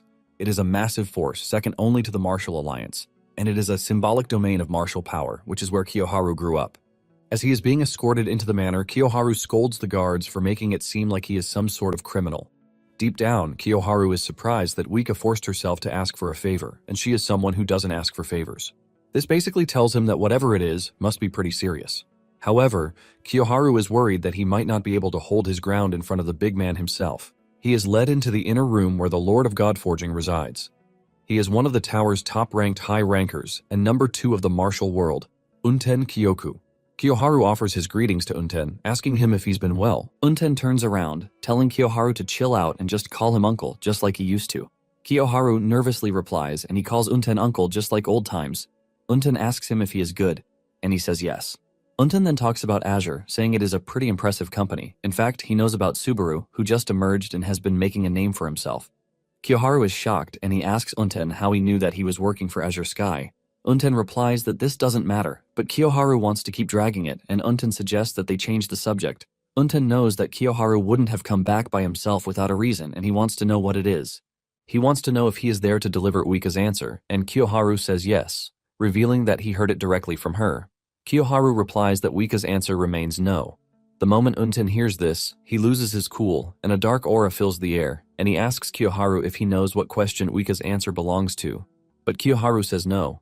Unten is surprised that Kiyoharu came to deliver an answer without knowing what it was for, and Kiyoharu says Uika basically told him to say just one thing, and this to make her refusal clear. Kiyoharu says Uika is an irreplaceable friend, but Unten cuts in, saying Kiyoharu is merely her messenger. Kiyoharu tries to tell the man that he is there because he lost a bet, but Unten knocks him to the ground with his aura, while giving Kiyoharu his own message too. Unten tells Kiyoharu to let Uika know that if she continues acting on her own, she is going to pay for it. Unten says this includes the place she's working at and every single person that is connected to her. Elsewhere, Uika and John are having a meeting about the recent scandal about Subaru wiping out the team that wanted to leech off him. Uika heaves a sigh of relief because John has managed to clear everything out. Uika asks him how he was able to get it done, and he replies that he investigated it and went through all the chats one by one. John mentions that public opinion wasn't great at first because there were some who believed that the players had no intention of leeching off Subaru. However, John made sure to spread the fact that they weren't good players and that they were all trolls. John tells Uika that she doesn't even have to blame Subaru because he made the right call. Uika replies that she is not blaming him because she was a fan before she became his manager. John then urges her to stay that way because a manager has to be a streamer's biggest fan. John mentions that Uika has been way more alive ever since she got assigned to Subaru because she always looked gloomy when she first joined the company. However, she has now become proactive at work, and she even smiles more. John says streamers matter, but his subordinates also matter to him, so he wants them to keep up the good work so that they can work together for a long time. He pats Uika on the head, leaving her totally embarrassed. He sees her face totally red and asks her what is wrong, but Uika slaps his hand away, saying she is going to head out first. She rushes off in the rain and John urges her to take his umbrella. However, Uika refuses, asking John why he brought just one umbrella in the first place.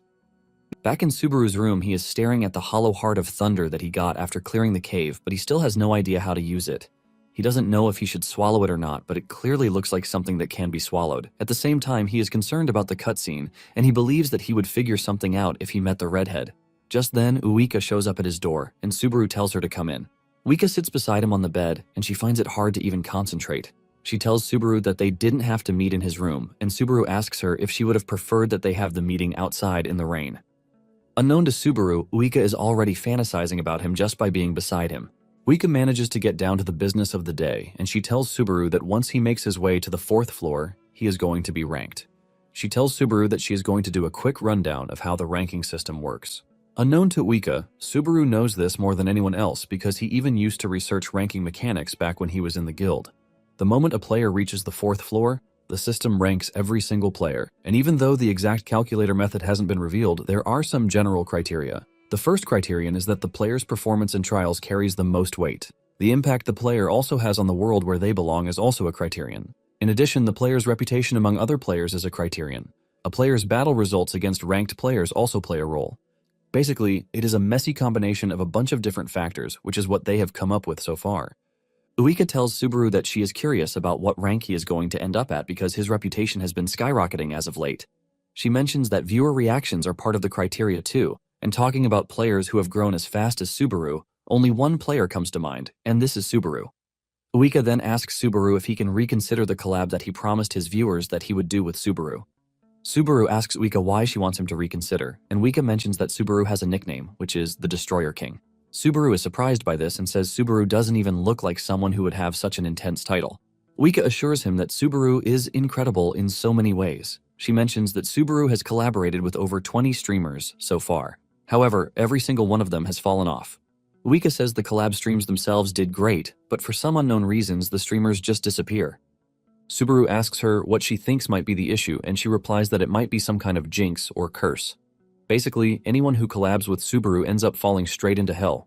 Subaru asks Uika if she is sure that Subaru is not the problem, and Uika says there is a possibility that this is true, but Subaru has been with the company for a long time. Instead of backing off in fear, Subaru tells Uika to organize a collab with Subaru.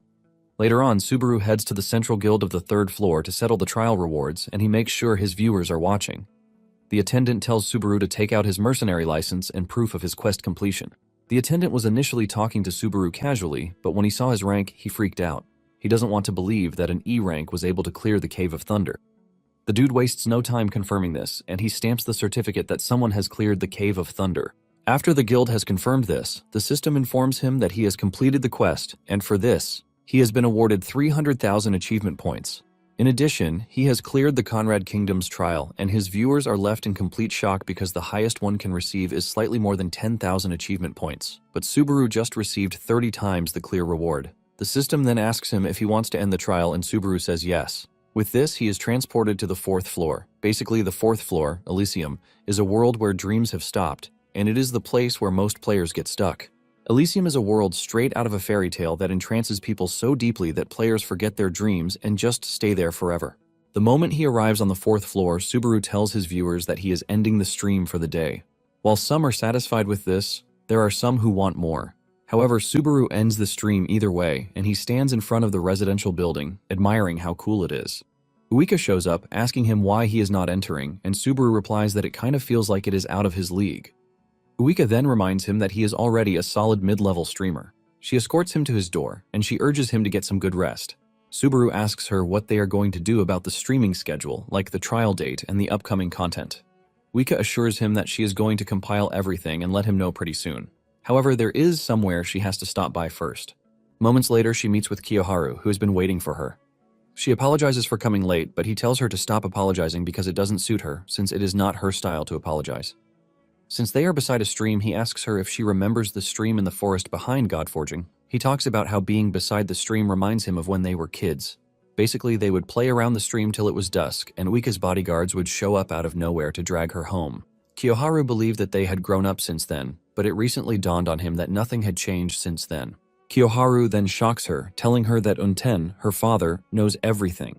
He basically knows where she is, what she is doing, and those she is associated with. Hearing this strikes fear into Uika, and she freezes where she is. With fear in his voice, Kiyoharu tells Uika that they might have to quit their job.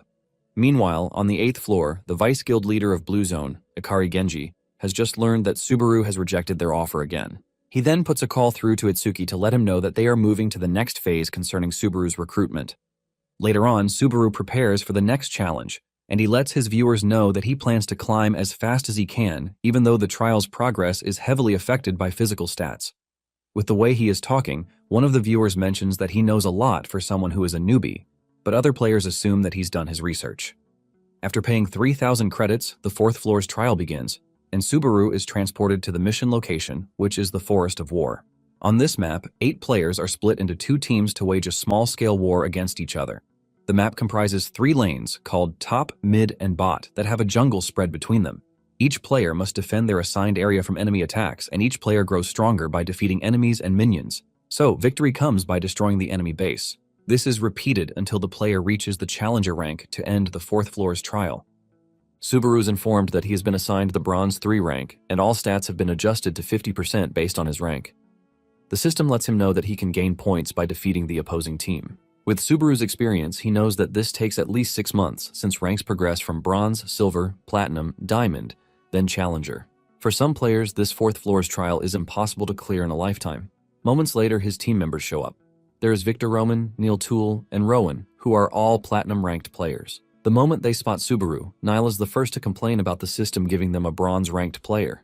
Rowan lets the team know that it is the streamer Subaru, but this doesn't really concern Niall, who believes that being a streamer doesn't give Subaru a free pass. He mentions that the team is screwed as long as there is a bronze on the team. Subaru walks up to him, telling him to leave if he is not satisfied. Niall is about to lose it when Rowan comes in, urging the two not to fight since they are all on the same team. Rowan mentions that it might be a bit handicapped, but she still wants them to give it their best. Rowan tells Subaru that they are going to handle the lanes, so his job is to maintain the jungle. Basically, one player is required to take the jungle role to influence all lanes. Usually it is the most strategic position, but it appears that the team is too scared to trust Subaru with an entire lane. Niall turns to Rowan, asking her if she seriously thinks Subaru will be able to handle the timing. The viewers are not surprised that Subaru is getting treated like a dead weight, since they are all Platinum players and he is the only Bronze among them. Not long after this, they are informed that minions will spawn in 30 seconds, and the system wishes them luck. Niall still can't get over the fact that they were assigned a Bronze, and he keeps complaining instead of focusing on his lane. Suddenly, he spots the enemy in the distance, and since the enemy is an archer, he is confident that he has the advantage. Little does he know that he has been baited in, and before he knows it, another enemy player appears from behind. Niall is about to lose his head when a lightning-fast strike hits the dude, clearing him out of the way. Even the archer can't keep up, and before he knows it, he loses an arm too. Niall smiles as he sees the enemies get decimated while commending the insane player on their team.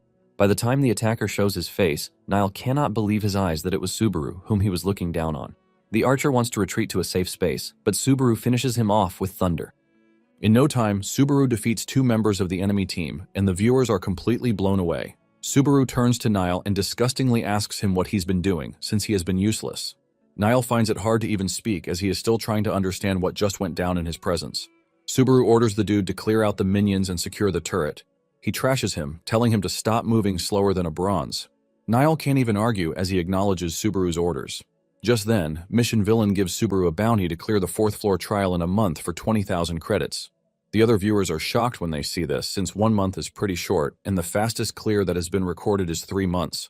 Just then, another viewer uploads the same mission for 20,000 credits, leaving the viewers in awe. One viewer mentions that Blue Zone wants Subaru in their guild, but another viewer replies saying Subaru has turned them down already. Before he knows it, the missions keep flowing in with a huge amount of credits tied to it. While Subaru is busy clearing out the enemy ranks, the viewers are spamming him with missions. Suddenly, a viewer, Safe Assets, uploads a mission telling Subaru to clear the trial in 2 weeks for 50,000 credits. The viewers start going after Safe Assets, telling him to screw off since this is basically impossible. Not long after this, Subaru's team clears out the enemies, and they win the match.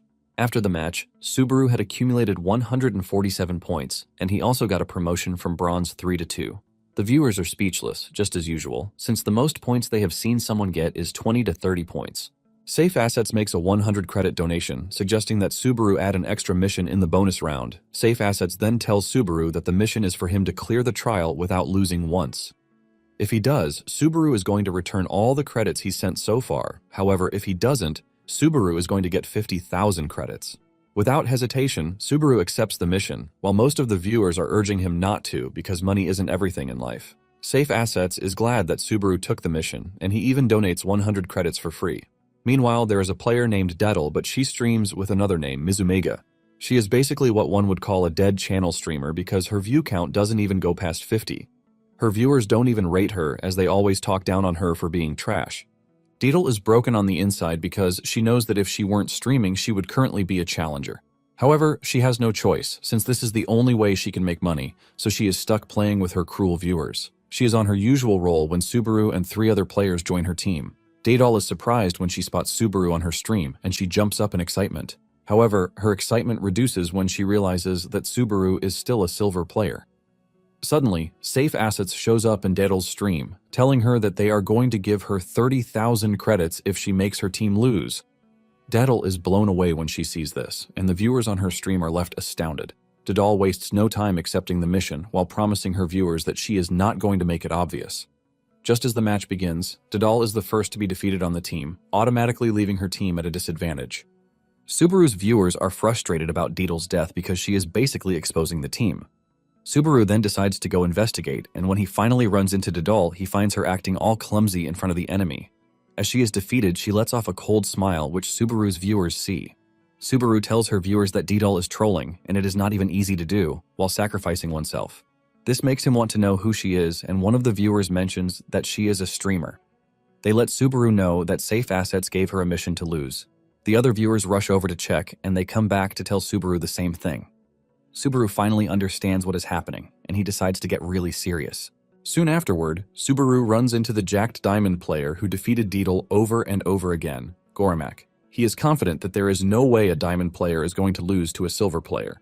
He explains that silver players are stuck at 75% stat cap, but Subaru reminds him that if everything were decided by stats alone, they wouldn't have bothered calling it a trial. This pisses the dude off because he can't believe that a low-ranked player has the guts to talk back to him. The dude then unleashes his power, summoning golem arms from the ground. Subaru is actually impressed that the dude's power is body transformation, which is not something one sees quite often on the 4th floor. Subaru considers this the perfect timing because there is something he's been looking to test too. Subaru wonders if the dude can actually handle the new heart that he just got. Subaru then activates the thunder, generating an overwhelming amount of lightning that even darkens the surroundings. The air becomes thinner, making it harder to breathe, and Subaru confidently walks up to the enemy player. However, the player is confident that Subaru's tricks can't work on him, and he hurls golem arms at Subaru. Even though his skills are currently reacting to each other, Subaru still doesn't think it is going to be a hindrance. He dashes past the projectiles coming for him and then leaps toward the enemy player. The dude watches in shock as Subaru descends upon him with an overwhelming amount of lightning. The enemy player puts up his arms to block the attack and he gets sent into the distance. The dude manages to regain his footing by using his several golem arms to grab onto the ground. Since he was able to block the attack, he trash-talks Subaru, telling him that the attack was quite underwhelming. He then amplifies his stats to 200%, while telling Subaru that with the buffs from the Forest of War, his arm's durability surpasses diamond rank. Unknown to him, Subaru is also cooking up something for him, and everything has just been completed. Subaru runs through him with an incredible force of lightning, with a skill called Thunder Flash, before he even knows what is happening. Lightning runs through his body insanely, and before he gets taken out, he expresses his disbelief that he was taken down by a mere silver player. Subaru then reminds him that stats are not everything in the trial. The lightning takes full effect and he gets cut in half, leaving a bright explosion at the point of impact. The viewers are impressed as usual because Subaru basically rewrites history every damn day. When Daddle learns that Subaru has killed the enemy player who has the best chance of winning the game for his side, she almost loses her mind. She basically let herself be killed by Goromak over and over again just to raise his stats, but he ended up losing to Subaru. Before she knows it, Subaru wipes out the enemy players, and her viewers urge her to take the L and rest. They even suggest that she quit streaming because it is not for her, and this is the point where she loses it. She yells at her annoying viewers, telling them to shut the hell up because they were also egging her on. She lets them know that they would have done the same if someone offered them 30,000 credits. Seeing her crash out instead of the usual sweet self, the viewers lose it too. They believe that she is finally showing her true colors, and they tell her that there is no one who would care if her stream actually dies. Daddle continues yelling at her viewers, saying she is always the one getting the back end of the stick after everything else. Just then, Daddle gets a private DM from Subaru, telling her that he wouldn't have taken the mission if he struggled against weaklings like her. Just then, the enemy players surrender, and Daddle realizes that it is all over. Subaru then informs his viewers that he would be going off for the day, and the viewers are impressed that he actually hit Platinum 3 in a single day. With the rate at which he is going, they believe he is going to clear the trial in days, not even half a month. Subaru assures them that he will be streaming the next day, and he wants to continue this for a while. After he is done with the stream, he meets up with Wika, who has been waiting for him. He is surprised that she is still around, and she reminds him that she promised to give him a schedule summary. Wika says she wanted to hand it over to him personally because there is something she needs to ask too. Subaru asks her what it is, and she points out the fact that Subaru's streams have been going well as of late. In fact, he even reached 13,000 viewers that very day, and even though everything is going very smoothly, she feels uneasy. Subaru notices something weird about her, and he asks her if she is drunk, but she replies that this doesn't matter. Wika walks up to Subaru, telling him that she feels as if he is being chased by something. She changes it around, saying it feels more like he is the one chasing something. Wika tells Subaru that she's been thinking about it for a while, and it is as if he is carrying a burden that she doesn't know about. Subaru then answers with a stern voice, telling her that he can't answer this for now. Wika is not surprised, and she ends up placing her hand on his shoulder while drawing closer to him. She suddenly mentions something embarrassing, causing her file to fall from her hand. She turns around in shame while telling Subaru to just pick up the document and go. Later on, it appears that Genji has sent one of his trusted subordinates, Jo Yuji, to the 4th floor to try and convince Subaru or drag him over by force if the diplomatic approach doesn't work. Jo can't believe that he was about to reach the 8th floor, but he was sent to the 4th floor just to recruit someone. He believes that it is going to be a waste of time, but the moment he steps into the floor's waiting area and spots Wika sitting in the distance, he immediately becomes interested in her. Wika is busy watching Subaru's stream when Jo approaches her, asking her if she is alone. He sits with her and Wika asks him if they have met somewhere before, but he lets her know that this is their first time meeting. He asks her for her name, but Wika stands up to leave, replying that she has no reason to tell him this. Wika is about to step away when he suddenly appears before her, shocking Wika because he is just too fast. Jo urges Wika to be cool because he only saw a beautiful flower and couldn't resist the urge to pluck it. He assures Wika that he is not some shady dude, and he proceeds to give Wika his contact card. Wika checks it out and realizes that the dude is a 7th floor player who is affiliated with Blue Zone. Jo notices the shock in her eyes, and he assumes that it is a sign that she is drawn to a talented dude like him. Wika then asks him why a talented Blue Zone sub-ranker is on the 7th floor, but Jo suggests that she leave the boring questions and ask things that would help them get closer instead. Wika then walks off, saying there is no need for them to continue talking. Jo grabs her arm and Wika turns around, telling him to stop casually touching because he has to know his limits. Jo then asks Wika if she was watching Subaru's stream earlier because he could see that she was staring at the screen obsessively. Jo mentions that Subaru is just a fake dude who is stuck on the 4th floor. Jo says Subaru is just cosplaying the outdated Narukami Subaru, and Wika asks him why someone from Blue Zone is trash-talking Subaru. Jo then tells Wika that not everyone from Blue Zone worships Subaru. Wika corrects this, saying she is not asking Jo to respect Subaru, but talking trash about him is kinda messed up, since Blue Zone is the successor to Blue Eyes. Jo lets Wika know that there is no need to stay stuck in something from 20 years ago, because in their current era, there are loads of players way better than Narukami Subaru or Blue Eyes. In fact, he is convinced that he is one of those players. Wika tells the dude to stop saying trash, but before she can continue talking, he cuts her off, telling her that there is classified information that only a handful of people in Blue Zone know. He mentions that there is a rumor that one of the Blue Eyes members teamed up with demons and is still clinging to life. Later that night, Subaru ends his stream as usual, and as he walks home, he reflects on his stable stream and the fact that it has gotten over 15,000 viewers. Just then, he walks past Jo, who calls him back as a junior, asking him if he has a minute. Subaru turns around, asking him who the hell he is to call him a junior. Jo boastfully introduces himself and then urges Subaru to join Blue Zone.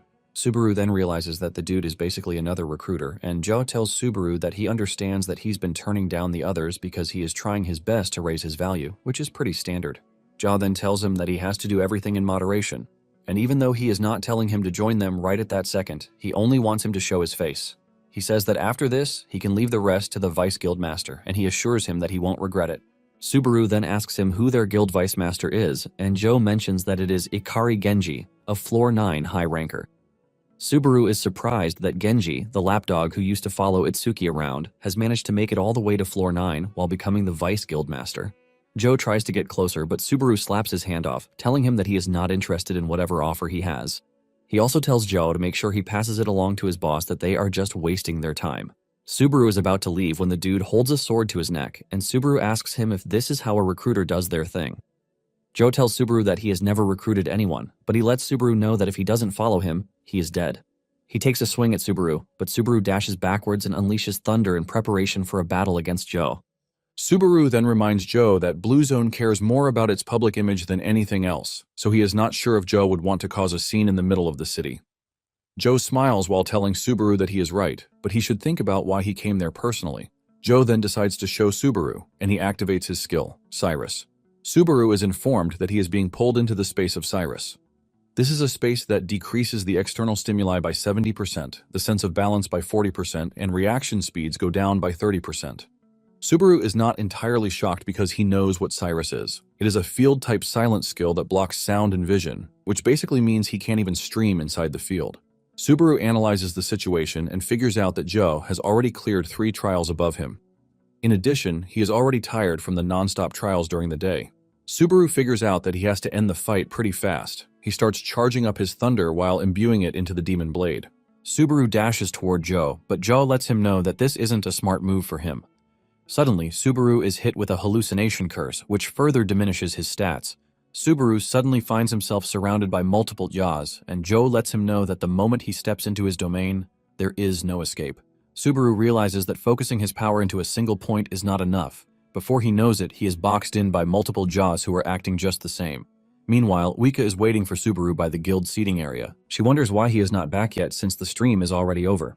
She wants to apologize for what happened the night before, and at the same time, she can't stop thinking about Joe, whom she met that morning. She is surprised that Blue Zone is willing to move this aggressively, and at the same time, she believes that Subaru would actually learn a lot if he joined Blue Zone. To top it all off, she has no idea what is going to happen to her, thanks to the family she comes from. She starts thinking of letting Subaru go for the sake of his bright future. Suddenly, she spots a lightning effect in the distance, and she immediately figures out that it is Subaru. Meanwhile, she was already reading all there is to know about Joe because she had been uneasy since she met him in the morning. Talking about Joe's skill, Cyrus. It is a space that completely shuts out any outside interference, which basically means a player's chances of survival in there are 0. This is also a space where the player's physical abilities drop and the pain is amplified to the max. Joe believes that he is invincible inside the field, and Subaru's thunder is going to be useless inside. While cutting down the other jaws in his way, Subaru's fatigue keeps climbing like crazy, and he realizes that Blue Zone has analyzed him down to the last detail. He knows that any attempt to use thunder at that point will cause him to collapse afterward. He realizes that his only option is to hold back on thunder while relying on his instinct and items. Subaru activates Cloud Strike, and he takes the fight into the air, cutting down obstacles while dodging the ones he can. Jaw is surprised that Subaru has been able to hold out this long while he is inside Cyrus. However, he believes that this is just an act to buy time. Moments later, Subaru exceeds his expectations by clearing out most of the obstacles without even applying thunder. Subaru is able to find the real Joe among the other fake ones, and he hurls the thunder spear at him. Joe manages to block the attack while expressing his surprise that Subaru is able to move the way he is. Subaru mentions that thanks to the handicap that thunder gives him, he is used to fighting under pressure. Subaru then generates the Mark of Thunder and he hits Jaw with it. Joe is informed that he has been struck with the Mark of Thunder and his movements are being read. Joe is pissed at the fact that Subaru just learned Thunder, but he is already acting all high and mighty. Joe tries to get rid of the mark, but it won't even come off. Nonetheless, he is not worried, since Subaru is already under the curse of hallucination. Joe then starts pulling the rest of his fakes in an attempt to do something even more drastic. The curse of hallucination takes further effect, and Joe starts to transform into a bigger presence. Basically, dulling Subaru's senses was just the beginning of it all because the real horror of the curse of hallucination is making the target believe that they are fighting what they fear the most. No matter the enemy standing in front of the player, they would believe that they are fighting an enemy that they are going to lose to. Without surprise, the enemy that appears before Subaru is Itsuki. Joe stretches his giant hand at Subaru, grabbing him and urging him to surrender. However, seeing Itsuki's face only reminded Subaru of why he would never join Blue Zone because this would mean he is betraying his former teammates. It then dawns on Subaru that he actually has a reason why he has to survive. His fatigue level is currently at 90, but he believes that if he can push his fatigue above the normal limit, he would be able to endure the Lord of Thunder skill for about 10 seconds. Even though it is a gamble, Subaru decides to go ahead with it because at this point he actually has no choice. He plans to stay afloat with the Lord of Thunder with the remaining time that he has. Just as the countdown reaches 10 seconds, the output of the skill cuts off. Joe is surprised that Subaru is not pushing for a last-minute struggle, but just as he is about to finish off the job, he gets struck by a surprise attack. He turns around to see Wika inside the Cyrus, shocking him at how she managed to get in there. Wika is armed with a katana, and she tells Joe to unhand Subaru at that very moment. Joe immediately realizes that Wika is the girl he met earlier that day. Since she is able to perceive Cyrus, which is something no normal player can, it is safe to tell him that Wika is not her random rookie that can be messed with. Joe tries to change the target of hallucination to Wika, but the system tells him that he no longer has sufficient mana to pull this. Since he has run out of mana, the effect of hallucination also wears off and he slams Subaru to the ground. Joe then turns to Wika, asking her why she is there and how she even managed to find him. Wika replies that she is Subaru's manager, and Joe is shocked to hear this. He berates Wika for tricking him, but Wika reminds him that he didn't ask, so she didn't bother to say. Joe then tells Wika that this doesn't matter because as long as they have stepped into his domain, they are trapped like rats. However, Uika lets him know that the little trap that he's relying on has been broken. She points behind her, and sitting behind her is a giant hole in the field. Joe freaks out when he hears this because he was warned by Genji not to let the incident leak out. Joe tries to go with the diplomatic route, and he suggests that they talk things out. He even offers to give Uika whatever it is that she wants, but Uika tells him that she wants nothing. She helps Subaru up and tells Joe to get lost while telling him to also warn Blue Zone to stay away from Subaru. As they walk away, Joe realizes that he's screwed up because if he lets Subaru go, he is just going to start streaming again. He is pretty sure that Subaru is going to tell everyone what just transpired, and Blue Zone is going to put all the blame on him. If this happens, it is pretty obvious that he is getting kicked out of the guild. Zhao loses his mind at the mere thought of this because he struggled to get to his current position, and he is not about to let a fourth-floor brat ruin that for him. Zhao dashes toward the two, aiming to cut Subaru up, but Uika reacts to this pretty fast. She unleashes her sword in under a second, and she cuts Zhao in half, shocking Subaru. Zhao's field is dispelled, and the two sit down to talk about what just happened. Uika explains that she is a former ranker who dropped the exam on the 8th floor. Subaru finally realizes why Joe, who is a 7th floor player, didn't stand a chance against her. Uika mentions that she has no choice but to step in since she saw that Subaru was in trouble. She urges Subaru not to look at her like she is some kind of monster, and Subaru assures her that he is only blown away by her strength. He asks her where she learned how to draw her sword so fast, because it was so fast that he even assumed she was using thunder. Uika manages to switch the conversation, and Subaru asks her how she knows Joe. Joe's split half is lying down in the pool of his own blood while the two talk about him. Uika mentions that Joe suddenly came up to her that morning, and he was acting overly familiar that she almost punched him, but she held back because she didn't want to cause trouble. Subaru asks her what she means by this, and she reveals that Blue Zone is trying to poach him again. She tells Subaru that she doesn't want to be a hindrance to him not to join Blue Zone, since they are going to offer more delicious benefits. Uika soon changes her mind, saying she is going to oppose Subaru even if he wanted to join Blue Zone, and Subaru lets her know that at this point in time, he doesn't even think he would be able to join even if he wants to. Uika then asks Subaru what they should do since things are already messed up.